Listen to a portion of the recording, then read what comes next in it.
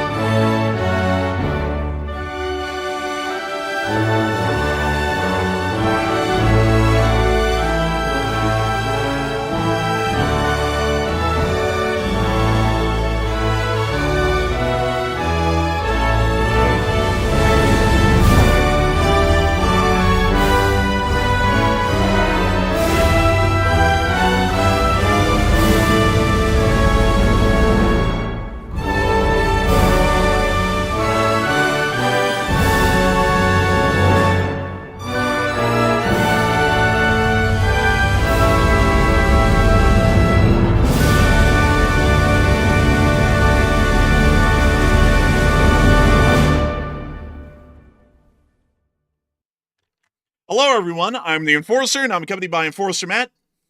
And good evening, folks. It's Enforcer Matt, and welcome back to day 1309 of the War News stream. And we have absolutely insane news today, and that's not even an understatement. We have seen large drones breach airspace over Norway, Denmark, and Sweden, and suspected to be Russian drones. We've also seen the U.S. president openly bash Vladimir Putin for the first time ever, and vow support for Ukraine, leaving Zelensky extremely happy and grinning like a Cheshire cat. Also, the Russian stock market has crashed today, and it is mayhem across the board. So it's good to see you all once again. And of course, we're going to be covering the past 48 hours of news from around the world, as we have seen what can only be described as a 180-degree turn in foreign policy during that 48-hour period. Just 36 hours ago, Russian drones were spotted over the airports of Copenhagen and Oslo inside of Norway and Denmark, while Russian drones were also seen flying over the area of southern Sweden. All nations are currently investigating the matter, and Denmark has dubbed the situation an attack on the country. At the same time, today, we were able to hear that the United States of America has now completely changed its foreign policy, condemning the Russian Federation and stating that the Russian Federation is a wildly weak country that is economically despotic and is on its way out.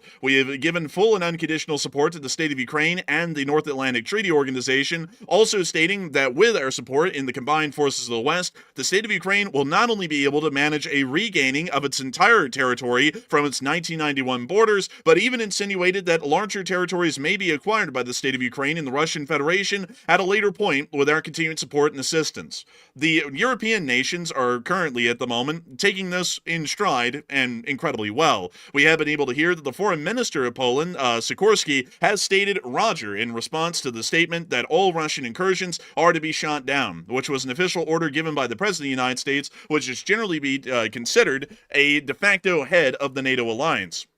Not only that, but the Republic of France is currently conducting a nuclear exercise at this moment. We understand that a large amount of nuclear elements of the French Republic are airborne right now, and a United States Air Force B-2 stealth bomber is on its way across the North Atlantic to participate in this large-scale French nuclear military exercise. At the same time, the Secretary of War has stated to Estonia that they stand in support of Estonian sovereignty and that we will respond, along with the remainder of the NATO alliance, to shoot down any further Russian incursions of any aircraft, whether they be droned, unmanned, or manned. The Russian Federation is continuing to deal with incredibly difficult economic situations in the interior. As gas prices skyrocket, the Russian government has also come under a direct drone attack in the heart of the Russian Federation's seat of power, Moscow. We were able to see a large amount of air defense activity around the air defense perimeter, and also confirmed that this shut down the Moscow airspace for nearly 6 hours. The president of the Russian Federation yesterday also directly threatened the United States of America over our development of the Golden Dome missile defense system, and also threatened the use of armed force to stop the United States from fielding such a system. As of today, the Russian Federation has been dealing with another major crisis rather than ones of their own design, as their stock market started to rapidly collapse after the statements and denunciations made by the President of the United States today, and we also were able to hear that insane price hikes are occurring throughout the entirety of the Russian Federation starting today. The German Republic is also, the Federal Republic of Germany, is also preparing to take on casualties in the event of a full-scale war, while we have also heard that the Islamic Republic of Iran has now announced that the first successful test of their intercontinental ballistic missile, the Khorramshahr-5, has been concluded. Iran is also suspending all cooperation with the IAEA and is also moving forward with their plans at nuclearization. This Khorramshahr-5 ICBM actually puts the eastern coast of the United States of America under a direct threat of attack by the Islamic Republic of Iran. And if the Islamic Republic of Iran does create a nuclear weapon, they will be able to mount it on board that ICBM and directly target U.S. citizens at this very moment with a impromptu nuclear attack. Explosions mysteriously started to occur throughout major cities in western Tehran during that time yesterday, including Tabriz, Isfahan, western Tehran, and also the Lavazan neighborhood, possibly suggesting some form of a Mossad significant attack that was conducted in a covert form, or some sort of a hybrid attack caused by other means. The Yemeni Houthis have also attempted to target another commercial vessel within the Gulf of Aden, and also on top of that, the United States of America is continuing our force posturing against Venezuela, although the past 48 hours have largely appeared to be somewhat uneventful, at least in that regard. We have also seen that the Democratic People's Republic of Korea has announced that they are going to be continuing to grow their bond with China while openly denying any attempts at denuclearizing the Democratic People's Republic of Korea. The Chinese are also conducting their first sea trials of their Fujian-class carrier, the Type 004, which apparently is the only aircraft carrier outside of the United States of America's Gerald R. Ford class, which is able to use electromagnetic propulsion devices to be able to get their aircraft off of the deck. It's an electromagnetic launch catapult, which is incredibly similar to the steam launch catapults used on the Nimitz-class carriers and others in the U.S. fleet, or directly identical to that sort of a launching system used on the Gerald R. Ford. We have also more news coming out of Ukraine, where the Ukrainians have been able to hold the line today and inflict significant casualties on the Russian Federation, and as a celebration today of the United States' unconditional support to the state of Ukraine through the NATO alliance, the state of Ukraine also conducted an attack on Crimea that appears to have been wildly large, at least in scale, although we have not gotten a large amount of video and picture evidence out of the peninsula yet to show the exact damage that has been inflicted. Today's news is absolutely massive, and not only that, it is a major 180-degree turn in U.S. foreign policy, where we've seen that the United States of America has attempted over the past several months, nearly 8 months, to conduct a level of appeasement with the Russian Federation. As of today, on an official level, that has entirely changed, and it appears that there is no going back from this point from the decisions and actions that were made and announced today at the United Nations. We are going to be making sure to cover each and every single bit of this major news that we have been able to get over the past 48 hours, starting with our largest stories of the day, and then moving our way on down into the smaller stories later on in the stream. Still important, but not as major headline news as the major stories that we have and we're about to tell you all about right here and right now. And so moving us into our first and most major piece of the news that we have for the night, we have been able to hear that in the city of New York, or New York City as it's been called, there has been a significant change in the foreign policy that the United States of America has been conducting, and generally it appears that the stops are off the brakes for the NATO alliance in further responses to the Russian Federation. And I will read y'all this statement right here, which is the foreign policy shift of the day. After getting to know, and of course, before I even read this, I do want to let y'all know, this is a statement by the President of the United States. After getting to know and fully understand the Ukraine-Russia military and economic situation, and after seeing the economic trouble it is causing Russia, I think Ukraine, with the support of the European Union, is in a position to fight and win all of Ukraine back in its original form. With time, patience, and the financial support of Europe, and in particular NATO, the original borders from where this war started is very much an option. Why not? Russia has been fighting aimlessly for 3.5 years, a war that should have taken a real military power less than a week to win. Shots were fired, and the police were called to the United Nations Assembly when that statement was made. This is not distinguishing Russia. In fact, it is very much making them look like a paper tiger or a paper bear. When the people living in Moscow and all of the great cities, towns, and districts all throughout Russia find out what is really going on with this war, the fact that it's almost impossible for them to get gasoline through the long lines that are being formed, and all of the other things that are taking place in their war economy, where most of their money is being spent on fighting Ukraine, which has great spirit and only getting better, Ukraine would be able to take back their country in its original form, and who knows, maybe even go further than that, suggesting possible future territorial takings inside of Russia itself. Putin and Russia are in big economic trouble, and this is the time for Ukraine to act. In any event, I wish both countries well. We will continue to supply weapons to NATO for NATO to do what they want with them. Good luck to them all, the President of the United States of America. Isn't that an insane statement right there? That is insane, saying that any other military would have taken it in a week right there. That is like the most terrible insult you could probably lob at Vladimir Putin right now. And also, notice how this actually echoes a lot of things we've been reporting on over the last week or so. He's mentioning the gas crisis, which is something we've been reporting on. He's also mentioning some other things here about how Ukraine has the fighting spirit and Russia doesn't. It seems like he's turning onto the right page now. He's actually echoing a lot of things we've been talking about. So this is a huge change here. And also, the insults to Vladimir Putin are off the charts. It is quite an interesting sort of a change, and I would have to say that this is the biggest shift that we've ever seen in foreign policy, and this appears to be one that we're not going to be backing off of. Unlike other statements where we've seen that it's a slight toss of the bone towards NATO or a slight toss of the bone towards the Russians, this is about as open and obvious as it gets. And as we'll continue to cover on the statements and announcements made by the President of the United States at the United Nations today in New York City, it becomes obviously clear that this isn't just a quick shoot-off on social media of a message meant to support NATO and the West and then be reversed on the next day. This is the deadline foreign policy position of the United States of America and NATO for that larger part from this point forward. We were able to hear that according to the President of the United States later, speaking with the French President Emmanuel Macron, he stated that the relationship with Putin didn't mean anything, unfortunately. Speaking as to his perceived personal relationship that he had with the President of the Russian Federation and his hope that that personal relationship could be leveraged to try and sway Vladimir Putin to decide to end the war in Ukraine, which of course was a fruitless ambition. And we are still seeing, much later, at this very present day, the Russian Federation has heightened its attacks against Ukraine in the war, and not only that, is heightening its actions and operations against NATO at large, which is not even involved in the conflict directly. We have also been able to hear that the president further reiterated it's time for Ukraine to act. Putin and Russia are in serious economic difficulties, and we will continue to supply weapons to NATO so that NATO can do with it what it sees fit.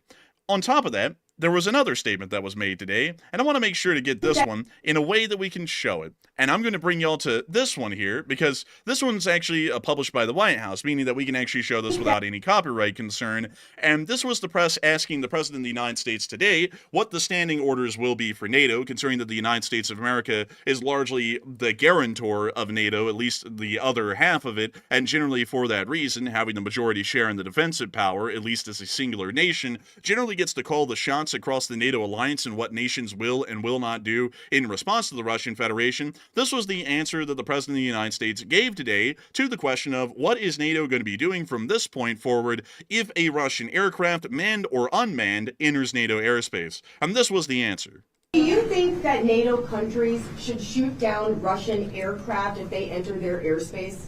Yes, I do. Do you think Man, you see Zelensky's face. Zelensky was in pure shock. He turned and looked at him like, wait a minute, did he just say that? Like, I wish they had extra seconds there at the end, because Zelensky turned his head back to the camera in a different angle of this, and he looked dumbfounded. Like, he was like, did he really just say he was going to shoot down Russian jets over NATO airspace? And he actually said it. Honestly, it shocked me too. I was shocked to hear that coming out of the U.S. president's mouth today, but that was the change we needed to hear right there, and I was not expecting it. I would have to say this was one hell of a change. Also, on top of that, I just want to show y'all Zelensky again. Look at his face right here. He's like, okay, it's a question. He's about to give an answer. Yes, I do. What the hell? He's like, what? He's like, that's crazy. He seems to be in shock as much as everyone else. After, well, actually, a little bit before they both came out together at the United Nations in New York City and had that press conference in front of the public, the President of the United States and the President of Ukraine went into a private conversation within one of the buildings of, well, one of the rooms of the United Nations building, and came out afterwards and posed for a picture together. And I got to tell y'all that the look on Zelensky's face is telling me that that went quite well. Man, I'll tell you what, honestly, man, I'm glad to see it, because Zelensky has been through hell over the last few years, along with all of his people in Ukraine. He has honestly been through hell and back. Like, we see how he looks every single night on his speeches. That poor guy's been run through the ringer. He's been fighting to the very end, the very last second for his country. And I am glad to see finally a smile on his face after 3-something years of nonstop fighting. He finally has a smile on his face, and it's rightfully so, because it looks like NATO is making a large change toward Ukraine. And I'm glad to see he's finally in good spirits. He deserves it at this point. I would have to be honest with you right here. This is, and I would have to be completely frank with you all. If you all have kids, make sure to cover their ears, because this won't be appropriate for him. This is the most shit-eating grin I've ever seen Zelensky have over the whole war from day one. Like, this is the look of, my country is secure, more weapons will be coming in, and we are not going to be left out to dry. That is that kind of a smile. And I gotta say, a pretty good one at that, and it seems as though things are finally turning around. And from what Zelensky at least said in the post interviews that were had on Fox, which unfortunately we cannot show due to copyright reasons, Zelensky seems to be on the idea that things have literally taken a complete 180 behind the scenes, and that things have changed massively. According to Zelensky, just to emphasize a couple of the statements that he had in the interview on Fox, he stated that, one, the President of the United States has an in-depth knowledge of the actual situation on the front line, and based off of that and what he said to me, he is having very positive thoughts, meaning in support of Ukraine. He also stated that there is going to be far more support to the state of Ukraine in the future from its Western allies inside of NATO, including the United States of America, which is an incredibly positive thing. And we also were able to hear that the United States of America and NATO are going to be continuing to implement further significant sanctions against the Russian Federation and try and force an end to the conflict. Those were some of the general sorts of gists that we were able to get in the post interview that was had by President Zelensky on Fox News, which once again is showing us that the situation is wildly positive, at least according to Volodymyr Zelensky. On top of that, we have been able to see some other developments before we get into this poll that we've asked all of y'all about, that are giving us another indication that things have completely changed beyond that of what the president is saying today. The Secretary of War has stated today to the Estonian Defense Minister Pevkur, after a recent airspace violation, that the United States has a commitment to NATO, and praised the allies within the area of Italy and Sweden, which responded to the airspace incursion, of their rapid air defense response, and said that they're coordinating with SACEUR on next steps. That is, I believe, the Airspace Security of Europe, or something along those lines in the abbreviation. We also were able to get additional detail on that today as to what the Secretary of War stated to Estonia.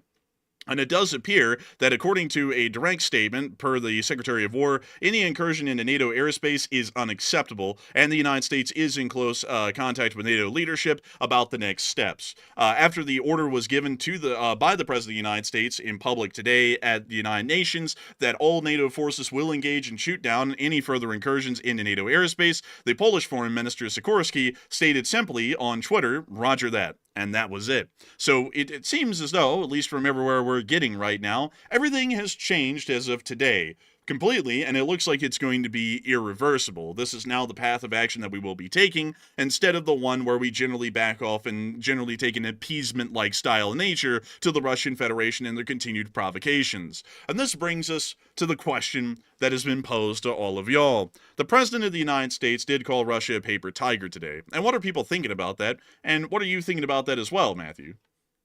All right. So we did see today in that very lengthy Truth Social post that the U.S. president put out, he took shots at Russia like crazy. He took shots at their military, their economy, the gas crisis, and even the history of Russia as well. He literally took shots at every single aspect that is important to Vladimir Putin. So it's really hard to come back from that. Like to simply walk that back, that's very hard to do. So it looks like the president is committing to his position against Vladimir Putin, which is a very, very needed sign right now. So what is happening? It looks like 63% of the audience said the USA is done playing with Putin, while 22% said the USA is just bluffing again, and 6% said it seems like it's overblown.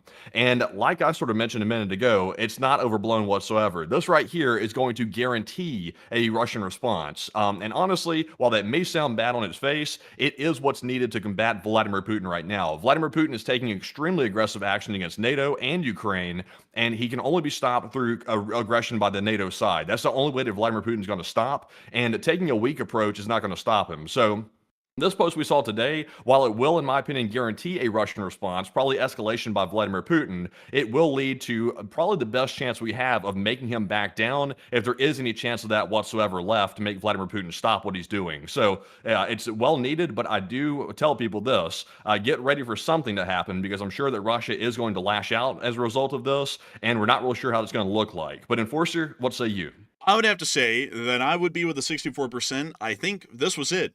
And I don't really think we're going to be reversing this one, unlike others. I think the 8 months of 2 weeks have run out, and I think at this point we're going to be moving on forward with the paths of action that the foreign policy is now outlining. I want to make this a little bit clear to some detractors that I'm seeing in the chat, and these are somewhat valid claims, and I do understand that there's a decent amount of skepticism considering the indecisiveness in the current administration's actions against the Russian Federation in prior months to the idea that the United States is now completely turned a new leaf and we're now going directly against the Russian Federation. Statements that were made at the United Nations today on film, for example, the question, what if Russian aircraft violate NATO airspace again? Will they be shot down? And the president's response was, yes, they will be. That is not something that is a quick tweet by a aide or someone else on his social media that decided to just try and make a stance in support of Ukraine. These are the direct ideas and actions of the president of the United States currently, and not only that, the Secretary of War has already followed through on those statements as well to the Estonian Minister of Defense and the nation of Estonia, which dealt with a blatant Russian airspace violation involving 3 MiG-31s just several days ago. So it is quite clear, based off of all of the actions we have seen today, that this isn't some sort of a fleeting decision at the moment, and this is now a hardline action in foreign policy that will be affecting the United States of America, the NATO alliance, and our position against the Russian Federation. I will have to be honest with y'all, this has been a long time coming, but as we always say, it is better late than never. The Russian Federation is a country that cannot be dealt with in a soft-handed style or a gentle hand. There is no way that the Russian Federation views that in foreign policy to be an understanding and reconciliatory position that would lead to de-escalation. Throughout the whole of history, especially our dealings with the former Soviet Union, which is generally what is considered to be the predecessor state of the modern Russian Federation, the Soviet Union did not understand acts of reconciliation and kindness to be that of an attempt at détente, or what people would call trying to step it on down and get down to a more neutral level or talk our way out of the stuff. They view that as weakness, and weakness is to be taken advantage of in the machismo mindset of the Russian culture. For that reason, in the past, whenever the United States dealt with the Soviet Union, which once again is pretty much the predecessor to the Russian Federation, most U.S. presidents started to have to take, generally because of that, a very aggressive stance against the Russian Federation and pretty much push everything to the brink of all-out a third world war to be able to try and get on the path of de-escalation and what would be called in a more abstract or a more scholarly sense, détente. That was done by literally every president in the Cold War, including President Eisenhower, President Kennedy, President Johnson, President Nixon, so on and so forth. You can go through the entire list, and every single one of those presidents dealt with the Russian Federation, or generally the Soviet Union at that time, the exact same way. Aggressiveness to the point that it looked like World War was going to break out, and through that, the Soviets and the U.S. would blink, and we would be able to get into actual talks to de-escalate the situation. What we've been doing... Well, the only problem with that is, though, while that was the Cold War, we weren't necessarily in a situation like we are are now, at least in my opinion. Right now, we're seeing a situation where Russia has a war economy running. So they have to keep the war in Ukraine going, or otherwise their whole war economy collapses, and therefore the Russian economy as a whole collapses. So that's a little bit different, in my opinion, at this point in time. So that's putting Putin in a much different position than the USSR leadership was back during the Cold War. So I'm not really sure where Putin's off-ramp is here. And I think that's the dangerous spot in this whole equation right now, is where is the off-ramp for Vladimir Putin? And I really don't see it. So I'm not really sure where this is going to lead. But I still agree with what we did today. The U.S. made the right move today. But at the same time, though, I'm not really sure where this is going to lead at the exact same time. I would have to say that there is a good argument to be said that a situation like this did not exist during the time of the Soviet Union, but I actually was trying to do a little bit of digging, and I've also been doing my own studying and research off air, folks, on the stuff that I find interesting, and I actually found something, Matty, that would be very analogous to this towards the end of the Cold War, which would have been the Soviet invasion of Afghanistan, because this is actually something that is deeply interesting about that period in time, is that during the late 1970s, the Soviet Union started to enter what the Russian Federation is currently in, which is a period of stagflation, where the economy pretty much stabilizes and then it starts to backslide as a result of that leveling off after a attempt to continue to spur their economy into some sort of a increase of production every single year. During that time, the Soviet Union decided that it would be much more effective to shift into a war economy, since that was the only part of the industry, at least in the Soviet Union, that was producing any actual profits. Pretty much every other industry at that point, because there was no way to shift more manpower into the industries to increase production, and production quotas were heavily inflated by the factory managers to try and make it seem like yields were just slightly increasing every single year, and that had been going on for decades. The Soviet Union started to shift most of its spending on the national level, considering the entirety of the economy was operated by the state. That means most of the money of the Soviet Union went into the military.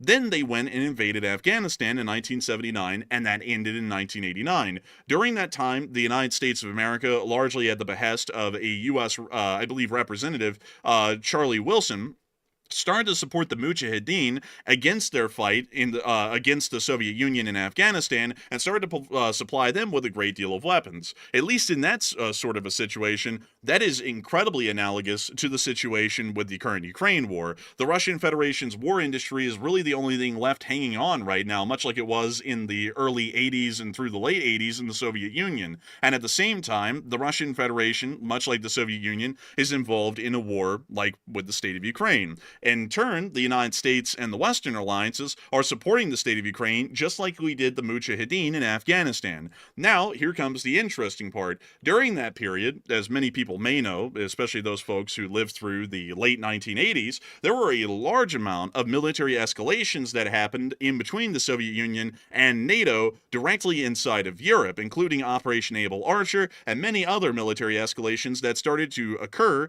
during that time. Still, that was something, at least at that point, that is incredibly analogous, but the situation or the problem is that the leader of the Soviet Union was also different during that time, at least personality-wise, from Putin. Gorbachev was a very big proponent, who was the leader during that period, of liberalization of the Soviet economy and also Soviet culture, which culminated in glasnost and perestroika, which is the idea of some limited free enterprise outside of the ownership of the state, and also an ability to have free speech, including the criticism of the Soviet government.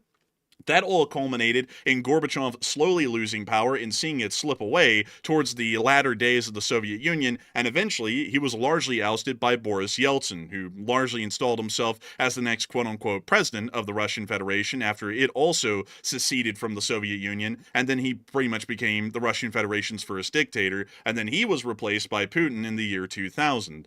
Generally, going off of that, there are a lot of parallels, at least in the latter years of the Soviet Union and the current situation we find with the Russian Federation right now. The big difference, however, is that Vladimir Putin is incredibly different in personality and also his national prerogatives than Mikhail Gorbachev, which is where I could definitely see an argument by Matthew that the situation is entirely different. But I think... And also...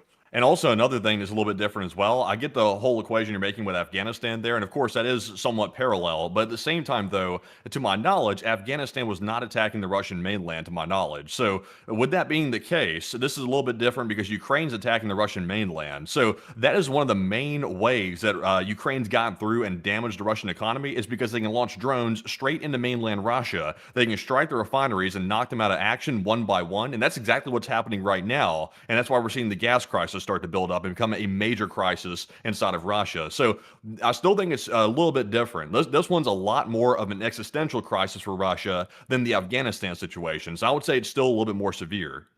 I would say that this is a little bit more severe, but I think we still have to take the same foreign policy approach as the times of old, which is facing down the Russian Federation and forcing them through that escalation into de-escalation because they would be scared of the inevitable destruction. That is really the only path of action we can take because we've been taking the only other alternative for nearly 3.5 years, trying to ignore the Russian Federation, support Ukraine a little bit, but any attempted escalations by the Russians against us are ignored. And we have seen that that has produced no positive results, and as a matter of fact, the Russians are getting even more provocative against the West. So I think that this is really the last resort that we have at this point to see some kind of a de-escalation is return to our old foreign policy prerogatives against the former Soviet Union and implement those against the Russian Federation and hope for similar results. That's at least what I would think at the moment. But still, a lot of people aren't talking about this at the moment, and the order is by the President of the United States that NATO is to shoot down any Russian aircraft, manned or unmanned, that enter NATO airspace. And Matthew, what are people thinking about that? And what are you thinking about that as well?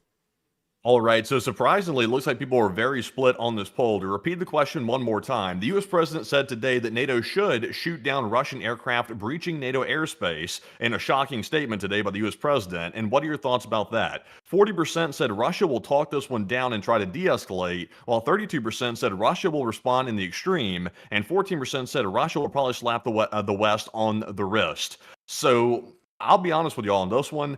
I think between the president's tweet that he put out today and also this statement about shooting down Russian aircraft over NATO, that is pretty much going to force a Russian response. And I'm not saying that was a bad move by the president today, but we need to be aware of the consequences of that action at the same time. And we knew this was going to be a possibility. Like, this wasn't something we were ignorant to, but I think the risk is worth the action, in my opinion. What Russia is going to do, in my opinion, is they will respond pretty strongly with some type of provocation toward NATO. Right now, we don't know what that's going to look like.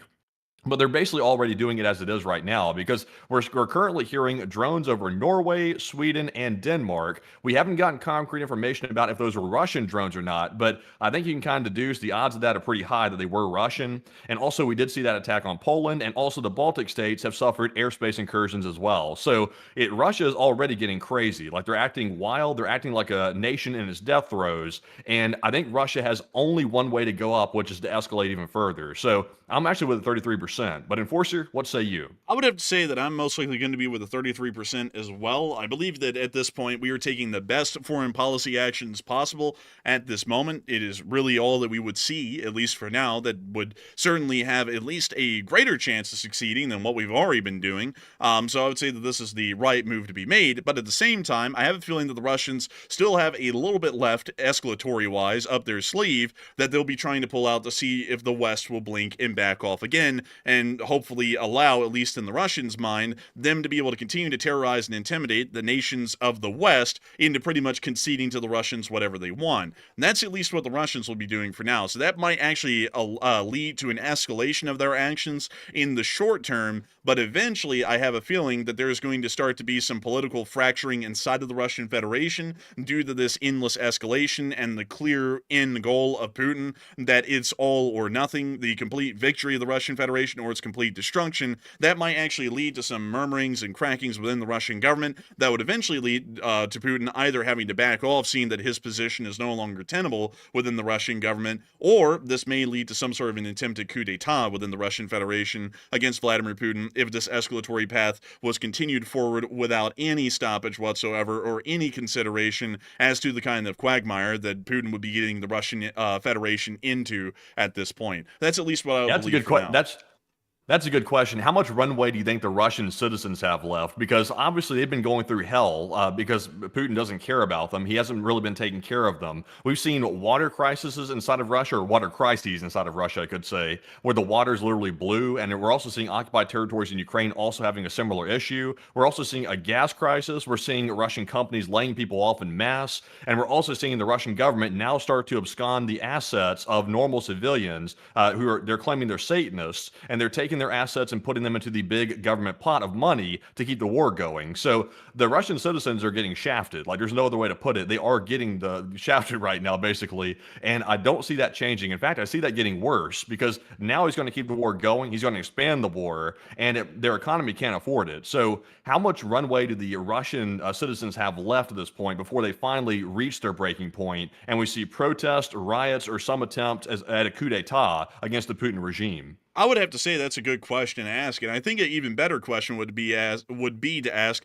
how much runway does the military have? Because in Russian history, the military is really the motivator of change, at least in the longer term picture. In the Soviet Union and the collapse of the Soviet Union, the Soviet military played a major role, at least in those final years from 1989 to 1991, in the kind of power struggles that occurred between Gorbachev and Yeltsin. And most importantly, during the October Revolution of 1917, the military of the Tsarist Empire played a huge role in overthrowing the Tsar or aligning with the Tsar in leading to the Russian Civil War that lasted until 1922.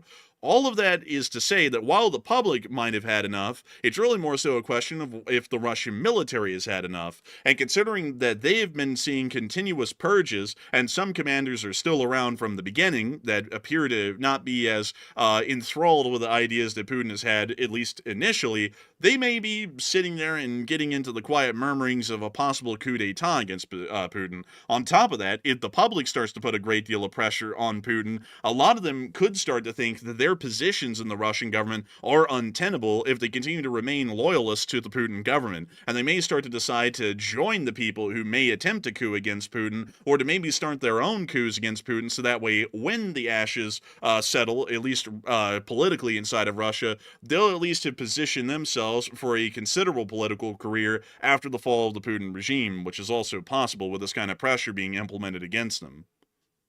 Yeah, I wonder. Like the idea of a military coup inside of Russia, I've always had a hard time believing that one because the way Putin has his government locked down is extremely closely monitored. The way he has the FSB literally monitoring his own top officials is extremely close. And even his spy masters are scared to go publicly against Vladimir Putin because they know he is that vicious that he'll actually probably go for him, go for their life basically if they dare to speak up against Vladimir Putin. So I'm not really sure if there can be a unified military front against Vladimir Putin domestically. I'm not sure if that's really possible. I'm not saying it's impossible, but it seems like it could be a little bit tough because Vladimir Putin insulates himself very well. So I'm not sure. Like maybe if enough civilians rise up, maybe it'll put pressure on the military leaders to do something. But I don't know. Like that's going to be a tough one to watch. Yeah, that's going to be an interesting one to watch. And of course, we'll have to wait and see what's really going to be happening. But these would at least be some of the hoped goals here in the West that hopefully would start to happen, that would start to make Putin's position of continuing the war and further escalations untenable and force him into de-escalation, even if he didn't want to conduct such an action. Internal pressures may force him to try and at least maintain his position as president or generally the leader or Führer of the Russian Empire that's attempted under his current reign. Moving on out of that, we have also been able to hear that as a result of the U.S. actions today, which, just to give you a little bit of an idea, this isn't a little one-and-done tweet, the Russian stock markets have just started to outright collapse as a result of the statements that were made at the United Nations today. Pretty much every single economic sector, save few, has fallen multiple percentage points over the course of just about 12 hours by the time that this snapshot was taken, and it is giving us a very strong indicator that a great deal of the financial individuals of the Russian Federation are seeing that the situation is going to get a great deal worse, and a lot of them are attempting to sell off their shares and stocks of these companies so that way they can try and avoid the economic fallout that is soon to follow, and to pretty much not be a part of a sinking stone in the middle of a river. On top of that, the Russian Federation has also dealt with even worse issues today, including insane price hikes as octane 92 gasoline, even according to TASS, which is a state-operated news agency in the Russian Federation, is seeing that gas prices are skyrocketing in the Russian Federation due to the extremely limited availability of specific types of fuel, particularly that of 92 and 95 octane gas. This was even seen in Nizhny Novgorod recently as prices rise 20% over about 4 shifts inside of the city. The gas prices at least then were around 73 rubles. And unfortunately, I was not able to find this clip. It should have been reposted on our Twitter, and for some reason, it seems to have been deleted, but there were pictures coming out today from a Russian account on Twitter showing that the prices may have even skyrocketed to nearly 230 rubles per liter, which means that Russian gas would now be about $5 per gallon over the course of about a 24-hour change from 72 rubles to 235 per liter. But here's the statements made by a Russian worker at one of these gas stations in Nizhny Novgorod, confirming that even by yesterday, the gas prices in the city had risen by 20% over about 3 full shifts. Повысились цены на бензин. Ну да, на 15 где-то вот рублей сразу. Вот это произошло где-то в течение 4 смен. А люди как реагируют? Ну как они могут реагировать? Все в шоке. Вот варья, если есть варья, она 30 километров отсюда, там уже идет 75 рублей литра. Жалуется народ, конечно. Just to give you all an idea, about 75 rubles per liter, and considering that 4 liters make up a gallon roughly, this means that Russian gasoline right now is starting to surpass the cost of premium octane gasolines here in the United States of America per gallon.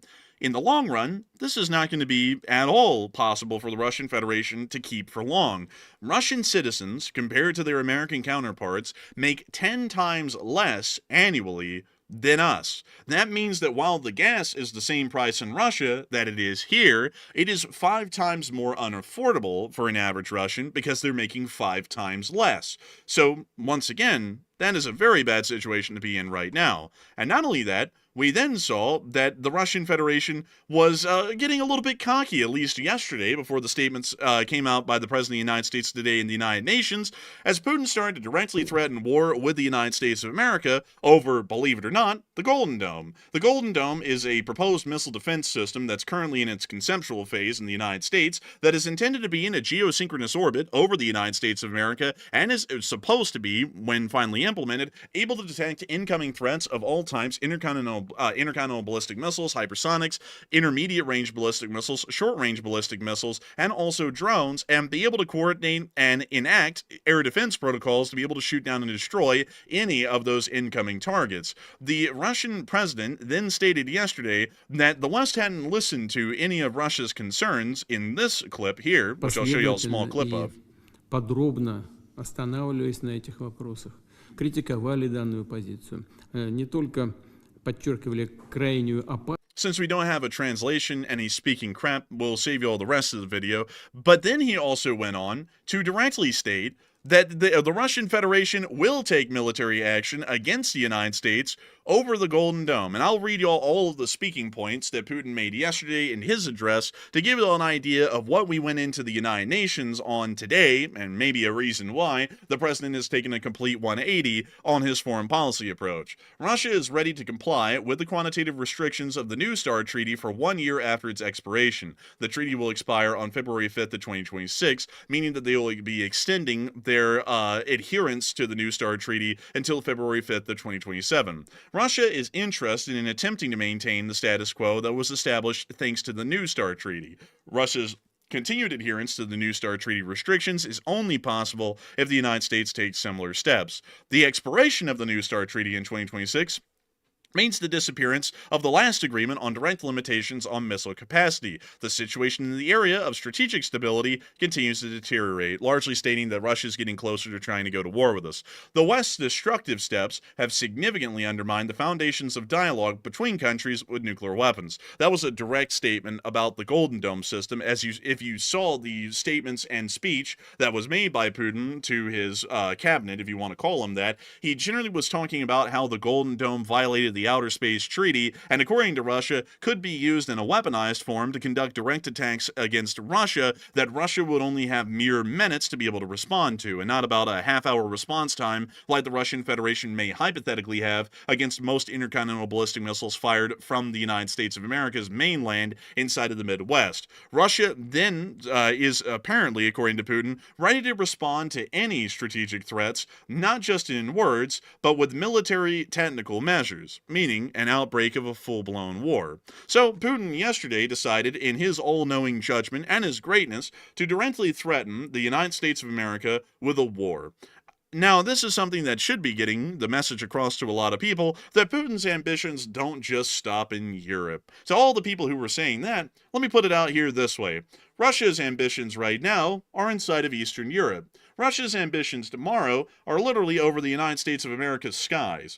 It already is being made clear at this moment that Russia is a little bit too big for its britches, at least as far as foreign policy goes, as they're now trying to say that the United States will not set up a space-based defense system in a geosynchronous orbit over our own nation. They're trying to get involved in what we will do to defend ourselves against the very aggression that is leading to us to believe that home defense should be prioritized at this moment.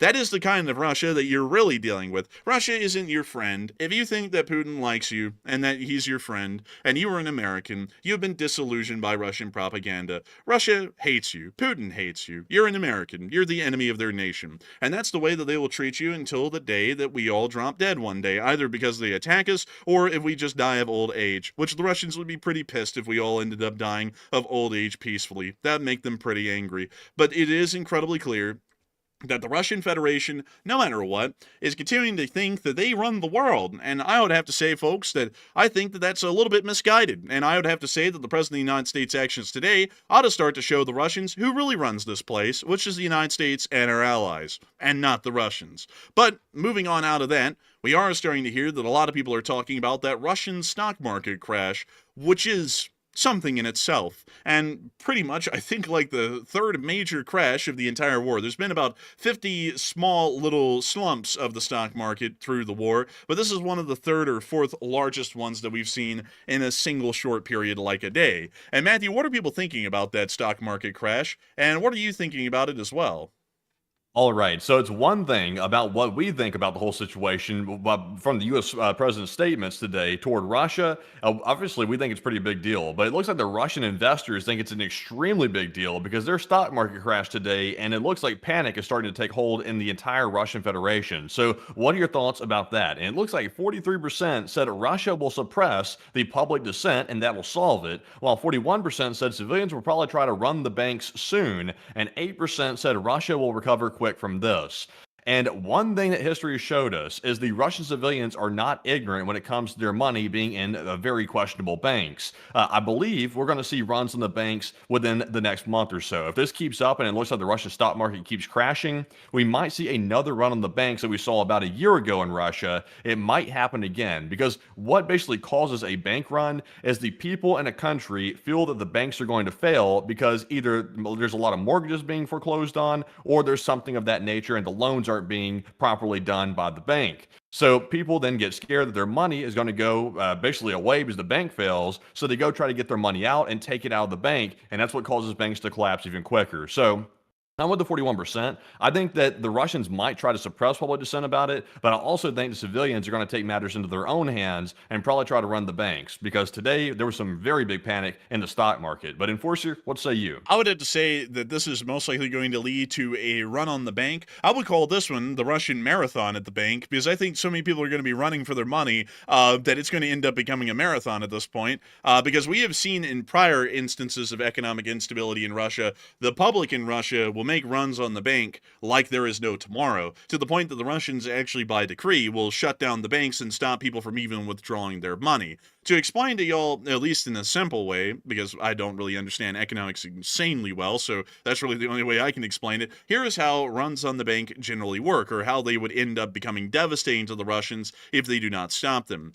Once something like this happens where the stock markets start to collapse and we start to see that these stocks start to plummet in value, kind of like they are today, a lot of people are going to start going, dang, the economy is getting really bad off. And I think that a lot of people are going to start trying to, save their money or pull their money out to try and conserve their savings and make sure that these banks, which also could go under as well because these companies are doing so badly and the banks have given them significant loans that these companies might default on, that might put the bank under. I need to go get my money out. So they're all going to go and try and get their money out. The thing about banks is that banks do not have the same amount of money available for these people to withdraw, or all of them to withdraw, that they have lended out, meaning that they are not able to really give everyone back their money if they wanted to.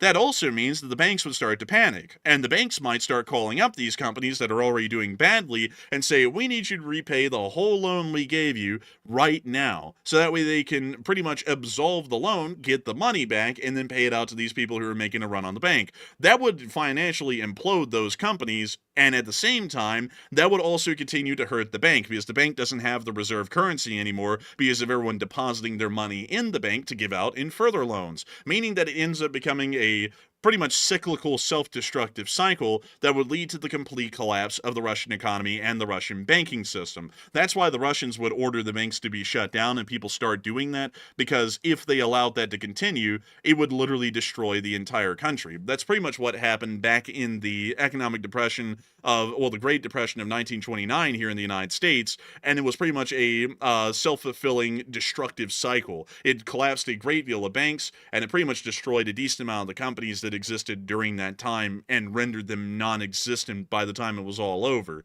So I would have to say, I think that that's most likely what's going to be happening, and people react the same way. Like, we can go through all of history and find multiple instances of this. Like, for example, John Law's Land Bank in France, in the in the Kingdom of France, way back in the day in the 1720s or 1730s, I believe. People also lost faith in his land bank, and then they also went and made runs on his bank, which led to pretty much the complete collapse of the French economy during that period. There are loads of instances like this. So I would have to say that this might end up being pretty bad for the Russians, even if they end up, and also this is another thing, folks, because at this point, you end up losing either way. Even if they close the banks and stop people from withdrawing their money, now they're pissed. Now they don't even have access to any of their money at all for any reason. So now they're going to get angry, and then they can't pay their rent, and then they're defaulting on their leases, and then they can't buy food. So then these people are going to be angry and pissed, and they're going to be looking for someone to take it out on. And the only people they could take it out on is either their local or federal officials in the Russian government, and that means that civil dissent skyrockets, even if they avoid the economic calamity, at least for a short-term period. Yeah, and also another thing as well, I see some people asking, does Russia have FDIC insurance or something equivalent to that inside of Russia? And they do. It's called the Deposit Insurance Agency, the DIA, and it's administered by the government. But the problem is, though, it only insures your money up to 1.4 million Russian rubles, which is about the equivalent of 16,000 US dollars. So it's not very big insurance on these accounts, but it does exist, though. It was established back in 2004. But the catch is, though, who's going to be paying out on that?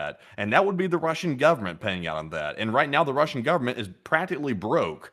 So I'm not sure if they even make good on that, actually. That would be something that we would have to wait and see if they could even make good on that promise to insure that money in the deposit accounts of Russian civilians. And also, on top of that, the big question is, even if the Russian government tried to pay that out, where in the world did they lend the money on an international level to get the money to pay these people? Because they've run out of money in Russia, so they'd have to lend from foreign banks to be able to get enough money to pay out these people's insurance on their bank deposits. But they don't even have the ability to do that because they've been completely cut off from the SWIFT banking system, which is an international system that would allow for such a thing. So they can't even do that. So really at this point, they're screwed. Like, really either way they go. They're either going to be dealing with an extreme amount of civil dissent, which could weaken the Russian government's position and possibly lead to a higher chance of a coup, or they allow the economy to collapse, which pretty much forces an end to the war because they aren't able to pay for anything at all, even the military at that point. So not a good position to be in. Also, on top of that, speaking of some more news that we have for the day, we have to tell y'all all of the major catalysts that happened that may have been another big contributor to the reason why the President of the United States has completely changed the foreign policy position today. And that was what happened in the area of the Strait of Denmark last night. Around this area, later on yesterday, something odd started to happen. People started to hear murmurings that flights were being diverted away from the Copenhagen International Airport, and then people started to hear that the airport was closed. Police presence started to show up around the area, and this started to raise a lot of concerns and questions by people in the area about what exactly was going on. It then turns out later that Danish authorities, in about 30 minutes after the incident began, stated that there was drone activity around the airport and it was closing down the entire airspace.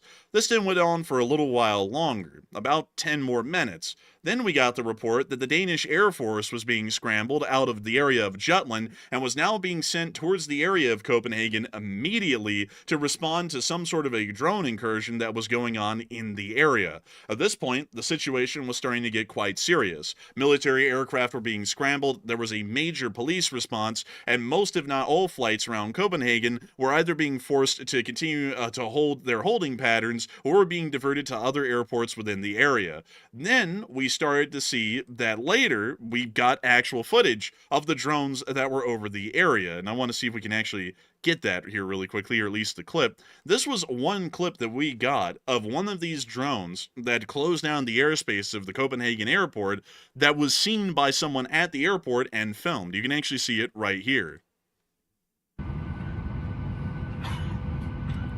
It has navigational lights and could be seen skirting around the area. It actually appears that this person was actually on board one of the aircraft at the airport, and we see this drone continuing to fly around.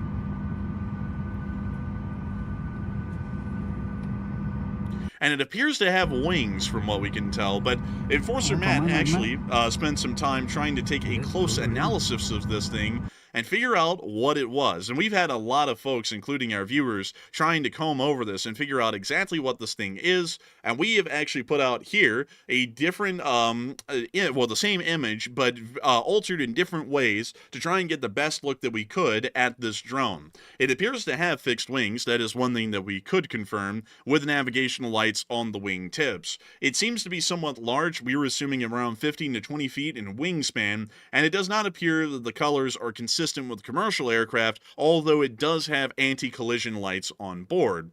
This is something that we have been looking at a great deal. We've actually had viewers come in and say that this appears to be a larger commercial drone that may have been used, and other types, but from what we can tell, it may be some sort of a fixed-wing drone of a kind. From what we know, these drones may have been seen later around Oslo. That hasn't been verified yet, but we did get to hear of another drone incursion that happened in Oslo not long after the Danish one. As soon as the Danes reopened the Copenhagen airport, and the airport was then reopened for ingoing and outgoing flights, we were able to hear that exactly at that same time, the Oslo airport also was closed as well due to a similar drone incursion, and aircraft that were attempting to land at the airport had to go into holding patterns waiting for the drones to leave the airspace. The response made by the Norwegians was similar to that of the Danes, and we were then able to later hear that their airspace also reopened as well. But the situation that started to occur today is starting to paint a story that the Danish authorities are not looking at this as any sort of a small infraction, and this appears to be somewhat serious. The Swedish also came out and did state that some of these drones also violated their airspace around the area of Malmö and Lund, which is just across the Strait of Denmark on the eastern side inside of Sweden.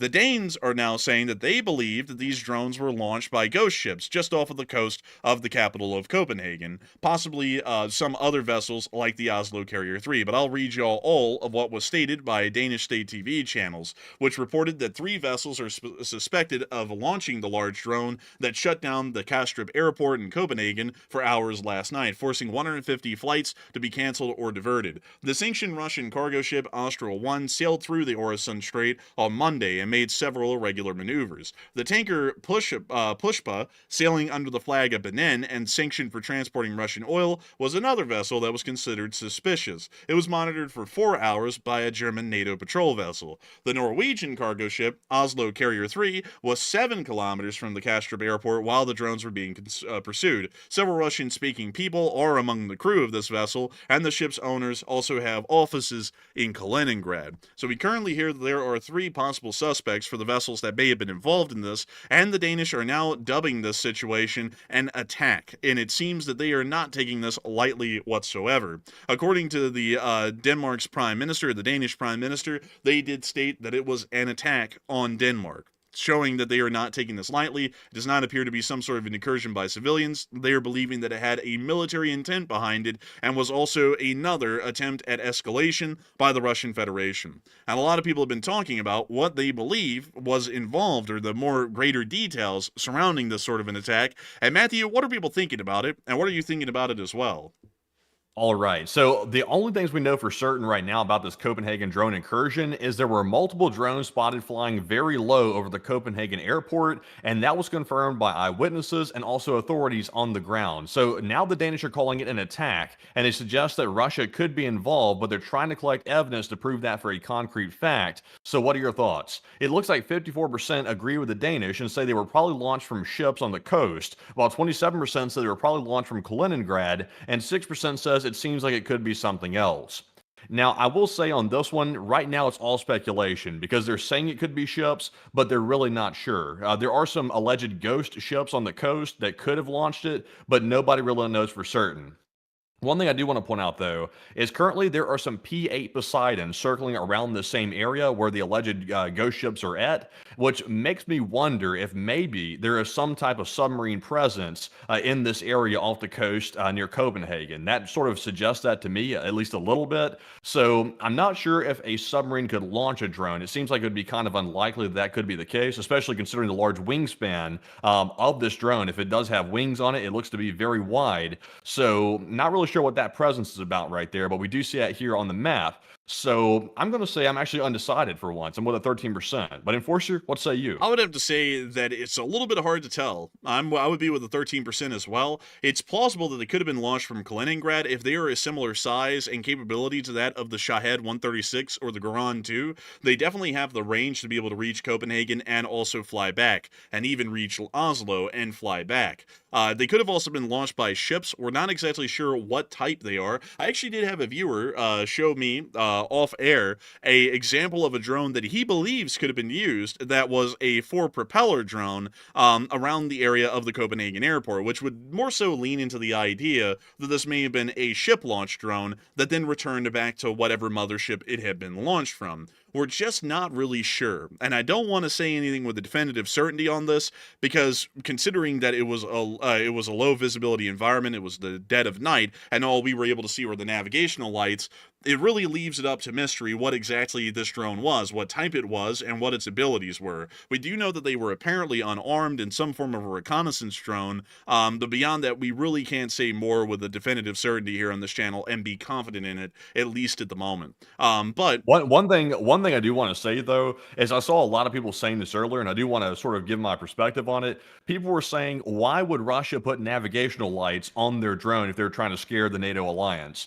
The reason why they would do that, I'm not saying it's certain that that was a Russian drone. It's being alleged it was a Russian drone, but right now they're still trying to get evidence on it. It certainly was weird looking, though. It didn't appear to be a commercial airliner by any means. But the reason why Russia would put navigational lights on there is the Russians are sending these drones into NATO because they would want to intimidate the NATO alliance. They don't want to cause an air accident. For example, if a Russian drone causes an air accident that ends up killing a lot of people on a commercial airliner, that would be an act of war. Like, it would be extremely hard to talk anybody out of going to war over that one. That would pretty much be it. So they would have to put navigational lights on there because Russia's not necessarily trying to, take out a commercial airliner, because that would obviously start a direct war with NATO. In my personal opinion, it would. So they need to at least have some level to keep the safety a little bit. They want to blend in, and they also don't want to cause an accident, but they also want to scare NATO enough to let them know that they are intruding in their airspace. So I think that'd be the reason why they put the lights on there if it was a Russian drone. And that would be a good reason. Of course, a Russian drone colliding with a commercial aircraft and possibly killing hundreds of people would be an unexpected and unplanned escalation by the Russians that they may not be ready for. So generally, they would want to try and avoid that sort of a situation, at least the best they could. Moving on from that, however, and getting us on into some other news, giving us a brief glimpse into the Caribbean, and also all the other news that we have tonight in East Asia, Central Asia, the Middle East, and also Ukraine, because we still have a load of news to cover in all of those areas. We are going to be getting on into that. But before we get into all of that, I do want to take a brief little moment to get to chit-chat with a couple of y'all before we move on into our next segment. And so, Matthew, what do we got? All right, so our first three super chats before we get right back into our news. Our first one here goes to Bobby43, also known as LC39A, and a big thank you, good sir, for that $100 support right there. The biggest support of the night, and we do appreciate that. He said, howdy, everyone. And hello to you, Bobby43. And I gotta say a big hello to you. And I gotta thank you incredibly for the support and helping this channel to keep rolling. Because, folks, this channel is supported entirely by viewer support. We do not run any ads or sponsors on these streams. And it's folks like you, Bobby43, that help this channel to be possible and for us to cover this kind of major breaking news when it happens in all the other news from literally every single day for the large part. I gotta thank you so much once again for supporting this channel and helping it to keep on running tonight, because tonight has been an absolutely insane night. We have had at the peak tonight 22.3 thousand people here, and 110,000 people have watched this stream in an hour and 10 minutes, which is a really crazy sort of a thing. And I got to thank you so much, Bobby, for supporting our stream tonight, so that way we can continue to keep the lights on and keep paying the bills, so that way we can keep focusing on this as our full-time job, so that way everyone could be here tonight and have an Enforcer show to watch. So a massive thanks to you so much once again. I hope that I was addressed that massively, insanely well. And with that, we are on to the next one. All right, and our second one here goes to Uncle David Other Nephew, throws in a $50 donation, and thank you very much as well, good sir, for supporting the channel and helping to keep our channel running. And he said, LSA, and please take one for the chat, and nice work, guys. Hey, and thank you so much for enjoying our work. We put a lot of effort into it, and hopefully today's stream is an incredibly good one. The news is crazy. It's huge, really. It's not really crazy, but it's massive, and I gotta say, a good change of events, in my opinion. But I gotta thank you incredibly for the support, and we will make sure to get a live chat in your honor. So what do we got, Matthew? And the live chat question goes to AF Kaplan. He said, regarding the drones over Denmark and Norway, do we know if it's a new drone design? And AF Kaplan, to answer your question, I did extensive visual analysis on those images from that video that we have. We sadly only have that one video showing the alleged Russian drone flying over Copenhagen airport, and it's very dark and blurry. You really can't see much of anything. So I was trying to do some Photoshop tricks to basically get some more information out of the image, and it really wasn't too much extra. So based on what we could see from the general outline of it, and once again, it looks like it has wings to me. It may turn out to be maybe a little bit different than that, but it looks like it had a pretty long wingspan based on what I could tell. It really doesn't match anything I've personally been familiar with that the Russians have. So if it's a drone that Russia launched, it must be something experimental or new that they must be using, or maybe it's something they've been given by China, perhaps, because I really don't recognize the design. But Enforcer, what say you? I would have to say that I really don't know what they are either. I tried to look at them a great deal, and it's really hard to say what the thing is. It was so dark out, all we could see are the navigational lights, and navigational lights could be different from drone to drone, even amongst the same series. Different production variants of a Shahed or a Garan could have different forms of navigational lights put on them. Different drones have navigational lights put on them. The Russians may have also fabricated those navigational lights to be in the same places, so that way it would look like a different drone, although it's not that drone. It's just really hard to say because it was so dark out, and all we could see were the navigational lights, really what the thing was, what it looked like, or what it was even capable of doing, whether it was a fixed-wing drone or a quad-propeller drone. It's just really hard to say. But I do thank you so much for sponsoring a live chat, and I hope that we were able to address it the best we could, at least with the very little of information that we have on the drones at the moment. And with that, we are going to be moving on into our last question of this segment, and then we're going to be moving on into the rest of the news for the night. And we still have an absolutely insane amount of news left. And Matthew, what do we got? All right, so our last super chat of the segment goes to Bobby43 yet again. And a huge shout to you, Bobby, for the second largest support of the night, a $100 support. And we do appreciate that very, very much for the second time tonight. And he said, glad to see our current U.S. president is turning the screws on Vlad the Mad. I would have to say I'm pretty happy to see it as well. We've been saying this for months, that eventually that's going to happen. I know a lot of people have been watching this channel for a very long time, and a lot of y'all will know that we have been saying that. As a matter of fact, we put out that idea about 2 years ago at this point on air. We said, don't worry, everyone, here's how it would go. The president would try and work with the Russians, and then he would change his mind after he sees that he can't get anywhere, and it would only take a few months to do that. Well, that ended up being wrong, like in a way, because it took him about a nearly 3/4 of a year, but better late than never. It still ended up turning out, at least for today, and that is a good thing to see in itself, that this is finally going to be getting the ball rolling, at least in a sense. We generally here on the channel, we've been unhappy with the prior administration and the current administration's approach to the situation, where they try and ignore Russian provocations and really not face down the Russians like prior presidents have to great success. But finally, we're seeing that that's happening today. This is the first day ever in 1,308 days of covering the news that we've seen the foreign policy take a shift like this in this sort of a direction. So hopefully it will stay, and hopefully it will be incredibly good, at least in terms of the outcome. I really think that it will be, because the current path of action has produced nothing but getting us closer to the Third World War. So I would hope that this action will escalate things rapidly, and then because of that, de-escalate things rapidly due to everyone getting into talks or negotiations, primarily because this hopefully would put the Russian government under Putin in an unstable position and forced him to believe that the only out is in the form of talks and to back off, hopefully. But still, a massive thanks to you so much once again for the 2 massive super chats that you've thrown in tonight, Bobby43, because you're helping this channel to keep rolling and make this thing possible. So a huge thanks to you so much once again. And with that, we are going to be moving on from that segment and into the rest of the news that we have for tonight, which still is actually, crazily enough, a huge amount. Moving us on down into the Eastern Caribbean, we were able to see that an Arleigh Burke was on patrol today and was spotted on satellite. It's moved well beyond the position that was seen on satellite at this point, and it is believed that it may be the USS Jason Dunham. It could be any of the Arleigh Burkes in the area. There's about 4 or 5 of them down there at the moment, but it is an Arleigh Burke, and it currently is on patrol. We haven't heard of any further strikes being made by the United States against Venezuela in the meantime, and we have also not really been able to hear of any major reactions by the Venezuelans, at least for now, against the United States in the area. So this situation seems to have been put on pause, at least for the past 48 hours, but it will most likely be ramping up again here soon.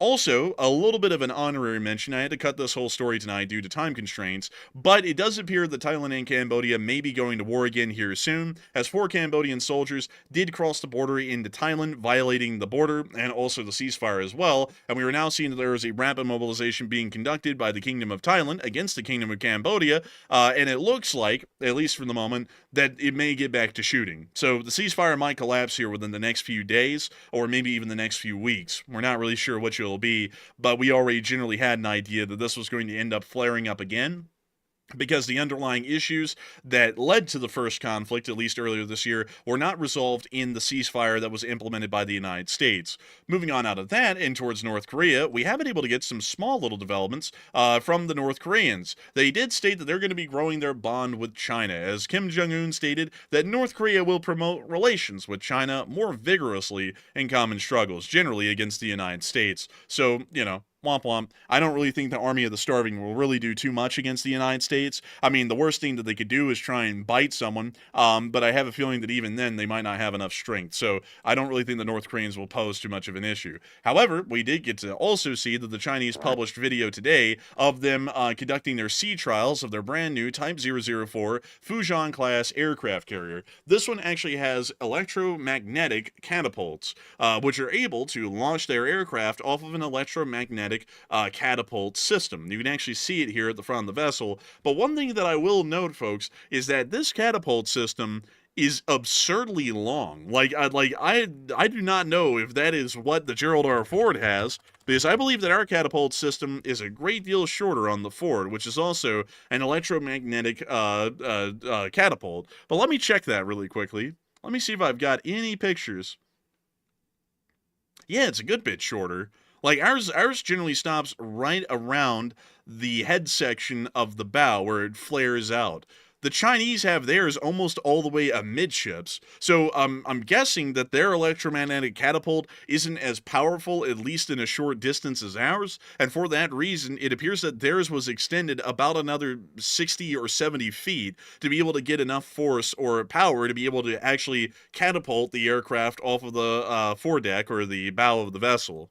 But we can see here them showing the video of their sea trials, also showing off the new J-35s, which look to be ripoffs of the F-35, or kind of like a blend of the F-35 and the F-22. Man, you gotta love the Chinese military. Like everything they have was like a rip off of something that we got. It's like they're, you know how GTA like rips off, or not, they don't technically rip it off, but all their stuff in GTA kind of looks similar to like a real life vehicle or something. They're like, it really is not the real deal, but it's kind of similar to it. It's like what China does in real life. They just like rip stuff off in the United States and then just start running with it, basically. Yeah, I would have to say. Also, big shout out to the Chinese for also ripping off the E-2 Hawkeye, which is also our carrier-borne AWACS aircraft. It looks like they also have a direct ripoff of that on deck as well. So generally, I got to give a huge shout out to China. They are the off-brand United States. They hate us so much that they want to be us in every way that even their AWACS aircraft look exactly like ours. But anyways, you see them getting a J-11 ready for launch, as well as a J-35 right here. And there it goes off of the deck, being launched by the electromagnetic catapult.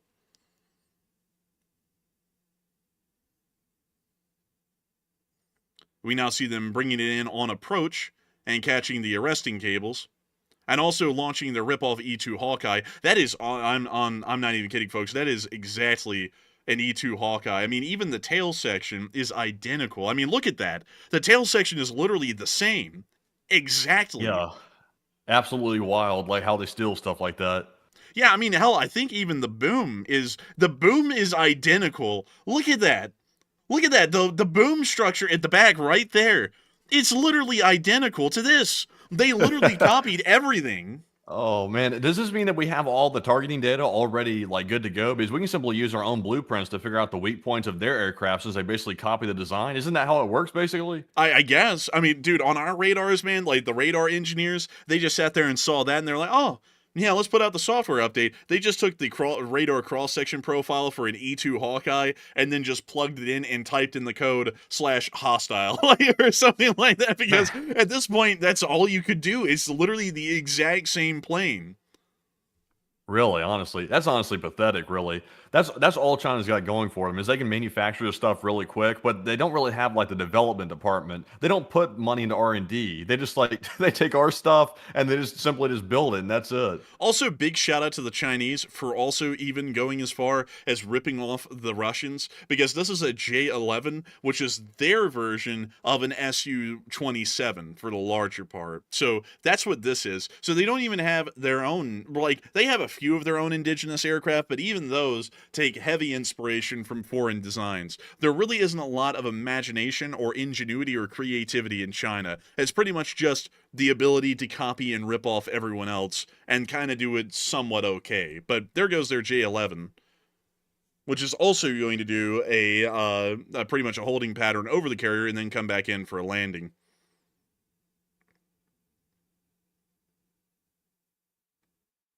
So they can confirm, at least at a minimum, that the aircraft can launch and accept aircraft from the deck.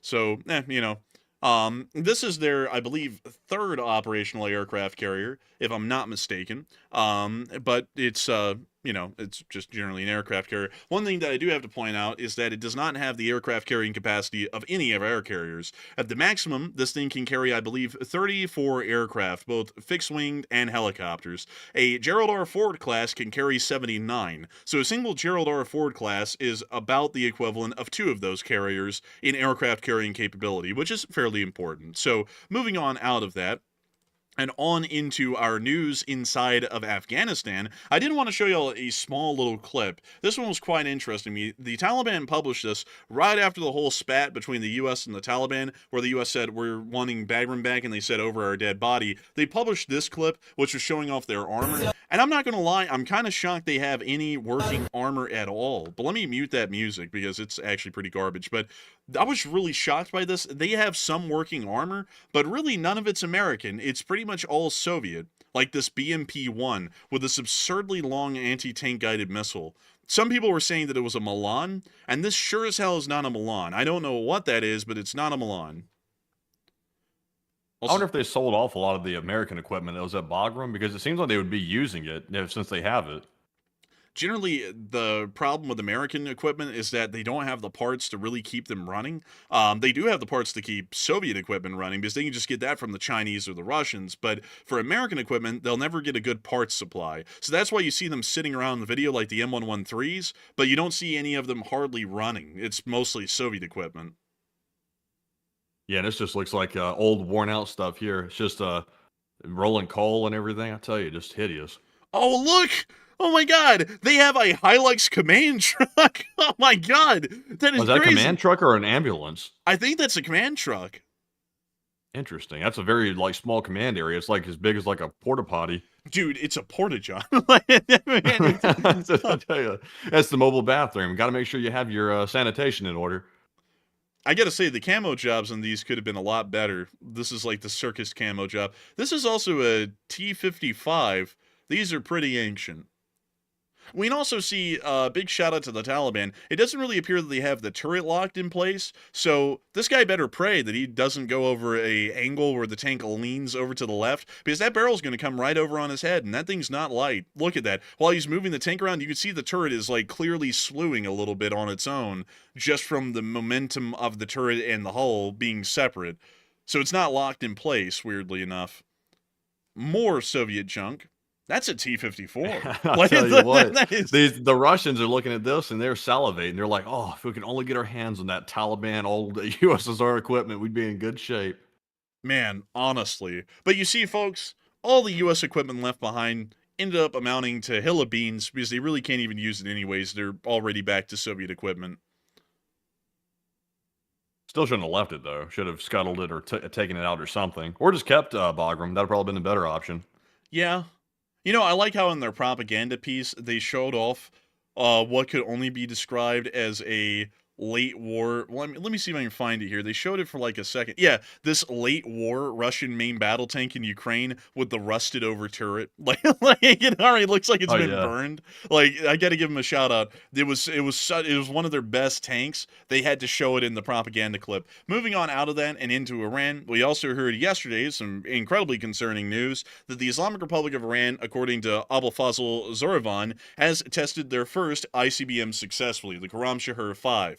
This missile does have enough range to reach the east coast of the United States and directly threaten major cities like Boston, New York City, Washington, D.C., Baltimore, Philadelphia, Trenton, so on and so forth.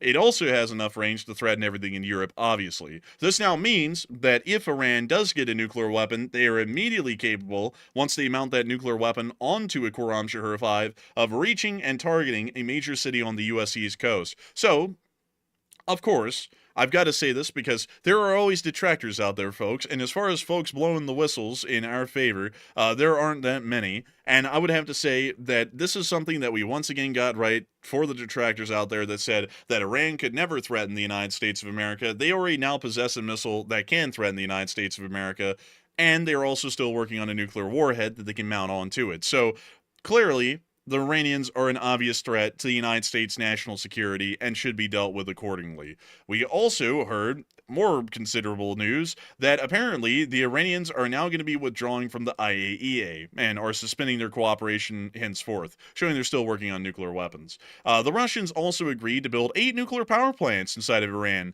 which is mostly going to be Iran's excuse for expanding their nuclear enrichment capacities and building out further enrichment plants that will allow for them to gain and possess higher amounts of weapons-grade uranium at a far faster pace for further research and development. We also got, over the course of yesterday, some incredibly interesting sorts of developments inside of a lot of Iranian cities. There were weird explosions going on everywhere. It doesn't appear to be from airstrikes. The Israelis didn't state that they conducted any airstrikes against Iran. These explosions all happened around the same period of time across the country, and nothing has happened since. We heard explosions in the Lavazan neighborhood here. An air defense fire.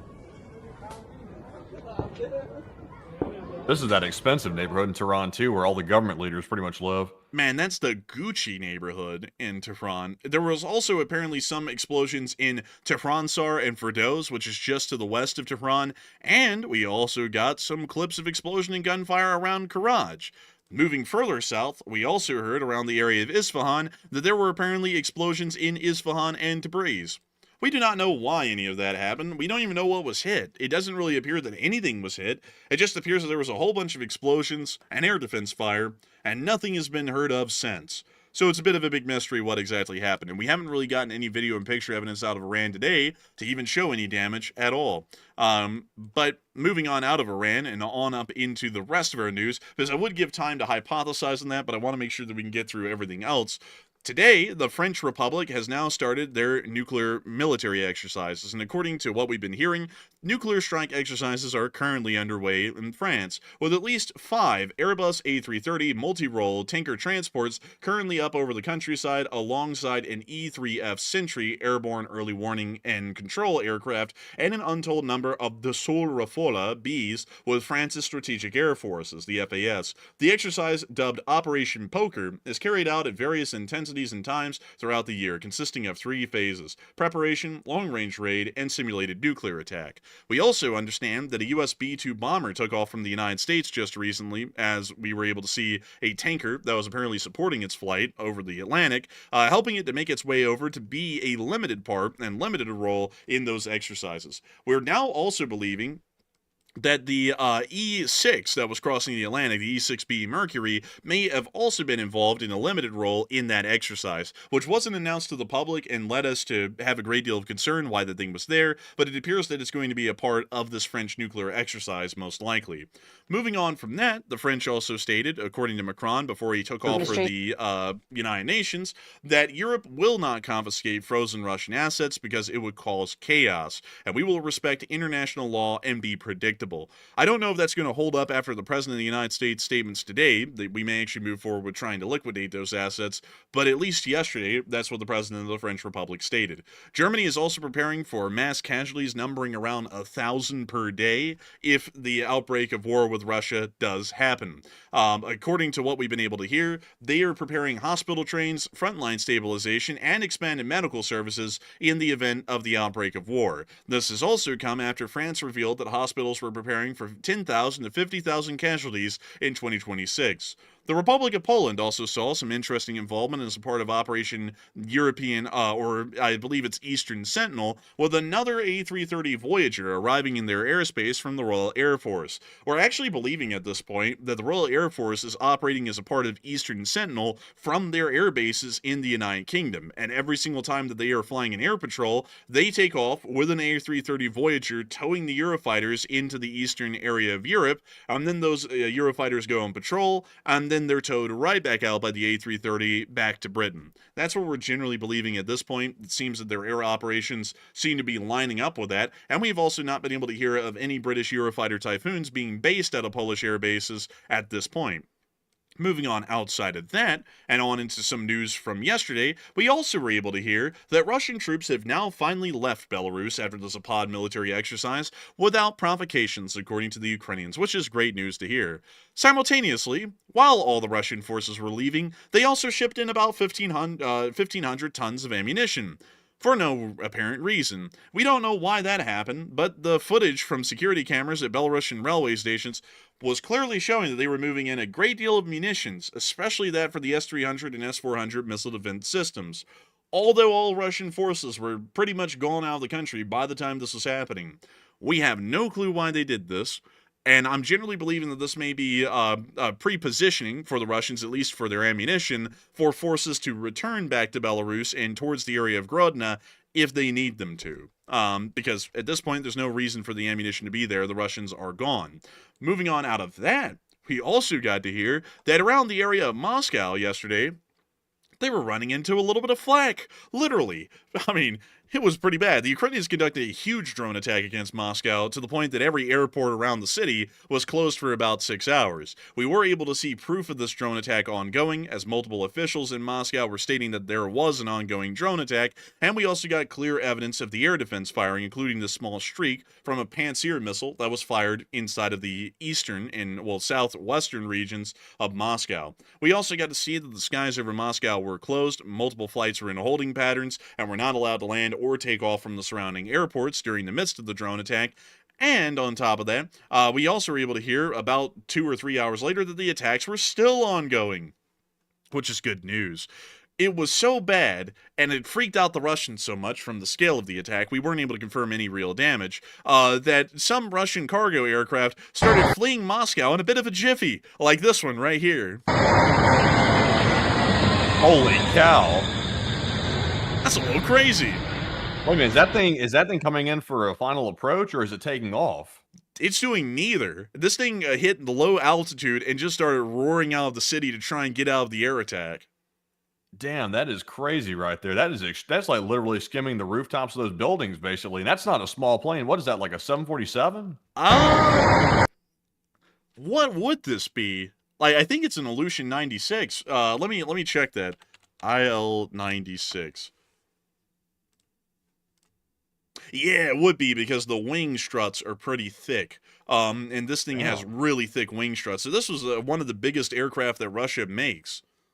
Also, by the way, isn't it a bad idea to fly low? Because don't the drones typically fly on the lower end? Like the drones don't fly really, really high in altitude. So wouldn't it be imperative to go like gain altitude as quickly as possible? Yeah, it would, but the Russians are pretty dumb. So these people thought that if they hit low altitude and just started blasting through the city, they'd be safer. So let me show you this clip again, because this is absolutely insane to see this.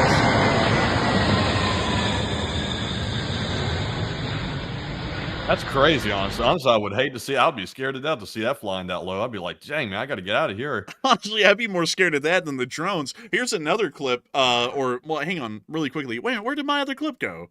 What the hell? Where did it go? There was 2 clips of this that I had, Matthew. One from directly under the plane, and then one where you kind of saw it poking over the buildings as it was flying through. I don't know what happened to that other one, but I do have this clip here of a Ukrainian drone that did get shot down, and it ended up falling into a parking lot and exploding. So here's that clip in the meantime.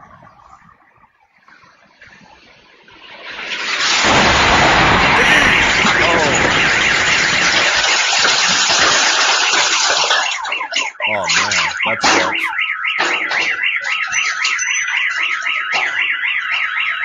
I tell you what, one thing that works really well in Russia is their car alarms. Like nothing else may work, but those car alarms are like 100% guaranteed to work. Man, those car alarms, they be screaming, like, really. But moving on out of all of the news inside of at least central Russia, it's time for us to move on down to southern Russia, because tonight the Ukrainians have decided to celebrate the announcements by the President of the United States by launching a major drone attack against Taganrog in the Rostov Oblast, which we were able to see a little bit of here. You can hear the drones flying over in Taganrog right there. Oh, there it goes. Oh! Oh, Tag, you're wrong.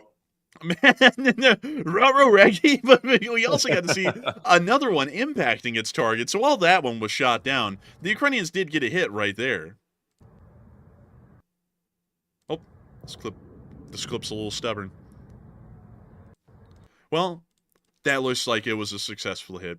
Good on the Ukrainians. Oh, by the way, speaking about inside of Ukraine, because Crimea isn't Russian, it's Ukrainian. Oh, man, the Russians, they seethe when you say that, you know. They get really angry. But the Ukrainians also launched a major drone attack against Crimea, and we were able to hear, according to Rodnoy Krim, which is like the people of Crimea. That's kind of what that means. But from Mirny towards Novozernoy, enemy drones, Republic of Crimea. And then we also Rodnoy Krim again. Sevastopol, missile threat. Belbek, missile threat. Novofedorovka and nearby, missile threat from Neptune anti-ship cruise missiles. More launches of rocket UAVs from near Odessa. This was going on for a while. We also were able to see that apparently there were even larger parts of the attacks happening around the area. The Russians started to state that flamingos were involved, and to that, I don't know. But the Neptunes certainly were. The Ukrainians use Neptune anti-ship missiles nowadays as land attack missiles, so that is definitely possible. And these pictures really have no correlation to any of what's going on. Also, we got to see the gas availability inside of Feodosia in Crimea and Belgrade.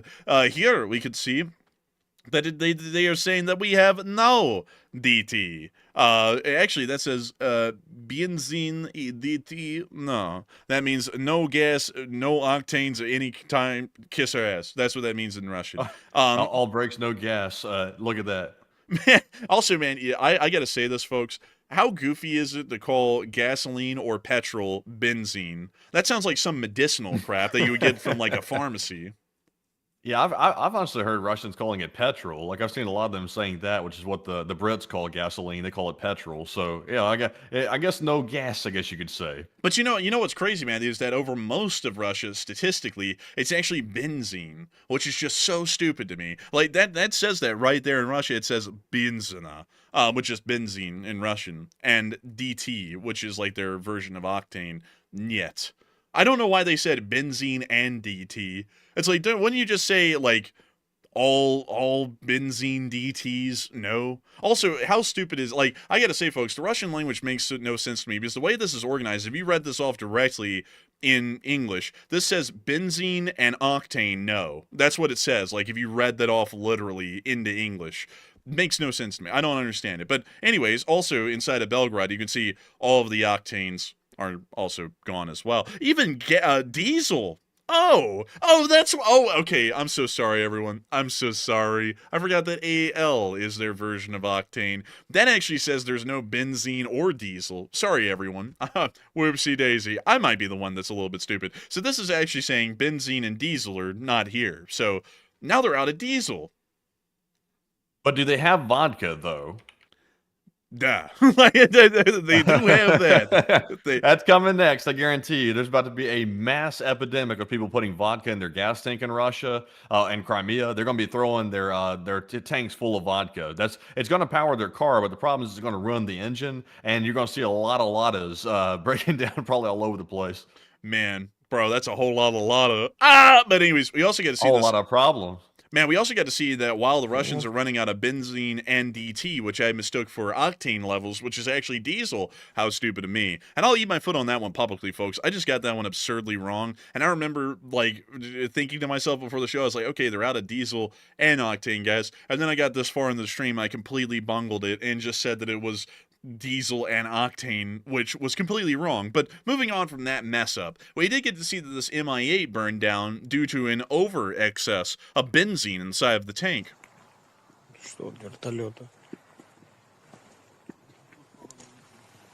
Helicopter.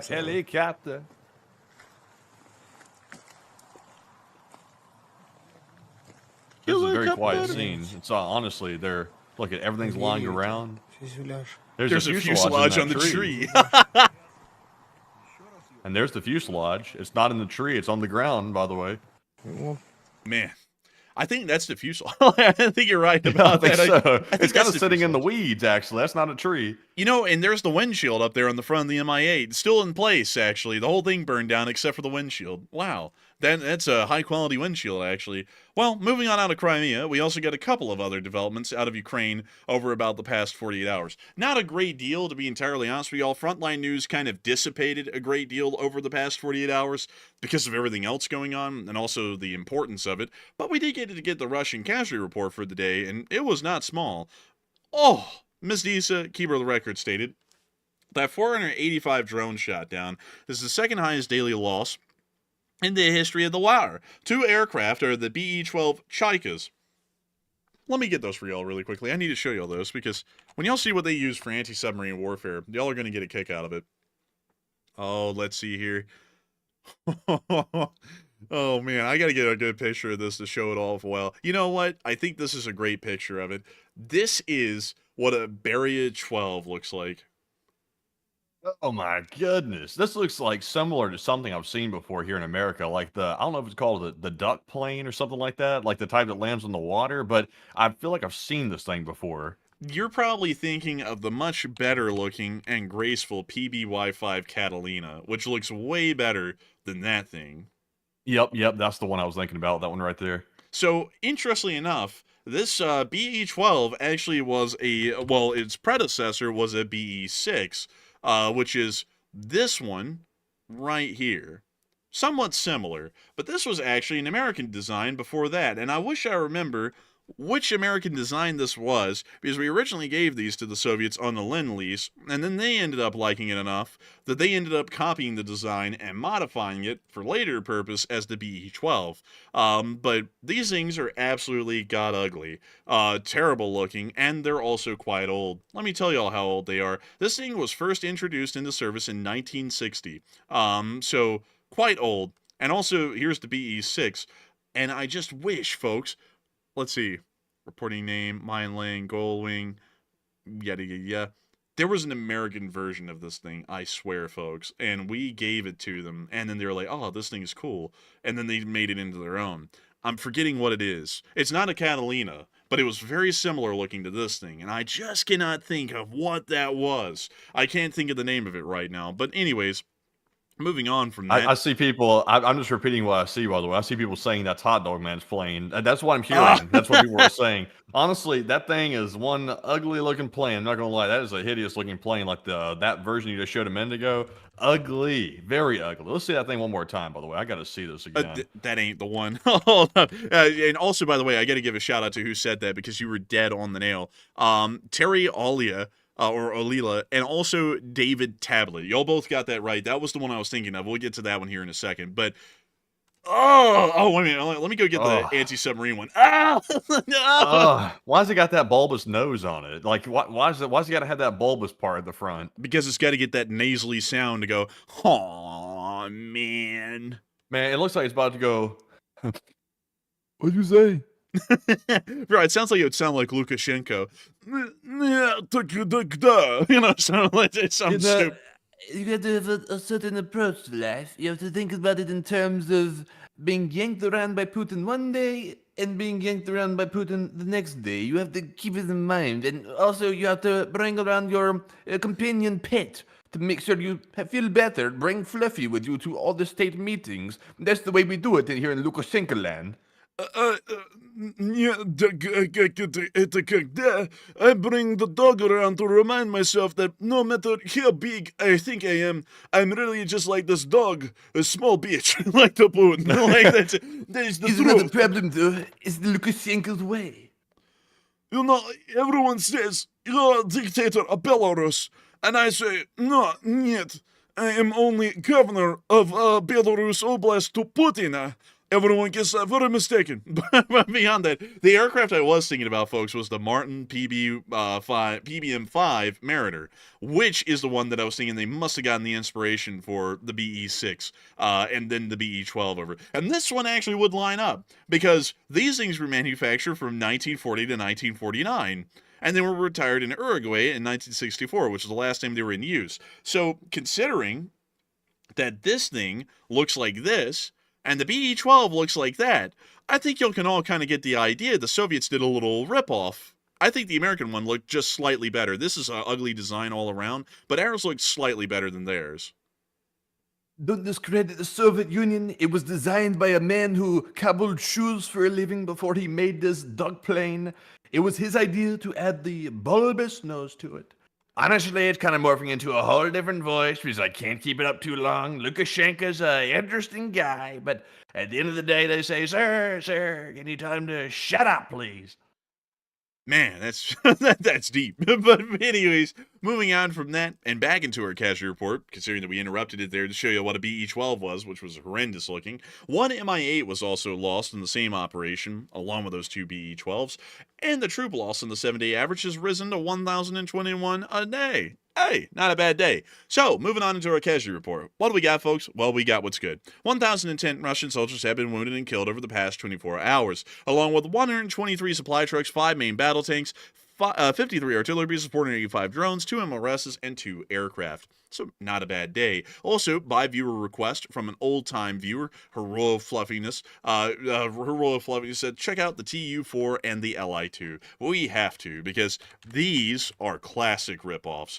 Let me go get the Li-2 as well. So, Matthew, is this a B-29, or is this a Soviet TU-4?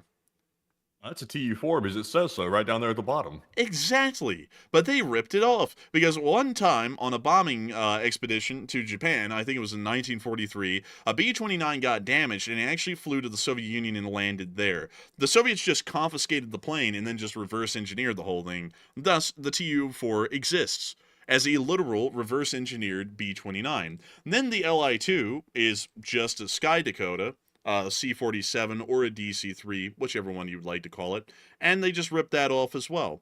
So generally, the Soviets for their era were pretty much just the Chinese. Whenever they saw anything they liked, they just rip it off. Also, by the way, I think this might have been the plane right here that William Shatner boarded that one time when he took that flight, and he saw that gremlin, that fluffy, goblin on the wing that was ripping shit off the wing and like ripping the engine apart, and they like locked him up and all that stuff. I think that was the one.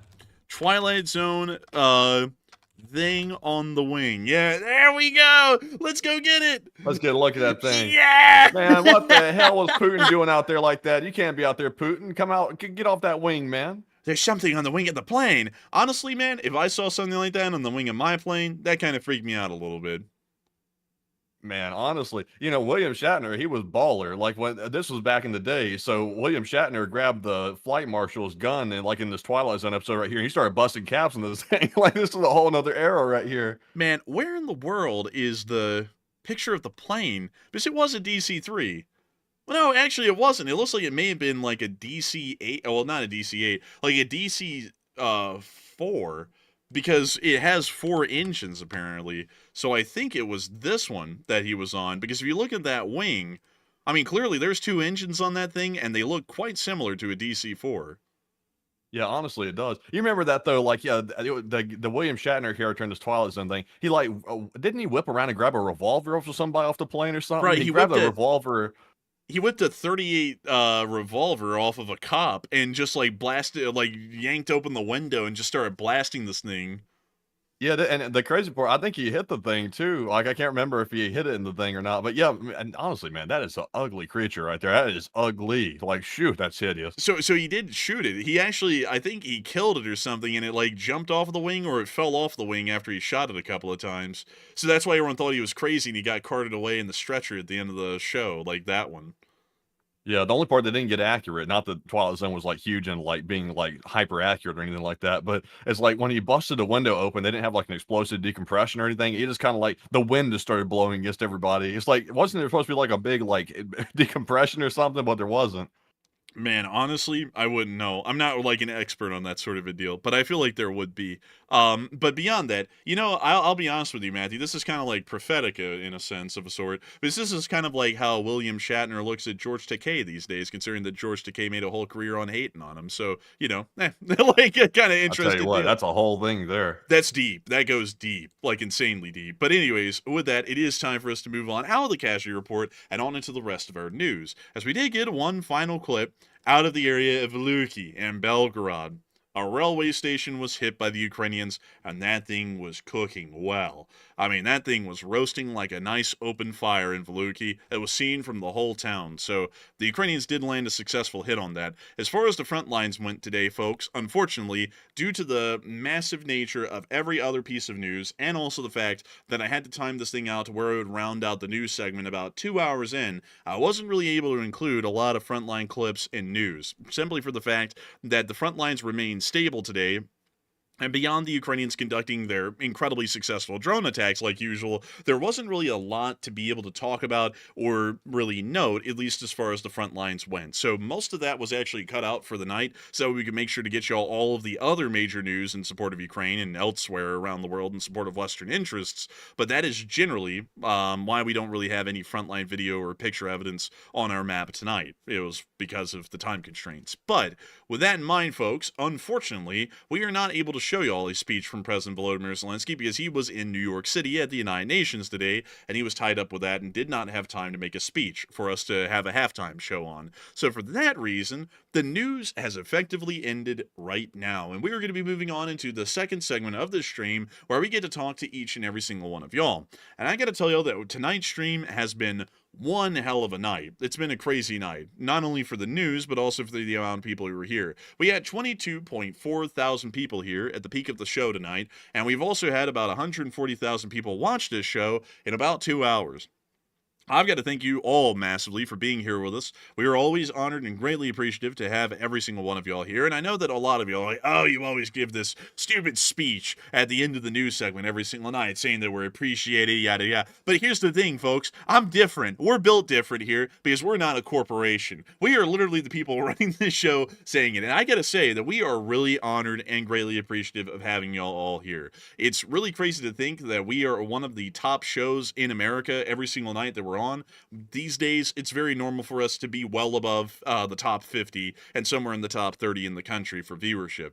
And I've got to say, it's always crazy to think about that. It's something that it impacts us every single time that we're on the show and we think about it, because this show started 4 years ago as me alone sitting in a basement spending about an entire week to make a 20-minute video that got 400 views over about a month. And now over the 4 years since then, this channel has grown into being one of the largest shows in America, one of the most successful shows in the country as far as news is concerned, and we get viewership that would rival that of most major news corporations that are live streaming on YouTube and usually bests them. We're entirely honored that y'all appreciate what we do here and the effort that we put into it and spend your time here, and that many of y'all at that for that matter. And I got to thank you all so much once again for enjoying our news tonight. If you have enjoyed it and you thought it was high quality and well researched, please make sure to subscribe. We would love to have y'all here. And also a short little shout out, because this was something that I was just absolutely blown away with that last night. A huge shout out to any of the folks who are watching that play the game Foxhole on Steam. I was on that game last night and there were like 7 people who recognized me in the middle of playing that game on my off night, and I was really shocked by that, and I was like, wow, that is crazy. A lot of people apparently watch this show to the point that I'm being recognized now whenever I'm in a multiplayer game. So really crazy with that. Big shout out to y'all. Wanted to let y'all know I did appreciate y'all. That was really cool. I hope that y'all are here tonight, and I hope that y'all enjoyed the show as well. And so with that, folks, it is time for us to move on into the question segment, where we actually get to talk to all of y'all and talk to y'all about practically anything, except for religion, politics, climate change, or whether the A-10 is viable in combat or not. Those are topics we will never touch, but we will touch every other topic that y'all want to bring up. And also, hopefully, once we get through with all of the super chats, which we have a pretty decent amount of, we'll be able to knock out a good amount of live chats, hopefully. So, Matthew, what do we got?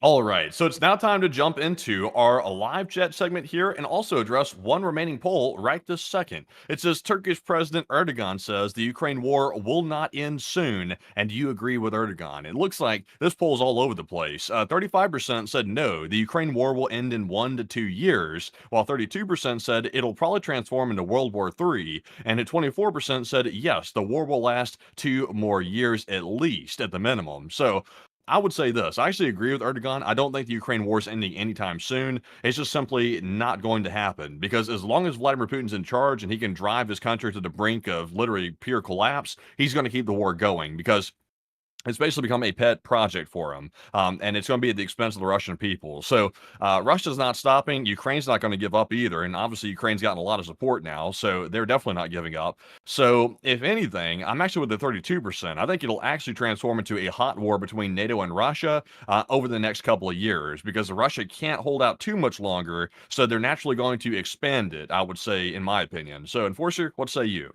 I would have to say that I think the Ukraine war will most likely end within the next 2 years. I would really say about a year and a half, to be honest with you all. So I'd have to be with the 35%. We generally have had at least our best crystal balled prediction that we can make, and it's a very loose one, that the Russians will eventually collapse within about a year and a half from now. And 6 months ago, that was 2 years from now. And the reason why we're saying that is because the Russians cannot financially last much longer. It really doesn't matter if they can find the manpower or somehow find a way to make equipment at this point. If they don't have money to pay those soldiers or to pay to produce those new vehicles, the war is going to end. And as far as the Ukrainians and their success in striking the main artery of the Russian economy, which is their petroleum and fuels industry, they've been doing well enough at that the Russians will not be able to outlast Ukraine due to Ukraine's foreign support, and they will most likely end the war within the next year and a half, at least in my opinion. That might be wrong, and of course, trying to predict these sorts of things is a very difficult sort of a task, and usually every prediction from everyone on the planet has been wrong so far, and I would tell y'all to even take my prediction and Matthew's prediction with a grain of salt, because those might end up being wrong as well. There's really no way to accurately game this out because there's a million different variables out there on every day, and on top of that, there are possibly hundreds, if not thousands of days before the Russians actually lose the war, and we really can't game out what's going to happen out of the thousands, if not millions of different variables on each and every single one of those days to even know what would happen, say, a year from now or so. But with that, I hope that does address that the best that I can, at least in my opinion, and also give a good disclaimer. And so with that, we are on to the next one.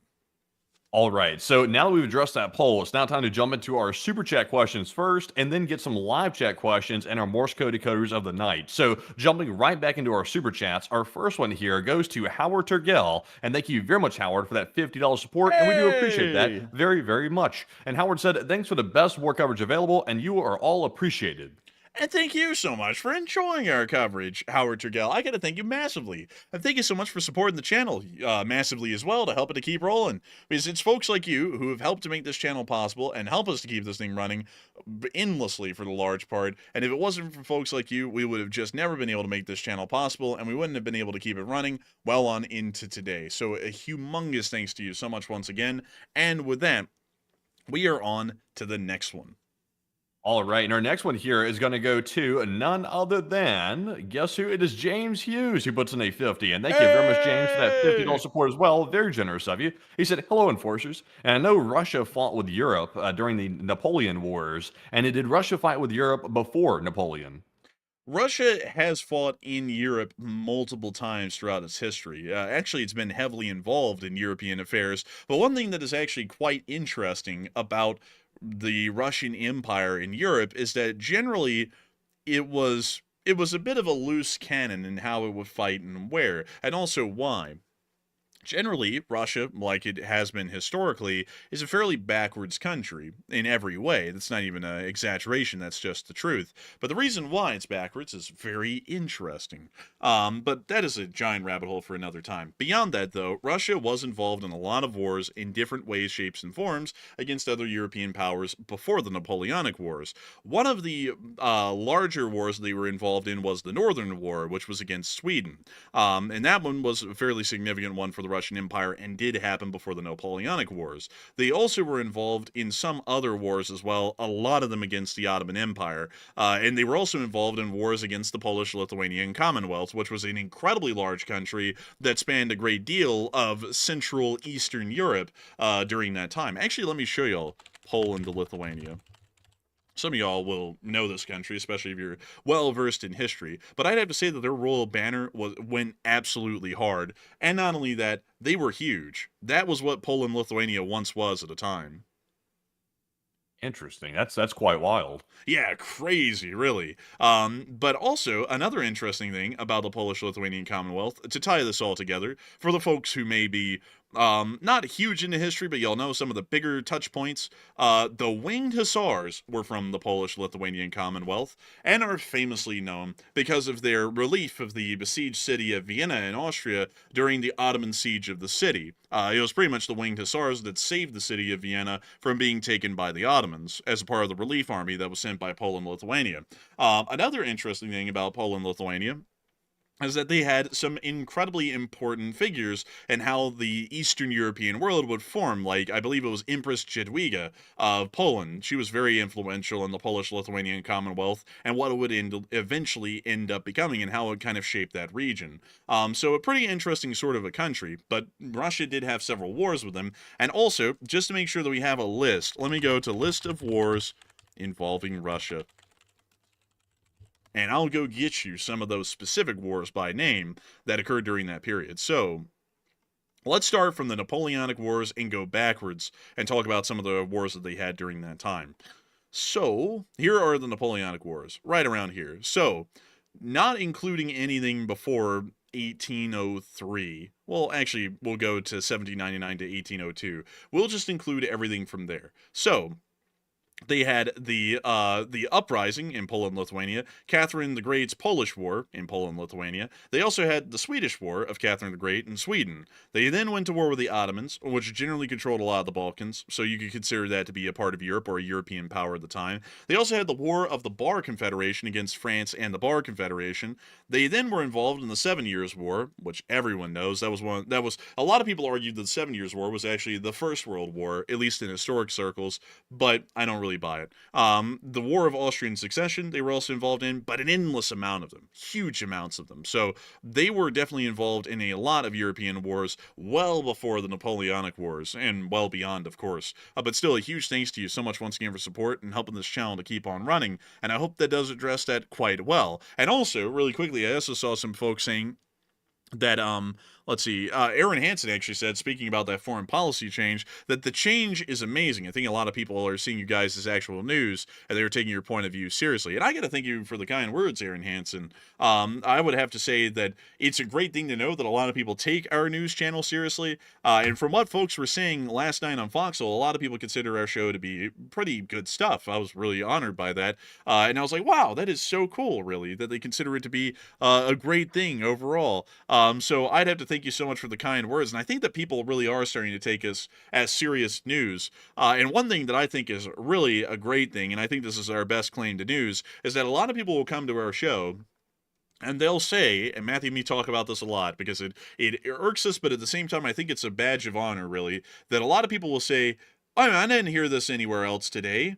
You know, and it's like, well, that's good. That means we're doing our job as a news agency because we're putting out news that nobody else has heard of, and it's actual news. Like, our title is not embellishment whatsoever. The president did order Russian aircraft shot down across the whole of NATO. Russian stock markets did crash today. Our titles, crazily enough, are not like other YouTube titles where there's a lot of embellishment or a lot of clickbait involved in it. It is really what the news is, and it's a lot of news that people don't hear about. When you hear of news here in this country, you hear of two types of news: what the Republicans are doing and what the Democrats are doing, and why both are terrible. So if you go to CNN, it's what the Republicans are doing and why they're bad people, and if you go to Fox News, it's what the liberals are doing and why they're bad people. That's not news. That's political tabloids at this point for large part. I don't consider that sort of a deal to be news. Some other people cover news, but it is generally not incredibly good news. It's really focused or one-sided, and it doesn't really involve a larger scope. We're one of the few people at this point, I would think, on the whole of the internet that actually covers world news, world developments, and actually gets them down incredibly well. I mean, we cover stuff that most people don't hear about, and that's something that I think really makes our lay to claim on the idea of us being a news channel pretty good. We actually do a lot of research and work to get this thing done every single night. We spend hours before the show, on and off every day, making sure that we compile the news, put it together, research it, put it on the map, and then also talk about it in a great deal of detail and research it a lot. So I gotta say, it's good to know that people are considering this to be a news channel, and I'm glad to know that a lot of people consider this to be pretty much the last word in foreign news and world news at this point, because there's not really a lot of people out there doing it, and I like the idea, because this is one of the ideas that I had when I first made my first video here on the channel 4 years ago, almost to the day, a couple of weeks, give or take, was that I wanted to see that this channel eventually became an actual news agency, one that actually covered real news, nothing to do with domestic politics. It was just raw news of what was happening in the world and why. And 4 years later, we're nearly 500,000 strong. Enforcer Matt joined about 7 months in, about a month into the full-time news coverage after it started. And we've turned this thing into a 500,000 subscriber channel that gets, I think it's something around 10 million views a month. One of the top channels in the country. And a lot of people consider it to be a great channel. I think that's a long ways that it's come, and hopefully a lot farther to go from here. But still, a big thing. You know what's interesting? You know what's interesting? Speaking of the government watching channels out there, we obviously don't know which government officials are watching the channel. They're obviously not going to say that publicly because they wouldn't want to, let out whose information they're getting and things like that. But But at the same time, though, the government, it has been confirmed that they do monitor larger voices, and also they monitor pretty much social media as a whole to see what the public is thinking about certain issues, and they compile that information to see what people in the country think about stuff. Now, that doesn't mean they're going to act on it. Just because they like get information that people want one particular foreign policy thing done, they're not going to suddenly change their whole like foreign policy decisions to fit whatever that is. But it gives them an idea of what exactly they're doing decision-wise and whether or not that's going to be popular with the public or not. So that is something as well. Maybe they're looking at the channel for that reason, perhaps. There's no telling, but hopefully we're sending a message out there to somebody about what should be done, or at least having at least some influence with it. Yeah, also I believe it was Adam Glegg say, well, one of the great things about the show, and let me make sure I'm attributing that to Adam Glegg properly, because I saw it just a second ago, and I was like, oh yeah, that's a good point. I wanted to bring that up because, yeah, actually, Adam Glegg said, other channels that stream have a lot of downtime where they're waiting for the news to come in. I like the way how you guys rattle off the news consistently for 2 hours solid. And that's something that a lot of people don't really know, and I think that that's one of the bigger points of success for the channel, is that at least for live streams, on our short war videos, we do great at this as well, but at least on the live streams, yapping endlessly is a very important thing. Downtime, like there's a little bit of a business side of things that goes into what we do, and a little bit of magic on that end of how we make it work, but endlessly talking is a very important thing. That's why a lot of people notice that the Enforcer doesn't really sound like he takes a lot of breaths. I take incredibly short ones. The entire way that I talk these days is structured deliberately and strategically to allow for as little downtime as possible. It practically sounds like a continuous sentence, and I think almost in a continuous sentence to try and structure things to where they'll work on down the line for like a 2-hour monologue. And that's because downtime is death for the large part as far as YouTube is concerned. And that's how we ended up becoming a really big channel, is that we figured out that downtime is incredibly deadly, at least for viewer retention. If you have a lot of downtime, a lot of people don't want to listen to that. There's literally nothing going on, and it's boring, and a lot of people want to leave. So what we figured out is if you keep continuously talking during the whole show, a lot of people stay because it's an endless stream of information. There is no downtime, and therefore it's incredibly interesting, and so people stick around to watch. And that's kind of a part of our success, and something that a lot of people who are involved in this really don't understand when it comes to live streaming, that downtime is not good time. That's a terrible sort of a thing. That's actually a big no-no. You really aren't supposed to have downtime while you're live on air or in a video. It's supposed to be endless information and endless talking, so it's always interesting. There's always something being said, something to be engaged with, something to respond to, and it keeps people around, and it keeps people talking and listening. And that's something that we always laugh at, is when people come in and say, God, you love to hear yourself talk. It's like, honestly, I would go a lot slower if I could, but if we went a lot slower, this show is going to get a lot more boring, and a lot of people aren't going to be around for that. So that's actually kind of why we endlessly talk, or one of us is talking non-stop, no matter what we're doing, whether it's a video or a stream or anything else. But with that, it is time for us to move on into the next one. All right. So, also, by the way, I see people mentioning something here. I'm not sure if I can touch on this topic without people going berserk or not. Hopefully, they don't take it politically. The cousin of the current vice president follows us on Twitter. He's actually very pro-Ukraine, actually, the cousin of the VP. But the thing is, it's kind of weird, like in families. Like, one part of the family can be extremely one way, and another part of a family can be completely different. I see people talking about that in the live chat. And honestly, like, I barely even know the guy's related to the vice president, I'll be honest with you. He's very much different from his cousin, sort of like the complete polar opposite, at least from what I can tell. So it's kind of weird with that, but he's definitely very pro-Ukraine from what I know and what I can gather about him. Yeah, actually, he does follow us on Twitter. Specifically, that would be a lot of y'all know about him. He was in the news. Nate Vance actually follows us on Twitter. So someone in the vice president's family actually follows us. You know, and that's a little interesting, Matthew, because there's this theory out there, I believe, in sociology. It's something like the 3-man or the 5-man theory, and that you can get to anyone in the world, like through a social connection, through at least 5 people at a minimum. And I think that by that connection, Like if we were to say, if we ever tried to use that to communicate with, say, the President of the United States, this channel is, I think, only 2 people away from the President of the United States, because we could communicate with the cousin of the Vice President, he could then communicate with the Vice President, and then through that we could talk to the President. So it would take 2 people, for at least at this point, for us to get to talking to the President, hypothetically, on like a social level, which is really weird to think about. Like, that's actually really weird. But I don't know if we would ever exercise that ability, or if that would even be possible, to be entirely honest with y'all. I don't really think it'd be possible, just to be honest with y'all. That's just wishful thinking, but still weird to think about.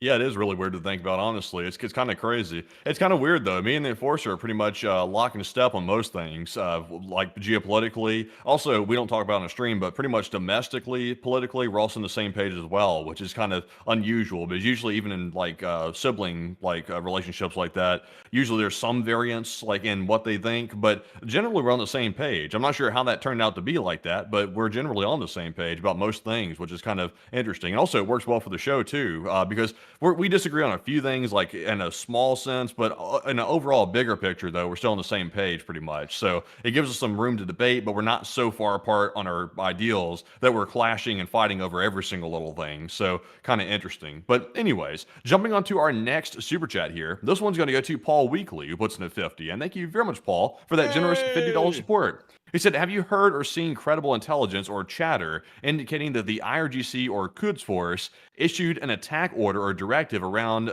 September 20th, possibly circulated on Telegram, Discord, or other social media channels? I thank you for the support, Paul Weekly. I haven't heard about that, and I didn't see that. And generally, we haven't really seen much of a response, at least from many of Iran's terrorist organizations at the moment, like Hezbollah or Hamas, to that attack order. Hezbollah has largely gone underground at the moment and is being hit with airstrikes by the Israelis. Hamas is under siege at the moment in the Gaza Strip and is trying to survive at this point, at a minimum. And the Houthis did try and attack a commercial ship today in the Gulf of Aden, but largely failed. It appears that the ordnance, whatever it was, fell short and did not hit the vessel. So I would have to say that it doesn't really appear that anyone's followed through on an attack order if it was issued. And I myself, and I don't think Enforcer Matt, have heard of such an attack order being given by the Islamic Revolutionary Guard Corps or the Quds. So I generally have to say I do not think that that was issued, at least from what I know. So with that, I hope that does address that the best I can, Paul Weekly. Huge thanks to you so much once again for the support and help of this channel to keep on running, because it is folks like you who help to make this thing possible and help us to keep this thing running. So a big thanks to you so much once again. And with that, we are going to be moving on into the next one. Also, by the way, to answer Paul Weekly's question a little bit more right there, the Iranian proxy forces and the Iranian groups that advance really bad agendas, they actually issue attack orders all the time, actually. The public doesn't really get to hear about all of them because it's not really considered, I guess you could say, a need to know for the public to know that, because they don't want to create pandemonium. But those groups are always planning stuff. Like, they are planning stuff 24/7. Most of it, thankfully, gets quashed by the FBI. Like, they usually are very much on top of that. So they put a stop to it. Recently, though, there was a list issued by, I believe it was the FBI. I can't remember which agency actually released it, but they actually gave the public a very rare view into some of these foiled plots that they'd actually foiled, and it was actually quite a number of them, actually. It was kind of disturbing to see that to a certain degree. So I'll be honest with y'all, it's kind of better that stuff is kept private, because I know some people are like, well, I'd like to know what's going on. The catch is, though, like the normal people that are just trying to live their life and they're not too much caught up in geopolitics, that can send the average person into a panic. Like, they might not, go out and do stuff normally because they think somebody's going to do something. And that leads to the terrorists basically achieving their objective, which is keeping people locked down, scared, and terrified. And we don't want to give those people that power like that. That's basically, if we can avoid that, we rob those people of that power. Yeah, that's a fairly important thing. Also, information is really overwhelming for a lot of people. Honestly, it used to be overwhelming for Enforcer Matt and me. But after you kind of like, I guess you could say after you kind of like broil in the fire of the endless information coming out and how bad a good amount of it looks, you end up getting really numb to it. So, I would say that that's definitely happened to Enforcer Matt and me, because I remember at the beginning of the war, we would be like, oh my God, like, we would like panic sometimes off of the air, and then we get on air and we act like nothing's wrong, but we would be, like in a dumpster fire off air about what was going on. Nowadays, a lot goes on, and really most of it we're numb to. Like, even if a lot of people come on air and they're like, oh my God, like in the live chat, and everyone's like, oh my God, the world is on fire and it's all going to end. We generally are still tamping it down a lot of what it really is, or what is actually coming out. And then we also just keep it as calm as possible, and we don't really take a big consideration, or at least a great fear factor into it. But some people do get scared by it. And so sometimes it's better to keep things a little bit more on the down low, especially with counterterrorism operations like the FBI and the CIA conduct, because a lot of people would get really freaked out to know what's really going on. Like if you went and made crime reports public in places like, say, most of the United States about what's always going on everywhere all the time, and it was something that, wasn't as hard to get as like a Freedom of Information Act and such things like that from your local police departments, a lot of people would be really blown away with a lot of what goes on that you don't really hear about a lot around most of the United States. Like there's a lot that the New York City Police Department doesn't tell the public that they deal with every day that's in a police report somewhere, and you'd have to get a Freedom of Information Act to get it. But a lot of stuff like that is happening in places like that all the time. Like, something interesting, Matthew, I was actually listening to a talk, or more so an interview that was being conducted of the New York Police Department officers from different decades, from the 70s, I think the 80s, the 90s, and then a modern day police officer. And it was crazy to listen to the guy from the 70s, because he said, a lot of people think that New York was safer back then as far as terrorist attacks. And he said, we were, because they weren't called terrorist attacks, they were called political disturbances. So if you go back and look, back then there were no terrorist attacks, but if you go and look at the amount of political disturbances, there was an insanely high number. He said there was one going on every day, people getting shot, people getting bombed. He said it was happening all the time in New York City, but they would keep it down on the down low. Presses wouldn't report on it, and they'd just call it a political disturbance and kind of try and keep it on the down low and try and keep public order going. And that's something crazy, because it completely affects how people look at it today. People look at New York City today as a crime-ridden hellhole. And compared to what it was in the early 2000s, the crime has increased. But compared to the 70s, crime is a fraction of what it was in New York City back in the 70s. But because it was kept on the down low and people really weren't told how bad it was, at least in the public, according to the presses, a lot of people look at that time as a somewhat safer time just because it got less coverage. Yeah, I would say it's a little bit more dangerous today, at least in my opinion, because the way people are radicalized today is not nearly as hard as it was to radicalize people back in the day. Because today you can have foreign actors that are on fake anonymous internet accounts, and they can get in contact with people that are maybe in a weak emotional state in this country, in America, and they may be susceptible to be manipulated. And what these people will do is they'll go online on your favorite social media platforms and contact these people that they detect are either in a lonely situation or something like that, and they'll prey on that. They'll know that they're that way, and they'll basically convince them. And some people say hypnotize, some people say convince. It depends on what word you want to use, but they'll convince people to do heinous acts in the name of this ideology that the person didn't even originally believe in. So that's the type of radicalization we see today, is through the internet. So considering the fact that social media and the internet's a new phenomenon, I would say that makes it a lot more dangerous today for terrorism to take place in the United States. And also, by the way, things like in the 1980s, the Afghan War, which eventually spawned Al-Qaeda and also other cells like that, that also was an increase as well, even in the 1980s onward, because those groups started multiplying, and then that obviously the terrorism became bigger then, because those groups are literally designed to cause terror. So I would say it's gotten worse, personally, when it comes to the foreign terrorism side of things. Well, you know what's actually interesting? I'll show you this. This is going to blow you away. This is the homicide rates by year in the total number and per 100,000 represented on a graph, compiled by the National Archive of Criminal Justice Data, NYPD, on the amount of deaths in New York City by homicide per year. And it's unbelievable. This is the period during the beginning of the 70s on up until about the period around 9/11. And you can see that era right here represented in that political disturbances time, when the amount of homicides in New York City was reaching over 1,600 every single year. Compare that to around 2023, which was about 350. And you can see that it's not something that, you believe that it's as bad as it was back then. It is a lot better than it was back then. Literally a fraction of the amount of homicides that were happening back then in New York City are happening today.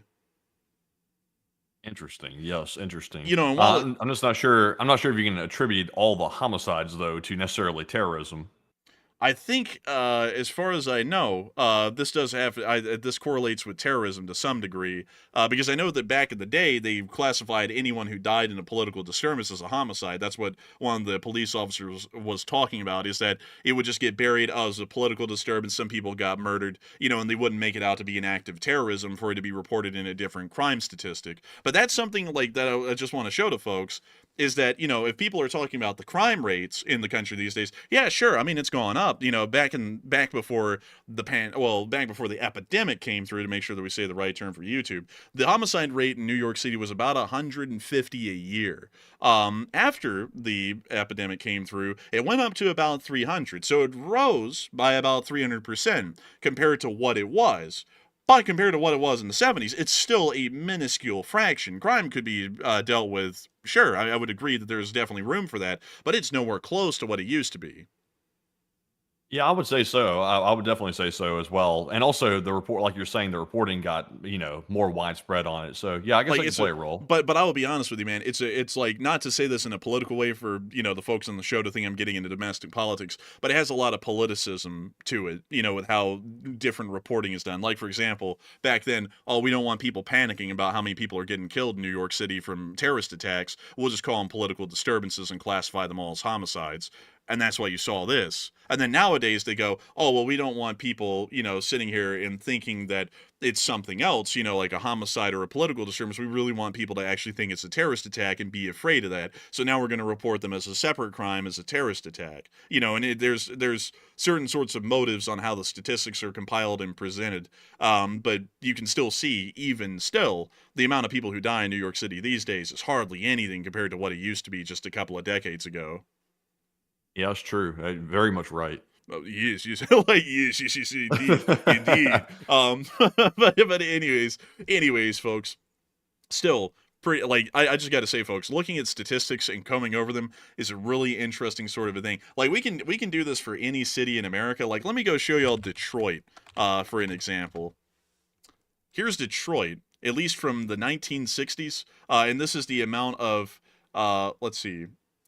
This is the amount of homicides in total in Detroit year over year. And what's crazy is that people look at today, generally Detroit being a crime-ridden hellhole. And what's even crazier is that once again in the 70s, the homicide rate in Detroit was about 3 times higher than what it is today. It's all about perspective. People back in the 70s, they said crime was bad, but they didn't say that it was just ripping the nation apart. This, nowadays, like 252 homicides in Detroit, people say the nation is falling apart and it's becoming lawless. And it's a thing of perspective. People consider that law and order and control of the public in violent crimes to be a lot more serious and a lot more stringent today in what they should be doing to curb it than they did back then. And so it's really more so of a matter of perspective with that sort of thing. Statistics generally just back that up. Because if you look at the violent crime rate by year in the whole of the United States, it was like, here you go. This was back in the 90s. This is what it is in 2023. So clearly, even still, just literally 20-something years ago, totally different. Way more violent back then than it is now. And if you asked anyone about the 90s, they go, oh, it was safe. It was safe. Like, it was so safe. It was unbelievably safe. Like, you could go out and do all kinds of stuff without being scared of someone doing something crazy at a concert or, an airport or on a plane. And what's crazier is that you had a higher chance of any of those things happening back then. It's just that people didn't hear in the news that everything was falling apart every day, all the time. But anyways, with that, it is time for us to move on to the next one. All right, so our next one here goes to Marion D. Mert, who puts in a 30, and thank you very much, Marion, as well, for that $30 support, and we appreciate that very, very much. And Marion said, Slava Ukraine, and Herom Slava. And Slava Ukraine, Herom Slava. And a big thanks to you so much for the support, Marion D. Mert, and helping this channel to keep on rolling, because you're helping us to continue to cover the news in support of American and Western interests, and that, of course, means in support of Ukraine. So a huge thanks to you so much once again. I hope that does address that incredibly well. And with that, we are on to the next one. And our next one goes to Shadowskill54. And thank you very much, Shadowskill, for that $25 support. They said, great show, and I'm always impressed by the knowledge of military tech. And what are your thoughts on American drones, Dragonfly's heavy lift FPV drones versus Kratos wingman drones? And which do you think is more important right now?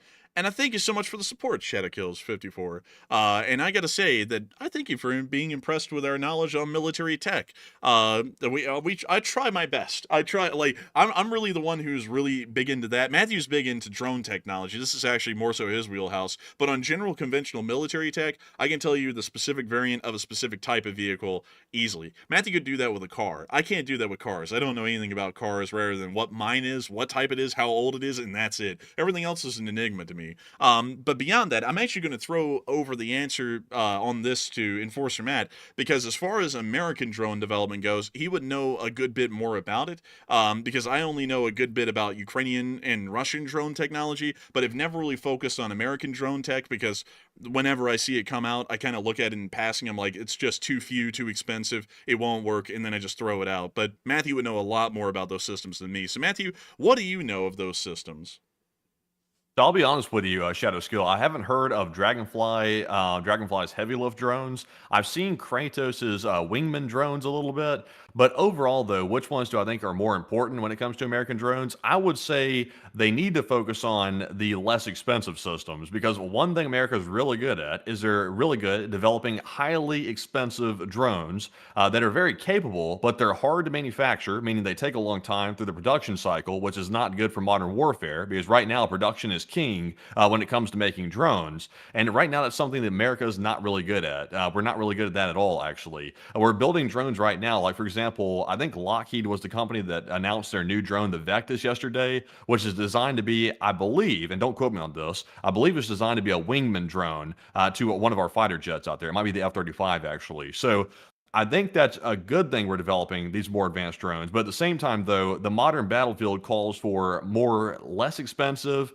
high production drone technology, which right now we really don't have. Anduril is the closest thing we have right now to getting close to that type of technology, but I really don't see them being super widely adopted right now. It seems like they're still at the beginning phase, and they're being adopted. It's slowly catching on, but we should have adopted them 10 years ago, to be perfectly honest. So I would say that's what's more important right now. But Enforcer, pull that up real quick. Dragonfly's heavy lift drones, because I haven't really seen those personally. Dragonfly heavy lift drone. I have a feeling it's going to be a lot like the medevac drone of the UK. And actually, no. It's like a Baba Yaga, but it can carry a small container.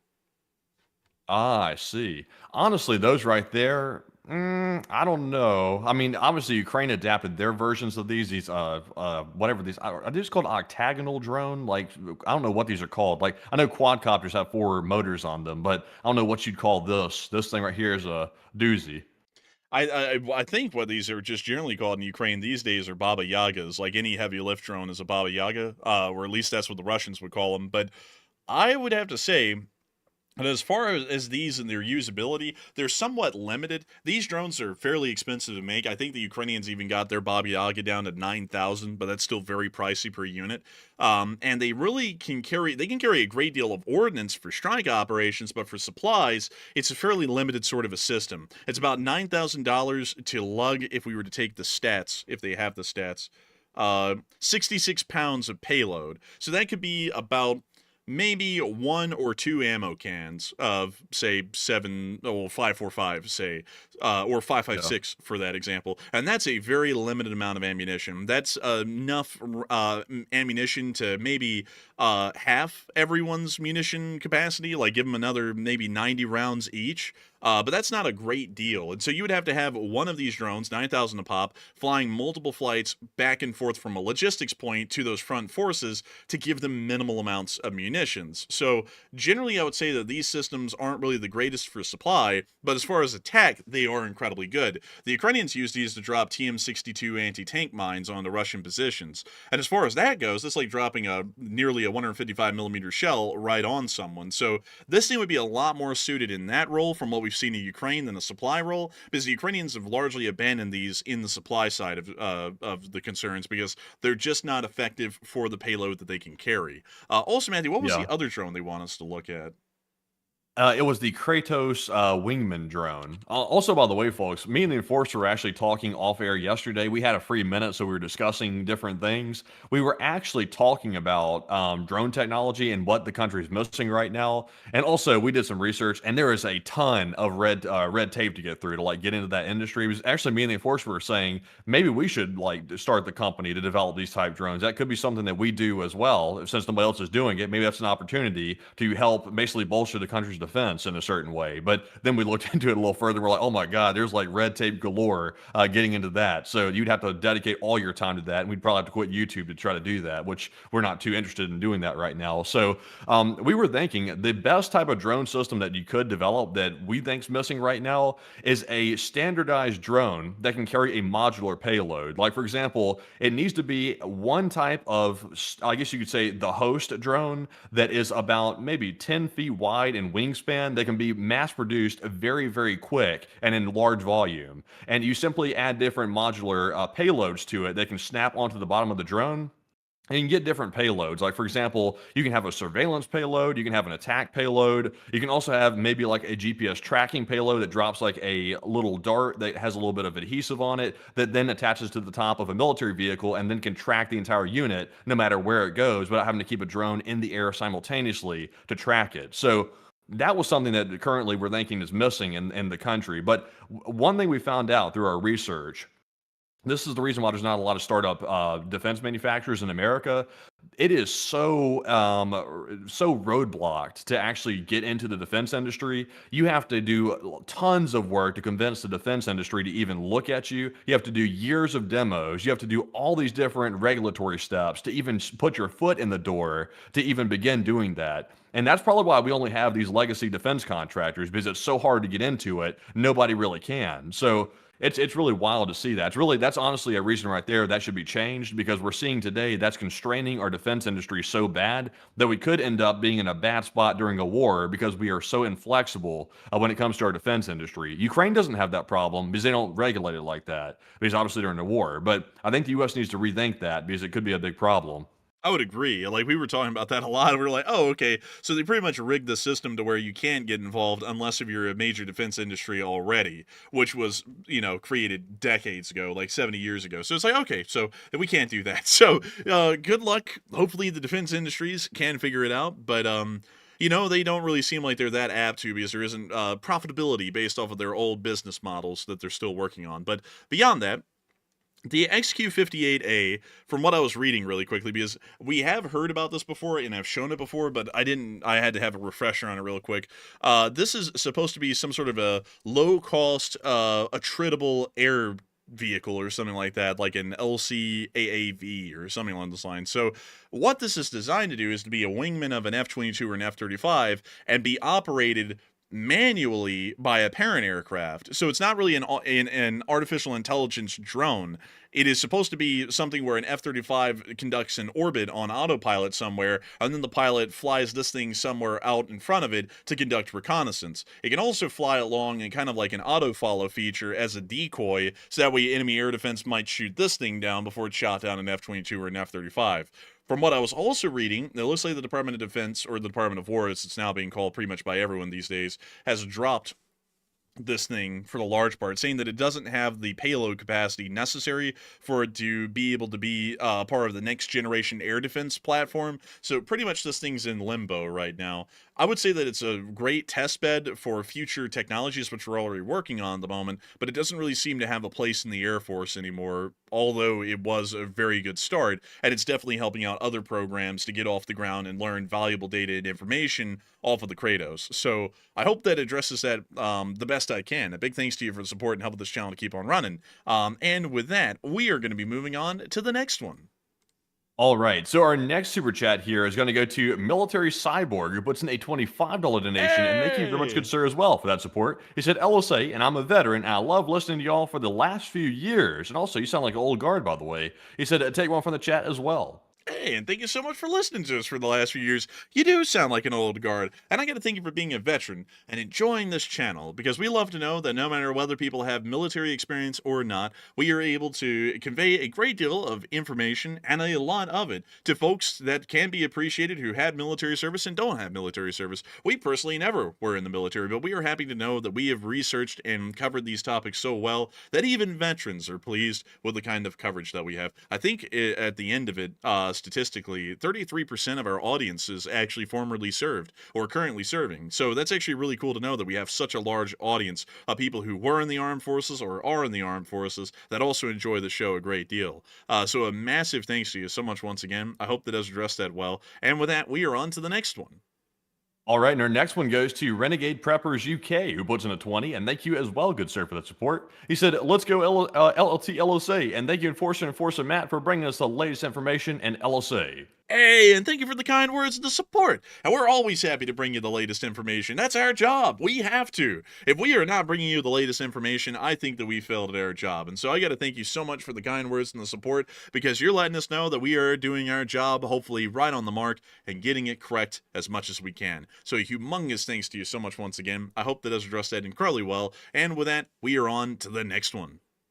And our next one here goes to Renegade Preppers UK, who puts in another 20, and he said, I hope this one right here helps keep the lights on, guys, in LLT LOC. Hey, and thank you for the support, Renegade. It does help us to keep the lights on. Any and every bit of support that folks give to the channel helps us to be able to pay our bills, which is the most direct way of saying y'all help us to stay employed, doing this as a job. And I gotta thank you so much, because every single piece of support, whether it's $1 or $500, which is the maximum super chat that you could send in, makes this thing possible and keeps us behind our desks and working every single day. So a huge thanks to you so much once again. And with that, we are on to the next one. Also, Matthew, I like how you asked, are you a veteran? And you didn't give an option to say no. It's just Army, Navy, Air Force, Marines. Don't vote if you're not a veteran. Man, if you ain't a veteran, don't vote. Like, also rip to the Coast Guard veterans, and well, there are no Space Force veterans yet, I don't think, but rip to the Coast Guard veterans. They're not included in this poll because we only have 4 options.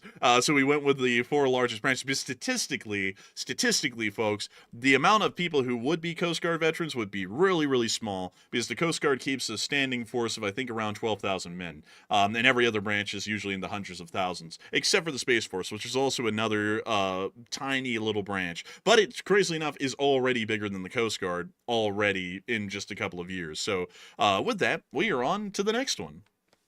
All right, and also let me grab one more thing here from the chat real quick, and there we go, we got that one. And also, by the way, people were saying we forgot a live chat question. Did we forget a live chat question on our last super chat? Let me go back and see here. I think we might have forgotten one on military cyborg right there. So we shall go back and grab that one. And also thank you all for reminding me about that. And this live chat question goes to Control Alt, who said, take a look at the Kronstadt Orion drone. It has the wingspan, nav lights, and it's prop driven, which can be flown at lower speeds. Thanks, and LOC. And also, by the way, pull that one up, Enforcer. I actually pulled that one up right now, and it looks like it could have the same general outline as that other drone. It does look like it. This is Russia's version, by the way, folks, I forgot to mention, of a Reaper or a Predator. This was kind of their response to it way back. I know about this drone, but I just never, actually, this is a decent candidate, actually. Let's look at the wingspan. The wingspan's 52 feet, so it might not fit the dimensions. It's actually a lot larger than what we think. But, and also on top of that, these things, much like a Reaper or a Predator, are designed for high-altitude operations, hence the incredibly long wings for increased lift. And so it flying directly over the Copenhagen International Airport would be a little bit tough, because it just isn't really generally designed to be able to try and conduct those sorts of flights with that sort of fuel consumption, considering you'd have to push itself through the thicker air at that kind of an altitude. But let me see what this thing will look like at night, if they have a picture of it at night to show the navigational lights, because maybe we can find a similarity there. Let's see, let me type in at night. They grill on them at night. Oh, is that them, right? Oh, no, that's not. Wait a minute, that's a constellation. Never mind. That's the Orion constellation, you silly goose. That's a Big Dipper coming in on them. man, look, it's Orion, and he's pulling an arrow out of his quiver and getting his bow ready. You know, you all know the Greek story, and he's chasing the Pleiades off in the distance or whatever. You know, those old constellation stories. But anyways, it doesn't look like they have a picture of it at night for us to see the navigational lights.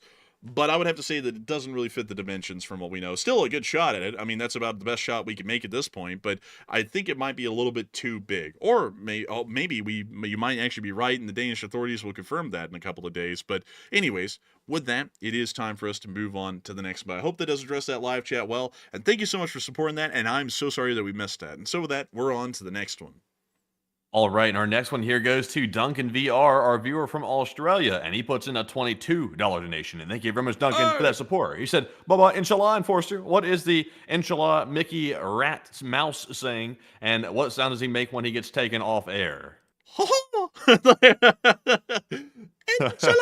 will have the copyright attorneys, inshallah, like, we will have them all, and we will make sure to take it, except for that guy, he's sorry, God.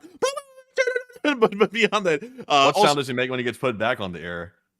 Hey guys, welcome back to the Jimmy Kimmel Show. Also, I'm not calling that guy a rat, by the way. Some people are gonna be like, "Is he calling him a rat?" No, I'm not. I'm not. Oh man. Oh, oh man. Oh you. But beyond that, let's see. What noise does he make when he's taken off air? Let's see here. Oh man, that's really the noise. I would assume. I don't know what that rat would do if they were being taken off air. I don't know. You know, something like, I don't know. But beyond that, I do thank you massively for the support and help this channel to keep on running. And I hope that has addressed that quite well, at least the best I can. But a huge thanks to you once again for support, Duncan VR, and help with this channel to keep on rolling. And of course, bringing in some brevity to the whole thing. So huge thanks to you so much once again. And we are on to the next one. Also, by the way, Jimmy Kimmel's back on the air. Just since I brought that up, I got to mention it now. He's back on the air tonight, apparently, and he's started a firestorm. Apparently, it looks like the saga is not over yet. But of course, we don't cover that here because it gets political and also gets kind of stupid as well. So you know, that's something for other people to cover over there. You know, breaking news type stuff like that. So we're gonna leave that one alone. But we're gonna move on to our next one here, which goes to K. Earl Long Jr. And thank you very much, good sir, for that $20 support. He said, first timer super chat.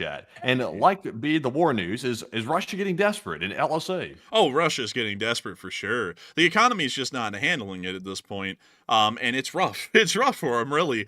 So I would have to say that, you know, I think they're getting desperate. I just generally have to say that, summing it all up, I think you are correct. They are getting pretty desperate. And I got to thank you for the support, and I hope that addressed that well. Also, let's see. I see some people talking about that guy.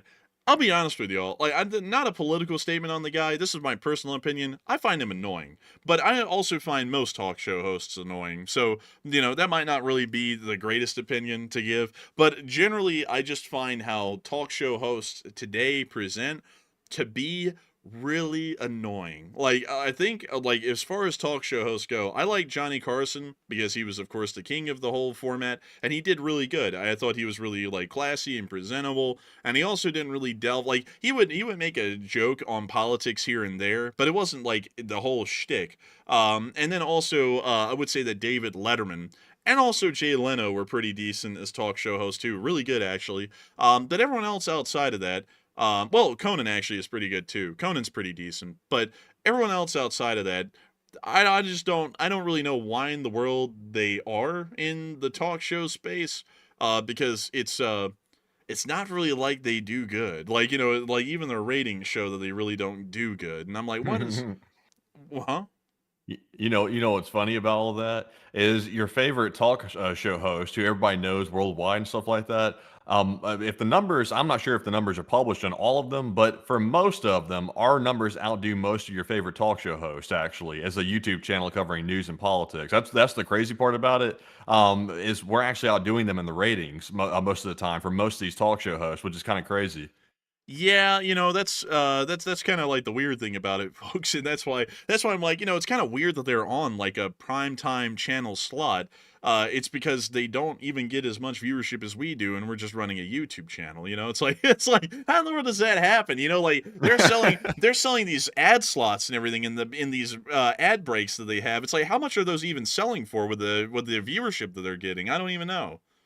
Yeah, it's really wild too. And also, we don't have a whole marketing machine behind us either. We are the marketing machine. If we don't make it happen, then we're not out there. That's as simple as it gets. Yeah, we don't There have is nobody else. Yeah, we don't have people plastering our banners up in like Hollywood and shit, trying to get people to watch our show. Like, you know, it's like we just kind of run our thing, and somehow it does better. And that's what I'll be honest with y'all, folks. That's what tells you that it can't be that good of a show, is because hardly anyone watches them. You know, and they have this giant marketing machine behind them to try and get people to watch them just to retain that amount of viewership, and we don't. And we still get more viewership than them. So that generally says they can't be that good. But anyways, with that, also Timothy said, it used to be Johnny Carson and nobody else. Yeah, because he really was the pioneer of the whole thing. But also on top of that, there was really no one else because nobody thought that they could really replicate that kind of a format and make it turn out well, because he was kind of just like the dominator in that field. So, like, that's generally the reason why. But also, if you go back and look at his shows, I mean, they still stand up really well even today. I mean, like, the jokes are tasty, like tasteful, best way to put it. Not tasty, that's the wrong word.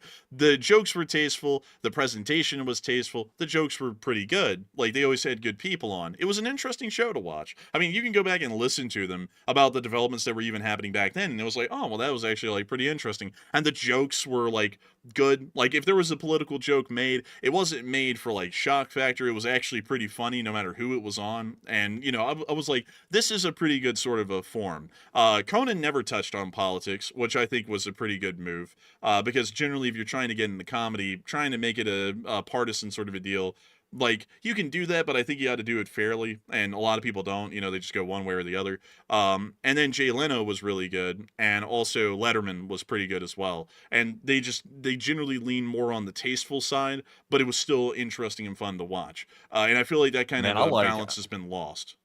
I like Leno when he got out of the talk show business and he got into the car show business. Like, Honestly. that was a whole better thing. Like, honestly, he does better at that than he did the talk show. I'll be honest, I didn't really care for like the talk show hosts. Like, there were some of them that were pretty good. Like, for example, Letterman. It was just the people that Letterman brought on, which was interesting to watch. But me personally, I found Letterman kind of a little bit like off-putting for some reason. Like, I don't know what it was about him, but for some reason when I watched the guy, and nothing against him personally, it's just like the way he presents himself on the show is almost like I don't know if he's like trying to antagonize some of his guests that he brings on or what, but it's like it's just a weird thing that he had going on. It worked for him, obviously, so I can't criticize it too much. But at the same time, though, it seemed a little bit odd. It wasn't really my style. Also, I see some people saying, well, this is actually something interesting. This actually goes into the history of the talk show sort of a format. People are saying, well, now they're all really political nowadays. And that's actually true. Like, that is actually a true thing. But here's why. Back in the day, back around the late 2000s, as you all know, Stephen Colbert was kind of getting into the talk show format. And he had this little segment that he would do where he would get pretty political. He wasn't a talk show host yet, but he'd get pretty political on a smaller network, and he would pretend to be a talk show host, and you have a little skit and routine. And it did really good. And then, because that segment did good, and it was only a couple of minutes long each, he was offered a talk show spot. Because they were like, this is gold, and if we can get this as a talk show slot for about an hour, this is going to kill in the ratings. And so they gave him a show, and it was the Stephen Colbert Show, and everyone knows the political leaning of Stephen Colbert. But when he first did it, it caught on like fire, and the ratings exploded. He was doing incredibly well. He was beating everyone in the ratings back then. So then every other network went, damn, like, this is it. Like, this is a talk show format from here forward. Is just lean into political jokes because they're killing. I mean, Stephen Colbert is killing it. So then they went, like, the studio executives from a bunch of other companies started to tell their talk show hosts, look, y'all really need to start leaning into the political jokes because they're killing in the ratings right now. Conan was the only one who didn't. His network, I believe, if I remember hearing it correctly, told him, hey, you need to lean into those jokes. He's like, nah, I don't really think so. That's not my style. And so he stayed out of it. So everyone else got into the political stuff. And then the ratings started to slide because generally, even for anyone who even watches, I would have to say, it like the quality of the jokes are really bad. Like, they're not really good jokes. Like, there are some funny jokes that you could make, but they don't make them. So the ratings started to slide for all those guys, and then Conan just kind of wrote it out just fine because he didn't get into the political side of things. So that's generally why that happened. Like, not getting into the political reasons for it, just the business side of things. It was a business decision because back in the early 2010s, rating-wise, that was the best way to go for talk shows because they were all kind of going into a slump at that point, and the Colbert Show showed, at least in the rating ratings during that period, that may be an attempt to create a resurgence or a renaissance for the talk show format, and ended up not really panning out too well looking at it in the present day. But anyways, Yeah, you know the crazy part is they might not get the viewership that we get, like in a raw sense of viewership, but damn, they make a killing. Like these talk show hosts, I don't know how that is either, because they're not pulling in the viewership we're pulling in. Some of these people are making like 15 million a year, which is like, I'm not even sure how many orders of magnitude larger that would be than what our salary is on doing this on YouTube. hundreds, I think like a magnitudes of thousands. a million or something like Yeah. that. I think it would be like times what we make times like a million, and you might be at their salary or something. I don't know how the hell they're making that, to be honest with you, because they're just selling ad slots, kind of like YouTube works as well. So I'm not sure how that really pans out right there. I'm not really sure. Yeah, I mean, it's a really weird sort of a thing with that. I don't really understand how the business model is working behind that, or how much the ad slots during those hours even are, because it doesn't really seem like they could sell those ad slots for enough that the contracts are just for the hosts, not including their whole writing and production teams and everything else involved in the studio area that they take up. I really don't know how in the world they're even breaking even on that, to be honest with you all. It doesn't really seem like they would. Unless if TV ad slots are just insanely inflated in price and then they're doing it that way and they're still turning a profit, but I really don't know. Like that's actually a little bit confusing to me. Yeah, I'm not sure either. I know how it works on YouTube. I don't know how it works on TV, though. I guess TV might have some more expensive rates. But anyways, we are moving on to our next one here, which goes to Not For One, Yet For All Ukraine, who puts in a $20 donation. Thank you very much, good sir, for that support. He said, hello there, and I have the 47th Magura patch, and can you, at the end of the stream, tell me every patch and division that Magyars progressed through? And Slava Ukraine, Hiram Slava, LLTLSA, and LFG Boys, IGY6.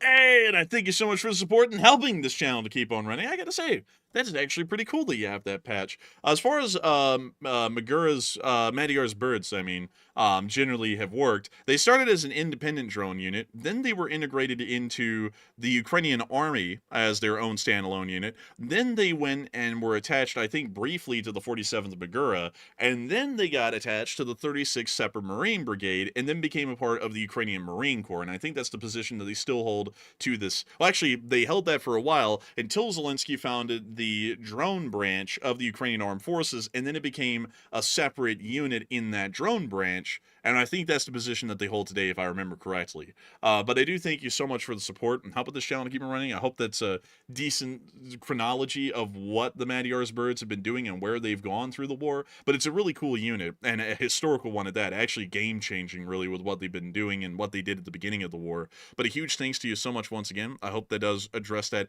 incredibly well, because it is folks like you who help to make this channel possible and help us to keep it running. And so with that, huge thanks to you so much once again.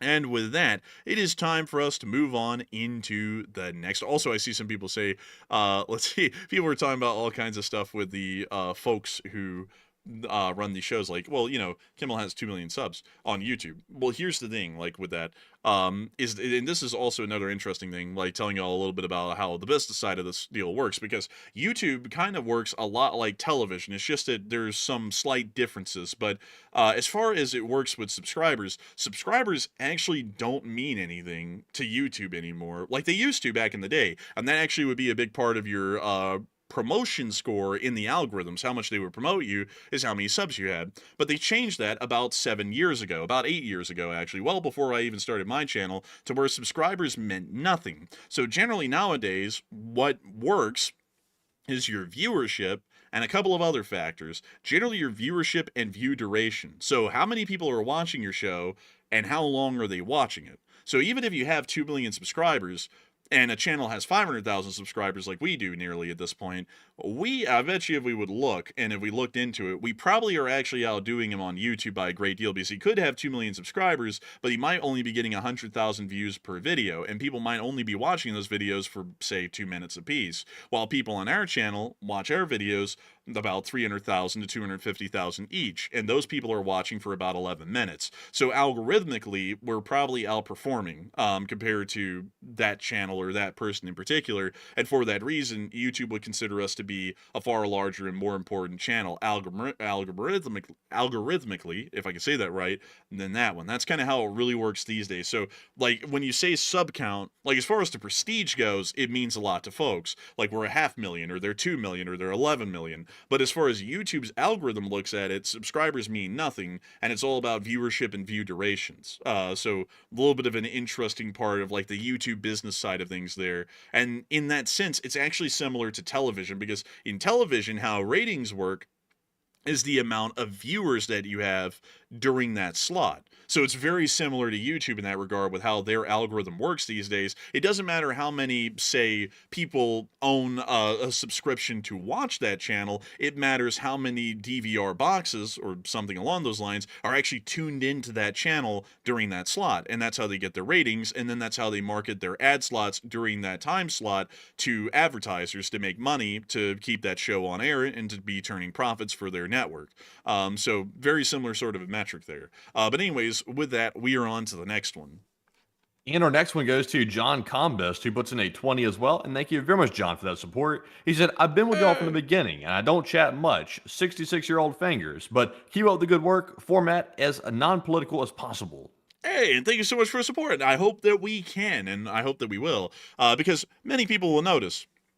And this is something that's quite interesting to me, is that people always criticize us whenever we criticize the president. Today, I think the president made all the right calls. Like, these were the calls we were looking for.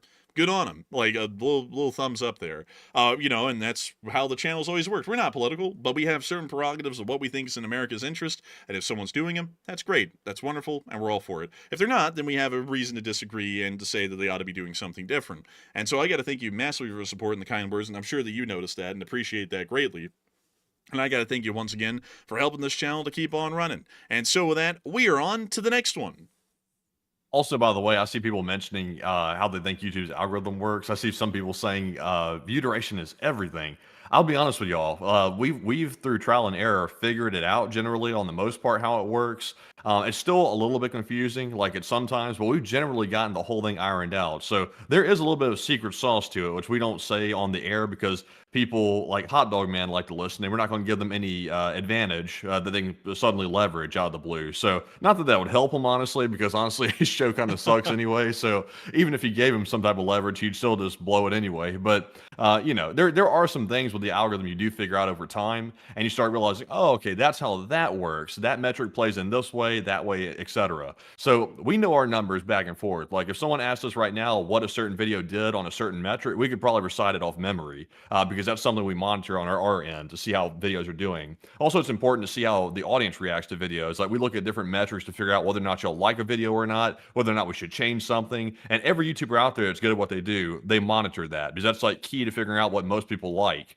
Also, I see some people saying it's all about thumbnails. Thumbnails and titles is click-through rate. Like you have to know those two things for click-through rate. But outside of that, though, there's a whole nother side of it you have to worry about as well, rather than just having people click the video. Because you can have people click it, but if people leave quick, that tells YouTube, hey, your video might have gotten people to click, but then they got on the video and they found out it was either clickbait, they found out the thing wasn't very well produced or something, and they left quick, and that hurts your video and it dings your whole channel. So it's a whole thing. Like it's a science to it. Yeah, actually, like, we kid around. I won't get into, like, the details because we do have, like, a little bit of a secret sauce that we have. Give him the Krabby Patty with the secret sauce. But we have a little bit of a secret sauce as to what we do. But we jokingly call it, and of course, this isn't, like, sacrilege or anything, but we jokingly call it the Holy Trinity because there's actually 3 key factors that you have to pay attention to get a channel, well, to get a video off the ground and to have it succeed. But it's a whole deal. And it's a little bit funny because, we don't think about this, but when I talk about it to all the folks out here on the show, and we're not talking about amongst each other, we are pretty much our own marketing directors, while at the same time we're also the showrunners, the researchers, the writers. We don't really write. Everything's done impromptu, but kind of the writers because we have to think of what we're going to say and possibly jokes that we would say on air, and everything else in between to get the show running every night. And then we don't even run ads. So, like kind of kill the whole television style mindset, because if it was a television style show, we would have ad slots that YouTube would run on our show, and we don't. So we do all this effort and run it like a television show to not even have ads or sponsors on the show. And it's just supported by the viewers, which honestly, I'd rather have it that way because then we don't have to bow down to a sponsor what they would want or what they find unacceptable to talk about or do or say or anything. So we have a lot more freedom to do what we want. And that's also another thing that's really big that we do that's different than other people, is that we don't have a lot of people controlling what we say and do through that sort of a system. But anyways, with that, we are on to the next one.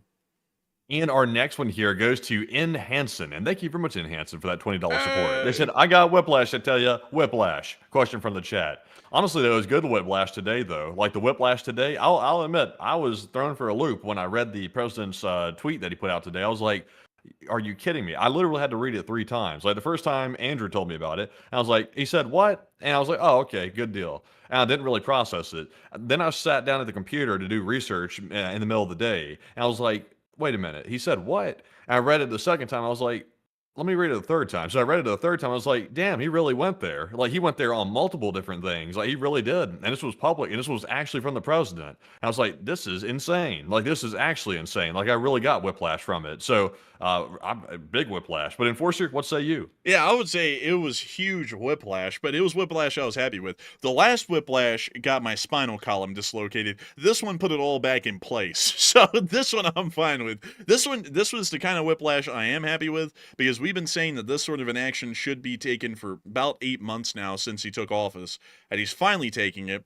And it could have been a lot sooner, but, you know, not going to complain. It's better late than never, and it's good to see that this sort of a change is now being taken. So I hope that addresses that the best I can. And a big thanks to you so much once again for support and helping this channel to keep on running. Because if it wasn't for folks like you, yar, we wouldn't be able to keep this channel running and make it possible. And also, I saw someone say, Kimmel's average show had 120,000 people watching. Yeah, and our average show has... What's tonight?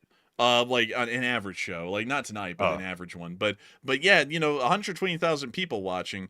But you know what's crazy about that is that we will have several 100,000 views on each video and stream.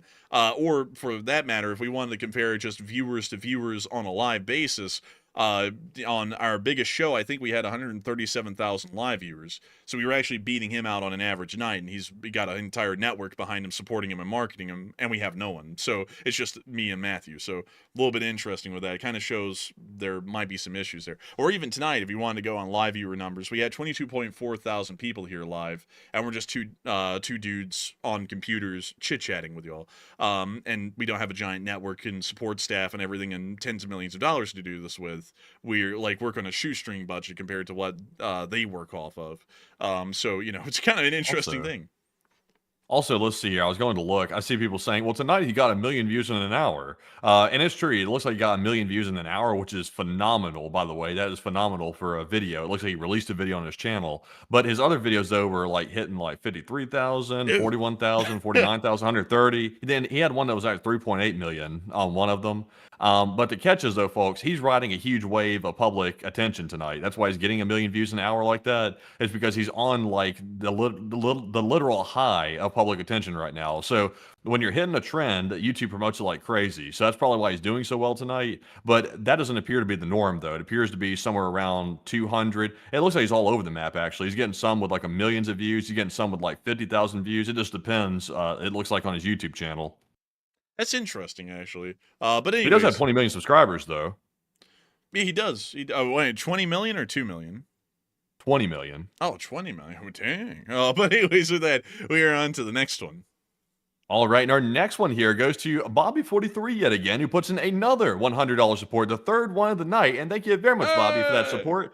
He said, I'm watching the show at a rate of 100 Canadian an hour. And it's true. Dang. That's the third one. That's actually kind of steep, Bobby, but I do thank you for the massive support. And I got to say, that's actually holding up true tonight, but I got to thank you incredibly for that support, because you're helping us to make this channel possible for some people to watch at $0 an hour. They're kind of lucky. But still, a huge thanks to you so much once again. I hope that has addressed that the best I can. And with that, we are on to the next one.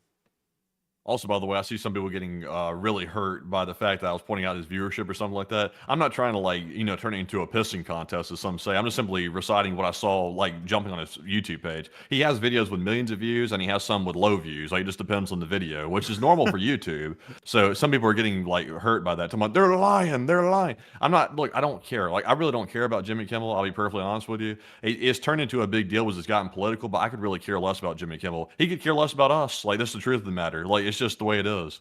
Someone said, "Don't try to compete. He's on a different level." I mean, I'm not competing at all. Like, I We're don't not in the really, same category. yeah, I don't like. He's a talk show. We're a news channel, so a really different sort of a thing. But anyways, I see some people are getting a little bit hurt by this. But you know, it is what it is. It doesn't even matter. Don't take it so seriously, folks. It's a game. Why you have to be mad? It's only game. But anyways, moving on from that, we are on to the next one. All right, and our next one here goes to N. Hansen, who puts in a 20. And thank you very much, N. Hansen, for that. Wait a minute, I already read that one off. I read that one already. I got mixed up right there with the Jimmy Kimmel junk right there. Jimmy Kimmel throwing me off the loop. But anyways, thank you very much, N. Hansen, again, for that support. And we also have a 20 from Waba. And thank you very much, Waba, for that $20 support. And Waba said $20 for another Zelensky double take. Let's see it again. Oh, let's see it again. let's go and see it again. That was funny as hell. Huh? What? Like, he was like, what? What do you mean? Do you think that NATO countries should shoot down Russian aircraft if they enter their airspace? Yes, I do. What? What the hell did you say? Man, he's like, what the hell? What does this mean? He's looking at him like, wait a minute, what do you mean? He's like, I was all for like facing down Russia, but you're going to shoot them down? Let's watch it again. Yes, I do. Bro, he whipped that up so hard, so quick. Man, he couldn't have done it faster. Man, Zelensky said, I thought I was pushing for the extremes, but he just gave in instantly. I wasn't expecting this. Man, he was like, I think that the West should face down Russia. And he was like, they'll probably never do that. And then he said, I think they should. And he was like, huh? He's like, wait a minute, like it actually happened? I tell you, man, it's like the moment Zelensky turned his head to the left, he looked at the guy's face, and all of a sudden you saw a morphing. It was like the face was morphing into something different. A little bit of a mixture of the current president and the former president started mixing together all into one. Today's a good day. It's such a good day, smiling like a Cheshire cat, like he just got caught at school doing something he shouldn't be doing. You know, I gotta be honest with you all. Playing a piano with my wiener really paid off. It's really worked out incredibly well. Oh boy. I gotta be honest. I was about to make a joke, by the way. That sort of fell flat. I was about to make a joke, but I was like, I won't do that. That might be inappropriate. I gave him the dead space to make a joke, and then he completely backed off. I don't know why. What? Go ahead. He's flopping. He had his chance. He had his 6 minutes of fame, and he took it and squandered it. He squandered it like a inheritance that he shouldn't have ever gotten. That's what he did, that jerk. He got 6 minutes of airtime, and he blew it. Okay, you're about to get us pulled off the network. You're about to get us pulled off the network for that one. But beyond that, I gotta tell y'all, this picture here of Zelensky, I've really legit never seen him smile like that the whole time the war's been going on. Whatever was told to him in that room had to have been one of the greatest things he ever heard. Like, how many bombs do you want? And he was like, okay, this is wonderful. Like, this is just the greatest day that's ever happened. I'll take 50, or 500. Man, honestly, it looks like it's tinged with a little bit of like insanity, like in his eyes a little bit. Like it looks like, you know how like in those Looney Tunes cartoons, like when like somebody would go berserk or crazy or something because they've been run through the ringer too much, they'd start like having springs and like bits and bobs and nuts and bolts like jumping out of them like and stuff. You know what I'm talking about? Like animations and stuff. Yeah, because they went crazy. Honestly, it looks like Zelensky's on the verge of that. He's like, I don't know if this is going to hold. This is a complete 180. It could change tomorrow, but I'm going to enjoy it today. Also, man, here's something I was thinking right here, man. Do you think that NATO countries should shoot down Russian aircraft if they enter their airspace? Yes, I do. I just want to ask, like, as the kids say, real shit on God. Is this really happening? Are you going to shoot them down? No cap. Bussin'. For real. Is this going to be a real peace? A long-lasting peace? That's what man, we need to know. You know when he got this little approval right here, he's like, oh, he's really turning all the way toward Ukraine. This is great. You know, he's about to say, also, by the way, could you spare a nuclear missile for Ukraine? Shut up. Shut up. You're not getting it. Man, Zelensky, go. I heard you're retiring a Nimitz-class carrier. I was just... Could I? Don't get handsy. You give him an inch and he takes a mile. Don't get handsy. You're not getting your hands on our submarines. They said, sir, would you like to hand over Ukraine a submarine? They said, what kind of submarine does Zelensky want? What type does he want? Ask him what he wants. Bro, they said something about a Slava-class submarine. And I said, Saliva. We're not. That saliva stays in the mouth. Don't drool around me. Don't drool. Take it outside. Don't stay in here. You don't. We're not doing this drooling like a dog routine. If you cough, take it outside. If you drool, take it outside. Not in here. Man, before long, they're going to take him on a boat down to Newport News. He's going to be riding on the boat past all the ships out here at, like, pretty much Navy Row. He's going to be like, I'll have that one, and this one, and maybe that one, and also this. And then later, man, they'll take him down to the boneyard in Tucson, in Arizona, and he'll be sitting there out there at the aircraft. I'll have this one, I'll have that one, I'll also have all of these, I'll have some of those, some of this, like, and then they'll take him out to Anniston Army Depot. I have a couple of these Abrams, and then he would go to, like, Northrop Grumman. I have all of these bombs. You can have it at full price. Full price. Are you offering any discounts? Is there like a discount code on Groupon that I can please put toward this nice new submarine? No discounts. No discounts. We don't do discounts. If you want a discount, you go to Dollar Tree and get it for $1. That's where you go. Not here. We're not the dollar store. Man, before long, Zelensky's going to come up and say, man, do you have a discount for a real one? and I don't know. Maybe we do. Maybe we do. Maybe we don't. I don't know. Are you a real one? I bombed Moscow with tiny drones. He's the real one. Give him more bombs. Like, just send them all over there. Let him have them. Dude, like, Macron is about to sit there. We do not want a world war. And then Napoleon enters his However. Honestly, man, like Macron, it's weird. It's like a tug of war. Macron today wimps out. Like he totally wimps out today by not saying that he's willing to liquidate the Russian assets that he's frozen. Yeah. And it's like, why the hell are you wimping out today? It's like France has been like running their mouth for like the past year, and now all of a sudden he's like going to wimp out on that. And then all of a sudden, the U.S. president, who has been, in my opinion, wimping out for a while, all of a sudden today he gets a spine and starts going crazy and goes overboard. It's like, damn, he's actually going all the way today. Wasn't expecting that, and also wasn't expecting Macron to start waffling today either. So it's like we got one changing for the good, then we got one changing for the worse. It's like, how's that work? Man, I don't even know, really. Like, and also on top of that, it's like you would think that Macron would want to be in a good spot, like, still leading from the head because he's trying to, see about possibly gaming out a separate European sphere, or at least he was trying at a time. So it's like, why in the world would he back off from that? I don't know. Like, that was really putting France in a good position. But anyways, it's weird. But beyond that, we are on. Also, Mandy, how many super chats do we have left? Let's see here. About 40. Oh, that's a lot of them. Damn, that hit me like a truck, really. So we're gonna have to start speeding this thing up because we're about to go overtime here in 14 minutes, and we got 40 to go. So with that, folks, we are on to the next one. All right, and this one goes to Deminoac, who puts in a 20. And thank you very much, Deminoac, for that support. They said double take.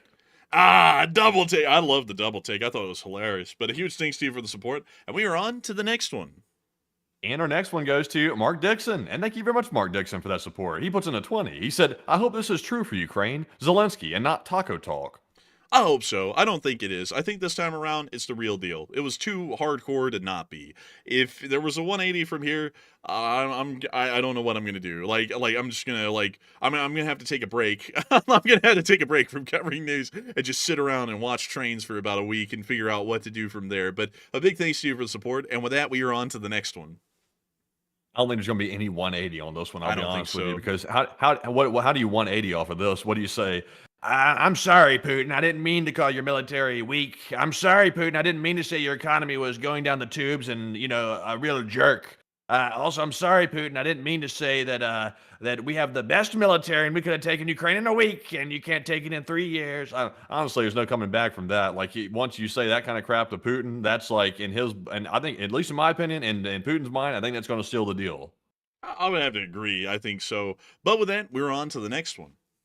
And our next one goes to Michael Mervahill, who puts in a 20. And he said, is it time to blockade Russia yet? Not yet. We're getting there, but not quite yet. But a big thanks to you for the support. I hope that does address that well. And we're on to the next one. And this one goes to BC Skyman, who puts in the 20. And of Hey! course, BC Skyman is a channel legend, by the way. Thank you very much, BC Skyman, for that $20 support. He did not leave a comment, but also a huge shout out to Bobo Vasquez, who's also a channel legend, and he put in the 20, and without a comment as well. But thank you both, BC and Bobo, for that support. And Enforcer, what say you? And a big thanks to both of you, BC Scammon and Bobo Vasquez. And I hope you're having a good time in New York. BC Scammon, I hope you're having a great time up there. Very interesting place. One day I want to go. But a huge thanks to both of y'all so much once again. I hope that does address that well. And with that, we are on to the next one. And this one goes to Derek CZ, who puts in the 20. And thank you very much, Derek, for that $20 support. He said, do y'all remember the mysterious drones over New York and New Jersey about 9 months ago? Any thoughts that those were the Russians back then, too?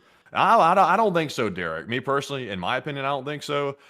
They were very close to an army depot, or an army, I think it's a depot up there that we were looking at in that Arsenal. area. Yeah. Yeah, it was the Picatinny Arsenal. That's what it is. And Picatinny Arsenal is known for testing technology like that. That's more on the advanced side. So it seems to be, and once again, I don't trust every statement the government puts out there because obviously, you know, sometimes they cover things up for national security reasons. But I think that their story has credibility behind it, and it could be believable that they're saying that they were testing something either in the corporate sector or in the military for future military use. I think that probably was the case. But Enforcer, what say you? I would have to go with a government statement. If they said it was government testing, I'm just going to go with it because generally on the channel we take government statements on an official level at face value. And since that was their official statement, we are just going with it was government testing. That's what I would assume. And it seems as though that would make somewhat good sense. But anyways, with that, I think it wants to give her support. And we are on to the next one.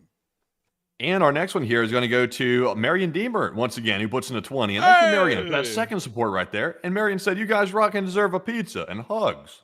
Hey, and thank you for saying we rock, and we will get a pizza, probably soon. But a huge thanks to you for the support and the kind words, and helping this channel to keep rolling. And I hope I addressed that quite well indeed. So a massive thanks to you once again, and we are on to the next one. And also, by the way, I tell you what, me personally, I got myself a Costco membership recently, and I like pizza, but at the same time, though, I found that Costco rotisserie chicken in there, I tell you what. And when they gave me that little, say what? I was just saying, like in agreement about the rotisserie. Oh, I thought you were like censoring for like opposite reasons. I'm gonna say it's not a secret I go to Costco, man. That's like open knowledge right there. Guys! But I tell you what, they got the little membership card. They took my picture, and honestly, it looks like I'm getting booked into the county jail in the picture. Like, it's horrendous. Like, no, man, it looked worse than that. It was like that scary FBI thing. Oh, really? You know? Yeah, you know, like, dude, like, to tell y'all, the Costco picture came out, and Matthew's face is literally white as a sheet. Like, you know, like, it's insanely white looking. And also, it caught, like, the most extreme of his facial features for some reason and nothing else. So it looks like one of those, like, FBI file things. Like, it's the most bizarre-looking thing. I don't know why it turned out that way, man, because you looked normal when you were taking the picture, and then it came out, honestly, it's like my driver's license. Like, my driver's license is really bad. And also my passport, but we won't get into that. Those are worse. Like, honestly. Oh, so you think my Costco picture is extra bad, eh? Dude, it's as bad as my passport picture, man. Oh yeah, that was bad. That was bad. Yeah, but it's a bad picture though in that Costco car. I'm not gonna lie, like it's rough. Like the county jail Matt, like he looks like he's being booked into Costco's imprisonment unit or something. It's tough. Honestly, I wouldn't mind it though. If they want to lock me up in the chicken shack back there in the back of Costco, I wouldn't mind it. I'll hang out back there as long as they provide a free $5 little chicken. I'll take some of that. It's pretty good though. It goes good on bread with mayonnaise. It's very good. But anyways, moving on to our next one here. This one goes to Howard Turgell, and thank you very much, Howard, for that $20 support. He said Taco Tuesdays, and did the U.S. comment change his stance on what long-range missiles are going to be sent to Ukraine from the U.S.?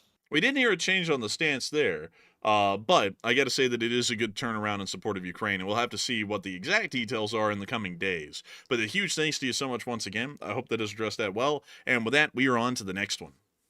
And we have a 20 from a RAR 983, and they said cheers to the kickoff of NATO's AIM 120 and AIM 9X testing, and a big thanks to Mikhail Gorovich on donating several test target aircraft. LSA, and take one from the chat. Hey, and thank you for the support. And actually, we don't need any testing for the AIM 9X and the AIM 120 because, fortunately, we got to test those on the Iraqis back in the day, like back in the 90s and stuff, and also back in the 2000s. So luckily, we got a little target practice in then. But it's always good to test them from time to time. But a huge thanks to you once again. I hope that does address that quite well. And with that, we're on to the next one.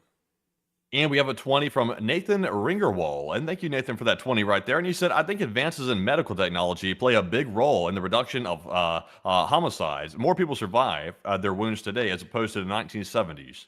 Possibly so. That may be the case. But at the same time, actually, you know what? That's a good point. I'll have to look into the violent crime rates in general and see. Well, then again, though, well, yeah, that's still not a homicide. That would be some sort of an attempted murder or something like that. So I'll just have to look into the violent crimes and see if those have gone up. Because if those have also gone down, that's a good argument to say that it would have decreased because of an advance in medical technology stopping for people from dying and therefore becoming homicide victims. But if everything's gone down, then that would just generally suggest that the crime has gone down for the large part, even if medical technology has advanced a lot and is saving people from dying from, say, getting shot or stabbed or something like that. So crime in general would still be going down. But I'll have to look into that statistic later and see if that is the case. But still, a good point, and worth looking into a little bit further. But a big thanks to you so much once again, and we are on to the next one. And our next one goes to Casey Bowman, who puts in a 20. And thank you very much, Casey, for that $20 support. He said, Nightmare at 20,000 feet reminds me of the James Angleton's monster plot, based on the warnings of 1961 defector Anatoly Golitsyn. And we seem to be at the final scene where the camera pans to the bent panel on the airplane wing. Actually, you're kind of right with that, Casey Bowman. That's deep. That's really deep. And I got to say, Anatoly Golitsyn. I'll have to look into that fella. I've heard of him before, but in a very passing way, and I don't really know his story. But beyond that, I do thank you for the support and helping this channel to keep on running. And so I got to say, we will make sure to take a look into that, and I got to say that it seems like we're kind of like on that final scene in a sense, but hopefully it won't be the final scene for good. But a huge thanks to you once again, and we are on to the next one. And our next one goes to Old Warrior, who puts in a 20. And thank you very much, Old Warrior, as well. And he said, a site spec on Airspace News reports the F-47 is entering production. And I saw the new picture they released on the F-47, by the way, as well. They gave us the same image they'd already released of the F-47, but they simply animated smoke around it, which was kind of disappointing to see that. I was hoping for a new image. Yeah, they just animated the smoke, like in the video they gave us. It's well, that doesn't show us anything. It's just literally the front snout of the plane again. That's it. We don't get to see anything. Man, this thing looks like it's peeking into your room and going, hey, do you have Cheetos? Bro, what is this supposed to... A morsel? Man, this thing sat there and just said, do you have any Sukhois? Man, I mean, honestly, we don't, but the Chinese do. They had to go over there and test on, knock on their door. But I'll be honest with you, this thing is not entering production yet. They even said publicly back in the day, this thing was going to be being put into service and entering production sometime in the very late 2020. So I would doubt that they are, anywhere close to being in service right now, or even being produced on a mass production scale. So, I mean, we haven't even seen this thing take its first flight yet, at least publicly. So I would be doubting that they would be mass producing it already, considering that we haven't seen this first flight yet, at least from what I know. But anyways, with that, I thank you for the support. I hope that does address that well. And with that, we are on to the next one. All right, so real quick, let me do a quick scan on breaking news real quick. Let's see here. I'm seeing some people say something here that could be quite interesting. It could be interesting, but it may not be interesting. I'm not sure. I'm going to keep an eye on it, though, and see what I can find on it. But moving into our next post here, this one goes to Matthew Smith, and he puts in a 20. He said, I think the drone is a 4-post Russian licensed drone. What do you think? It might be. Honestly, I'm holding judgment on the drone until we get information from the Danish authorities, because it could be anything, and since we didn't really get to see it hardly at all, most of everything is speculation at this point, and so I'll hold off until we get better information on it. But still, a big thanks to you once again. I hope that does address that well. And with that, we are on to the next one. And our next one goes to No Please, who puts in a 20. They said, what did I miss? I'm just coming in. And from the titles, it seems like a crazy night. Oh, it was crazy.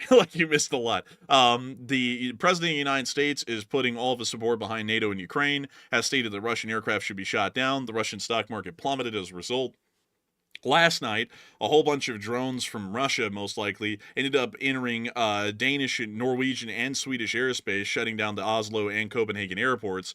And the Iranians announced that they tested their first ICBM, which is capable of reaching the United States. And that's pretty much all of the huge, big-ticket pieces of news today. So you missed a good bit. I would recommend rewinding and watching from the start, because tonight was huge. But a huge thanks to you so much once again. I hope that does address that well. And with that, we are on to the next one. And this one goes to Interstate Chef, who puts in a 15, and thank you very much as well for that support. He said, I just want to say you guys are doing a great job and love the humor and keep it up. LSA, awesome intro as well. Hey, and thank you so much for the support, the kind words, and love and the humor. And I also got to say, I always get a crack out of it because whenever we make a joke, some people say, you should stick to your main job or you should stick to your day job or something like that. I'm like, comedy isn't for everyone, you know? It's kind of like common sense. Some people don't have it. Or, you know, like the darker version of that joke is like food. Some people don't have it. You know, that one. That one's so funny. People starving. It's humorous. It's not really, but, you know, for some reason, some people think it is. But beyond that, I do thank you so much for the support and help with this channel to keep on running. And I hope that does address that the best I can. And we are on to the next one. Also, by the way, there's a Russian plane right now in America. I'm trying to do some tracking on that. That's the information I'm currently getting right now. Let's see here. RSD 308. Hold on a second. Let me quickly grab this. RSD 308. If it's Say near what now? If it's near New York, it's nothing big. It just has something to do with the United Nations. Okay, so yeah, it looks like we have seen a flight here that has taken place from JFK to Washington, D.C. IAD. Let's see here. It looks like it's an Ilyushin IL-96, and it's the Special Flight Detachment Russia, which is obviously just a government plane. So it looks like it has arrived in Washington, D.C. So actually, it looks like it's doing something separate, actually, from the UN stuff. So it's gone to D.C. for some reason. I'm not sure why. It must be an unscheduled diplomatic visit. It sounds like it may be some sort of I would assume that that's probably a meeting with the Secretary of War or something like that. Some sort of a little, like a keeping touch sort of a thing. I don't think that would. Maybe it might have something to do with the president. Maybe there's some sort of demands being given to the Russians. They wanted to give them to them in person from the UN delegation and just tell them, come down here and get this and then bring this back to Russia. That could be something like that. But it doesn't sound like anything extremely big. This has happened many times before, even during Biden's administration. I remember that they flew some consulate members into Washington a good amount of times, actually. It was like at least 6 or 7 separate times. Yeah, it looks like it so far, and you really can't deduce much from it because obviously it's unusual for a Russian plane to go to D.C. if they were solely here for the UN thing. But you know, it could be anything. It could just be simply they want to go get some Nando's chicken from Washington D.C. You never know. Could be. But with that, we are on to the next one. And our next one goes to Exotic Parallel, who puts in a 14. But thank you very much for that support. They said, why does Putin want to trigger a war with NATO? Because maybe his life is coming to a close because of his old age. And could Russia's strategy be to trigger simultaneous conflicts in Europe, Taiwan, Korea, and Iran to spread NATO thin? I would say that it really isn't the fact that Putin is getting old that he wants to go to war. I think it's the fact that he wants to realize his ambitions. And considering that, you know, he's going to die soon, he wants to realize them before he dies. But at the same time, that means hell or high water, he'll get into a war and pretty much kill everyone in the world if it means that he might be able to achieve his ambitions before his death. So kind of in a way it's attached to it, but not directly. It's not like he's dying and he wants to see the whole world burn with him. But as far as wars starting in other areas, he really has no control on those. It would be lucky for him to see that happen because then it would stretch us then in fighting the Russians in Europe. But I don't really think he has any direct play in making those happen anywhere else in the world, and if they did, it would just be a stroke of pure luck. So big thanks to you so much once again for the support and helping this channel to keep running. I hope that is addressed that well. And we are on to the next one. And our next one goes to Thomas D'Orazio, who puts in a 10. And thank you very much, Thomas, as well, for that $10 support. I do not see a comment, but we do appreciate that very, very much. And we also have a 10, excuse me, from SC Deer Girl. And thank you very much, SC Deer Girl, for that $10 support. And she said, what makes the green grass grow, eh? The green grass grows on the birds, which will be eaten on Tuesday. But I'm actually thanks to you for the support, and I thank you for helping this channel to keep on running. And so with that, we are on to the next one. And our next one goes to a Magic, who puts in a 10. He said, I'm happy the U.S. officials are growing a backbone. It's about time. And also, do you think this whole thing with Afghanistan is in case we need to attack Iran again? I would say it's great to see the turnaround. And as far as Afghanistan, I think it's more so for Central Asian power projection, which is a consideration that we did not take into account when leaving Afghanistan. And so I think that's really the reason. And that would also include Iran, but it's more so focused towards the Chinese at this point. But big thanks to you once again. I hope that does address that well. And we are on to the next one. And our next one here goes to Elite, who puts in a 10. And they said, ladies and gentlemen, the gloves are off. You should also see the speech of the UN from the U.S. officials. And I thank you so much for the support. And I have to take a look into that. I saw a glimpse of it today, but I'll have to take a look into it a little bit more, you see. But a huge thanks to you once again for support. I hope that has addressed it well. And also, I saw someone say, it's blood that makes the grass grow. It's an infantry thing. Yeah, that's what, but YouTube doesn't really like it when we say stuff like that, so that's why I was like, I don't know. I was like, I don't really know.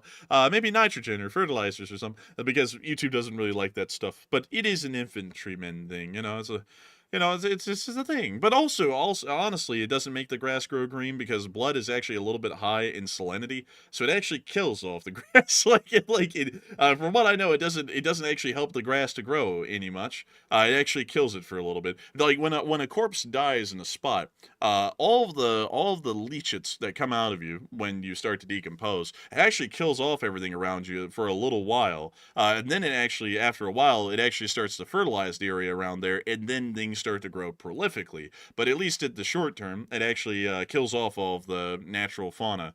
Well, not the fauna, it's the flora around you, at least for a temporary time. But anyways, with that, we are on to the next one.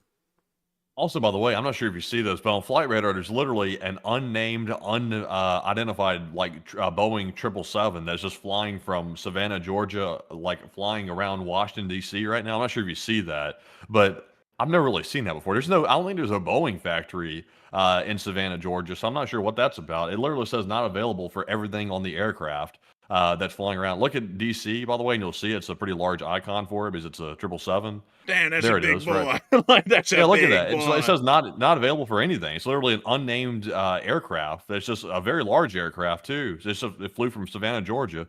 Wow, and it's flying into Baltimore because it's at 1,700 feet and it's descending.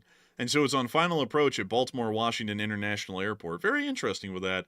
I wonder what aircraft that is. Is there a live cam anywhere around Baltimore you could try and get, Matthew, that's looking towards the east? So that way we could see what this thing is? Sadly, not that I know of right off the bat. Oh, damn it. I don't think we'll find out what this is. But that scares me every time. I think that's Matthew hitting a soundboard right there. I'm like, what the hell? But anyways, with that, I hope that does address it the best we can. And also, Matthew, how many super chats do we have left? How many more? About 25. Oh, so with that, we're on to the next one. And up next, a big shout out to Dade Carnes and Frostbit Jenna, last name Tolls, who each put in a $10 support. And we appreciate you, Dade and Jenna, very much for that $10 support. We also have a 10 from Dan Brooks. And he said, perhaps 2 weeks was a way of putting a time limit before Russia falls all the way apart. Maybe, possibly. But a big thanks to you once again for support. I hope that has addressed that well. And we are on to the next one. And we also have a 10 from Pemioy. And Pemioy said, I'm sad. It turns out the UFO off of Yemen was a balloon. I'm not sure about that. But I said, also keep up the great work and absolutely love the videos, you guys. You guys are killing it. LSA. Hey, and thank you for the kind words of support. Glad to know you enjoy them. And I'd have to say that thing sure as hell wasn't no balloon, because there ain't no balloon that bounces a hellfire off of it. I mean, let 1,000 blossoms bloom. But I ain't gonna spend another minute on it because somewhere in the Gulf of Aden, there's a balloon bouncing hellfires. But anyways, also, I'm not sure if I've ever seen a balloon go Mach 2. That's a fast balloon.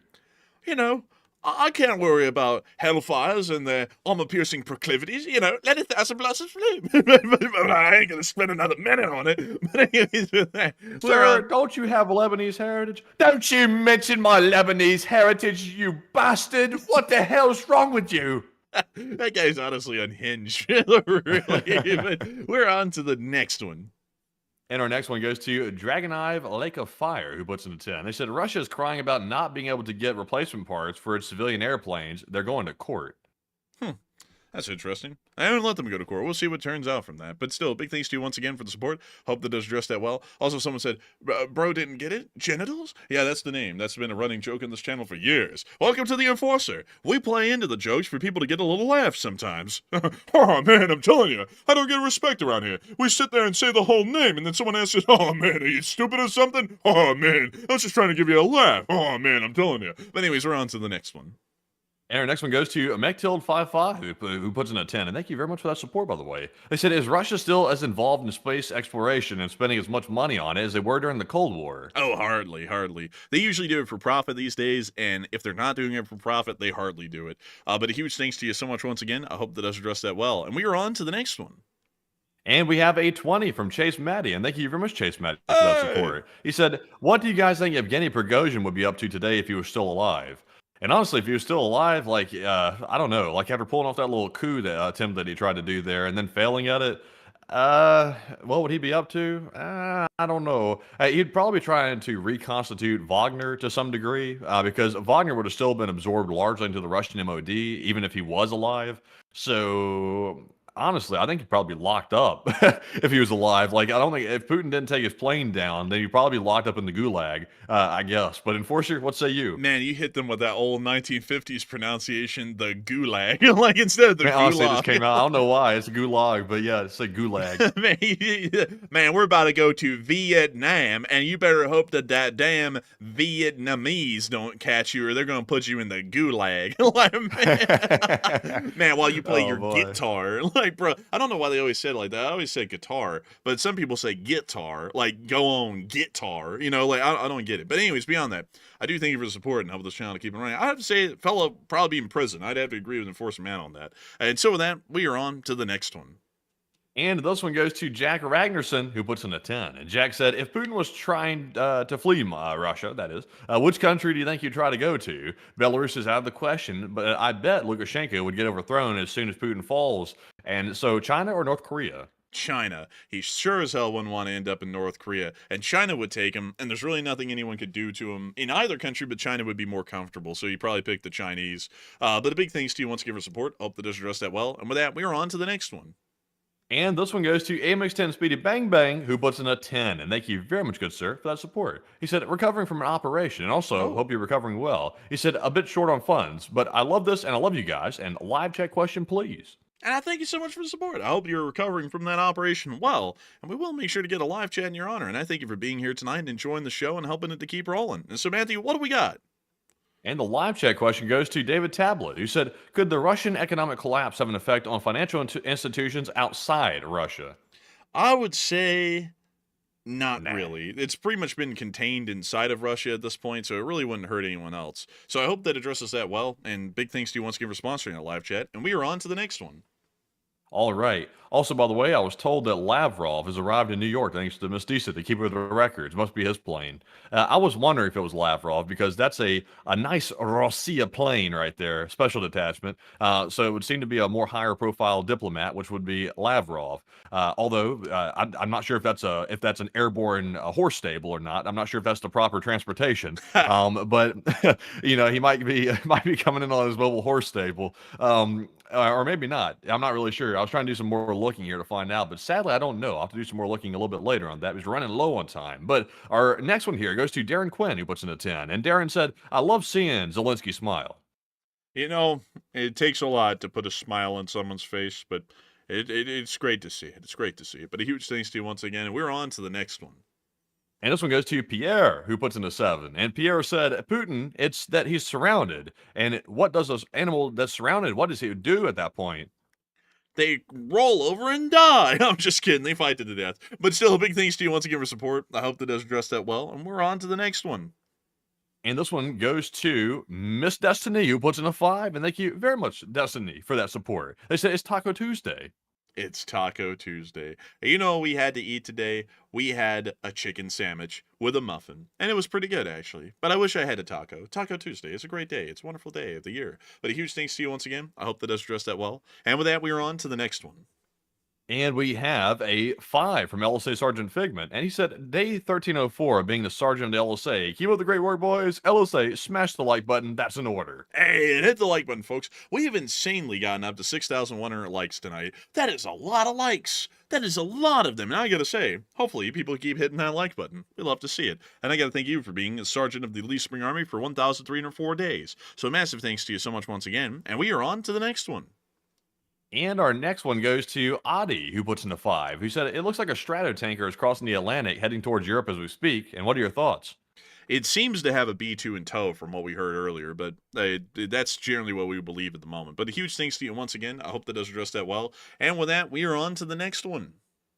And our next one goes to Tom Stoles. And thank you very much, Tom Stoles, for that $5 support and also helping to keep us running. And we also have a 5 from Joseph PA05. He said, have you seen what the Russians did to that horse? It's an absolutely horrible video and a monsters. And I saw that, Joseph. That was a very, very ugly sight. Honestly, I'll be straight up honest with you. This may sound kind of a little bit crass or crude. That is like one of the lightest things the Russians have done when it comes to terrible things on camera.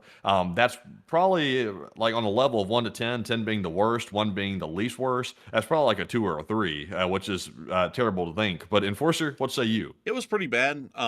For some reason, I forgot that the video existed. I thought you were actually making a joke about Lavrov, but I would say that was pretty bad, but nowhere close to the worst thing that we've seen the Russians do so far. The Russians have done some horrendous things that actually, I think, would make them look like they're on par with the SS from World War II. Terrible things, but that was one of the rougher ones that came out recently. But a big thanks to you once again. I hope that does address that well, and we are on to the next one. Also, I see people saying they ate it for meat. I'm not sure about that. I'm not sure. Obviously, here's the thing. When obviously people have to sometimes put the animals down because you have to eat. So, people eat animals, obviously, like, for example, cows with beef and things like that. But at the same time, though, there's usually a big emphasis with people that are civilized to put the animal out quickly, where it doesn't suffer or anything like that. The Russians that were in that video seemed to take pleasure out of making the animal their death prolonged, which was obviously psychotic, crazy, sick, cruel, and pretty much all the above. So terrible, terrible stuff. Me personally, I hate that. For some reason, like the animal stuff, like when people do bad things to animals, that hits me like for some reason sometimes harder than seeing a person get hit with it. Like animals are innocent, and obviously they don't have a say in the game and speak. So it's just it's a terrible thing. But our next one here goes to Bucky 2020, who puts in a 5. And Bucky said, as a doorman, you guys always keep me entertained while working. Hey, I thank you so much for enjoying it. I gotta say, really interesting job being a doorman. For some reason, I immediately started thinking about that Seinfeld episode where that guy's like, well, what would I know about sports? I'm just a doorman. And then he made Seinfeld a doorman, and then Seinfeld took on the personality. I started thinking about that, but still, a huge thanks to you for the support, and I'm glad to know that we're able to keep you company while you're working, because it's always good to know that we're helping out folks while they're working to pass the time and get through their job a little bit quicker. But a huge thanks to you so much once again. I hope that does address that well. And we are on to the next one. And our next one goes to Level Patton, who puts into 5. He said, Putin is starting World War III. He has no plans of leaving power peacefully. Prepare for the crap to get wild, and it feels like 1938 time to prepare. Possibly so, but there's not much we could do at this point, but get ready and go at it and hope that things turn out for the best. But a huge thanks to you so much once again for support. I hope that does address that well, and we are on to the next one. And we have a 5 from EEDD. And they said, what are the transport logistics from China and North Korea to Russia? And I haven't heard much on if and how Ukraine can hamper the situation. There isn't really a way for them to hamper that. They can try and knock out railway logistics in Russia near the Urals, but there's not really much more that they could do, at least in that regard. So I hope that does address it the best I can. The big thanks to you for the support. And we're on to the next one. And our next one goes to Darren Quinn, who puts into 5. He said, Kim Jong, please come sit on Kurt's Bridge. Oh, that would take it down. Like that's a way to do it. You know what? We need to set up a fake foreign visit by Kim Jong Un to the Kerch Bridge, so that way he can sit on it and collapse that main pillar. That would do the job. But a big thanks to you once again for the support. That does just so well. Great idea. And we're on to the next one. Also, by the way, Enforcer, there's something really weird going on right now. There are multiple unnamed and untrackable Boeing aircraft in the air globally right now. I'm not sure what this is about. Let's see here. There's one currently over. We saw that 777 a second ago. There's also one that's not named, and it's flying over Germany and flying toward Copenhagen. I don't know what's up with this. Like, it's number one flight on tracked on Flight Tracker right now. This is weird. Like, it's happening in America. It's happening in Europe. It's like unnamed Boeing aircraft. This one's a 767, and it's a business jet, but it's also similar to the other one. It's unnamed, and it's just flying around. I'll be honest with you. I'm looking at them. I think these are commercial aircraft that are having some sort of reporting issue, because the one at Baltimore landed at an international airport. This one's taking off from Hamburg out there, the number one viewed one in Germany. Like, I think they're just having some reporting issues on flight radar, because if these were odd, I think that this would be considered odd by the airports in Hamburg and Baltimore and elsewhere, and they're not really saying anything about them, at least from what I can tell. You might be right, because it looks like here's another aircraft, and it looks like this is a 767. This one is over Poland flying Reggio. around. Yeah, in Reggio. I'm seeing that one. Let's see if there's any more of them here. Well, that appears to be it. There appears to be only a handful having issues, and it's not in the same area. It's in different areas around the world this is happening. So maybe it's maybe a glitch or something. It's kind of strange, though. I've never really seen that. Here is something that we could do. Quick, write this down. Like, I'm about to go to Baltimore. We need to figure this out. This 777 that landed at Baltimore, it's around... Oh, it just disappeared, and it was right about, it's a freighter. So it's a freighter because it was going over here to the freight area of Baltimore. So it was a freighter 777. So it could be a UPS 777, and they just didn't put that in the system. Could be. It's weird that they're Boeing aircraft on every single one of them. It's kind of strange with that. I don't know. Like, I'll keep an eye on that and see if I can figure out what's going on. But it looks like it's catching a lot of people's attention, though, because it looks like these unidentified aircraft are apparently being tracked by a lot of people as well. Other people have caught on. Let me check this one down at Hamburg. This one also took off from a cargo area. You see that right here? Like let me show you. This one took off from Fußbüttel, which is right here. And so this one, they turned on a transponder right down here somewhere at one of these paddocks for a cargo plane. So all these unreported ones are cargo aircraft coming from areas where they were loading and unloading cargo at these airports. Yeah, it's interesting. I don't know what to make of that, to be honest with you. Some people are saying it sounds like a hack. Some people are saying maybe it's just an ADS-B glitch. And some people are getting very worried. Honestly, there's no reason to get panicked over this, by the way. It doesn't appear to be anything crazy. Like, some people are saying, this is it, it's the end. No, it's nothing like that. Whatever it is, it's probably explainable with a pretty simple explanation, I would guess, but certainly interesting. Now, my conspiracy side of my brain immediately jumps to maybe this is some type of like covert government operation that they're testing, or maybe an exercise or something where they're moving stuff around in a covert way, but that's speculation. They do appear to be cargo aircraft, though. It appears that all these ones that are popping up as NA, not available, appear to be cargo aircraft, so that's kind of interesting. Yeah, that is a little interesting. But with that, we are on to the next one. And our next one goes to Interstate Chef, who puts in a 5. And he said, yes, Enforcer. Hell yeah. Mad props. Love the pride and enthusiasm. LSA. Hey, and thank you so much for support. I love that you enjoy the pride and the enthusiasm. But a big thanks to you once again. And we're on to the next one. And Romulo V put in a 5. He said, look up 21-year-old landing U.S. Army contract guys. And I saw that, by the way. Very interesting case there. I wonder if there's more to that story. I'm not saying that there is, but I don't know the whole story with it. So I saw the guy, and congrats to him for getting the contract. But Enforcer, what say you? I gotta thank you for the support, and I'd have to say that it was quite an interesting success story there. The American dream, in a sense, making weapons for the war industry. But a big thanks to you once again for support, and help this channel to keep on running. And with that, we are on to the next one. And this one goes to Lap Yap, who puts in a 5. And they said this one is for Armchair Warlord on his crash out over announcement today. And I thank you for the support. I don't know who is Armchair Warlord. Oh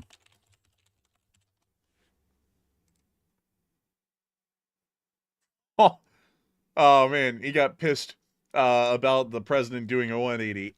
But anyways, with that, I hope that doesn't just say, well, that's a shame for that guy. A real tragedy for him. Oh, boo-hoo. The West will defend itself. I'll be honest with you, that account probably is being run inside of Russia or China, or it's been outsourced or offshored into India, because we actually found out, Matthew's working on that PSYOPs or psychological operations through bot accounts on the internet actually sometimes is taken over or taken up by people who are offshored in India and are getting paid to run those accounts. A little wild. Isn't that crazy? Outsourcing your PSYOPs, that's a whole new 21st century concept. Yeah, that's just crazy. Really, like a very 21st century sort of a thing. But anyways, with that, we are on to the next one.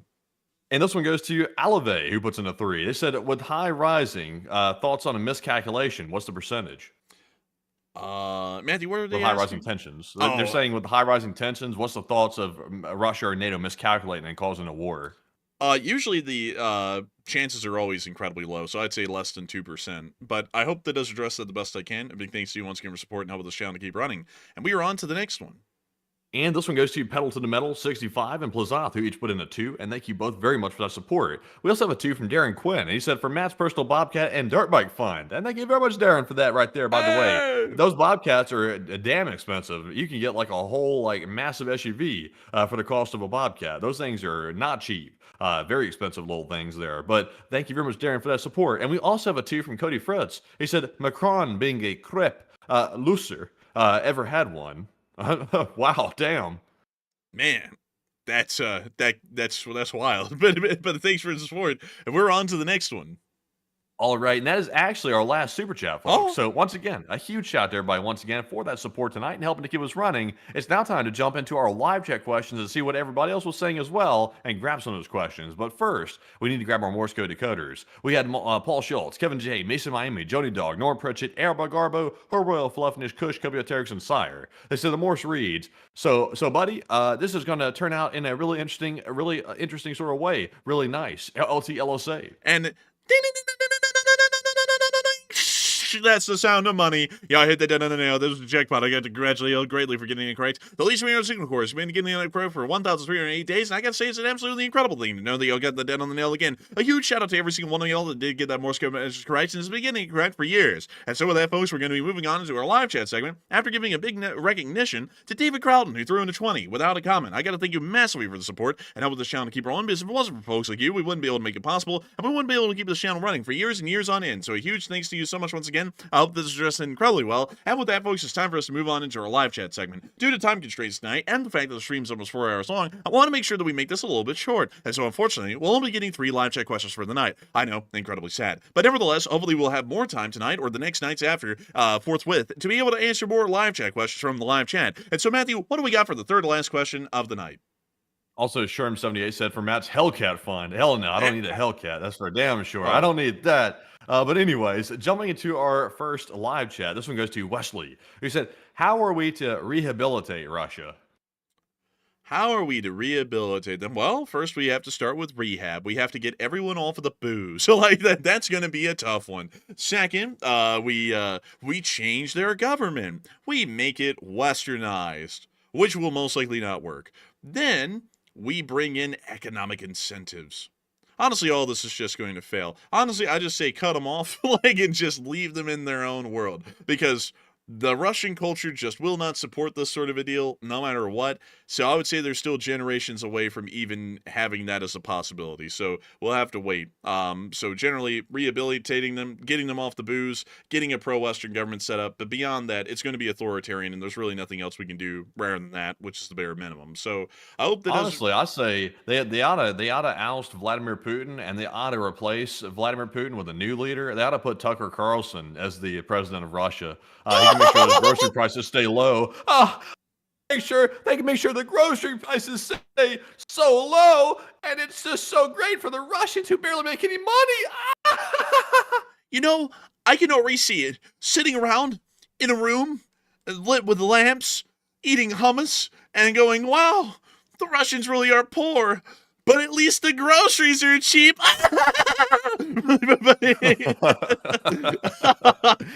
Oh, man. Anyways, with that, I hope that does address it the best I can. And we are on to the second to last question of the night. And this one goes to Deming, who said, if there's a government shutdown in October, what are the consequences, if any, towards sending arms to NATO or Ukraine? Technically, it pauses. Well, it doesn't really pause during that period. The stuff that was approved beforehand and is still being done is followed through. But any additional actions would be suspended outside the ones that were already being carried out and were being finalized during that period. So I hope that does address that the best I can. And with that, we are on to the final question of the night. So who is the lucky last person to ask the lucky last question of the night? And this one goes to Robert F., who said, do you guys believe that the fuel glut in Russia may be due to them storing it for the upcoming conflict?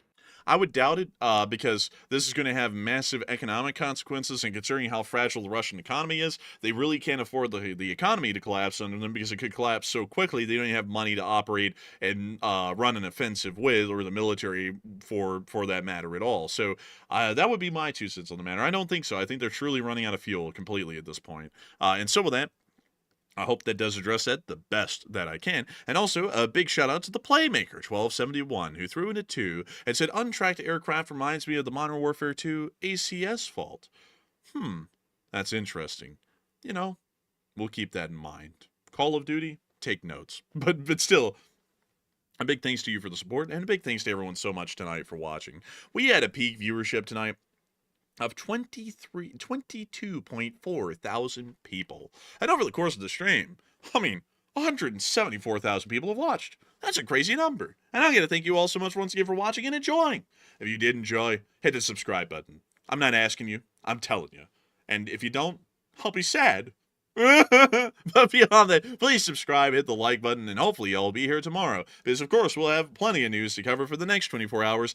And if there is a short war summary to be made, I'll be the one making it tomorrow. So, with that, folks, we will see you all then. Also, a big shout out to Dario, who threw in 129 pesos and said, how like to see 3 fronts? O-10 versus Russia, U.S., Taiwan, South Korea, China, North Korea, and Israel versus the Arabic allies.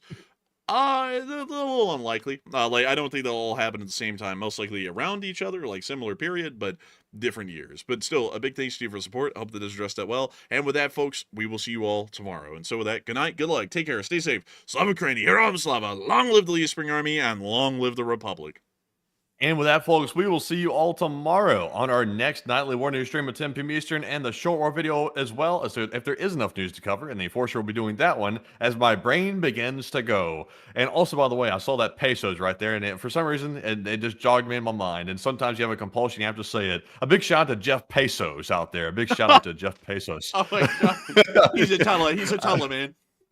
Oh man, I'll tell you what, it's like a compulsion. I have to do it. That's what Barney Fife said. He said, it's a compulsion, Andy. He has to do it. He has to say it. And I said it. That big shout out to Jeff Pesos. But anyways, we will see you all tomorrow. And of course, I'm going to go ahead and round this out because I'm starting to lose my mind. It's 1 a.m. or 1 a.m. in the morning. So with that, thank you all for joining us, and we'll see you all tomorrow. And a huge shout out to 175,000 people that were here by the end of the stream. And we appreciate every single one of you very, very much. And of course, Slava Ukraine, Heroes Slava. Get some rest and good night.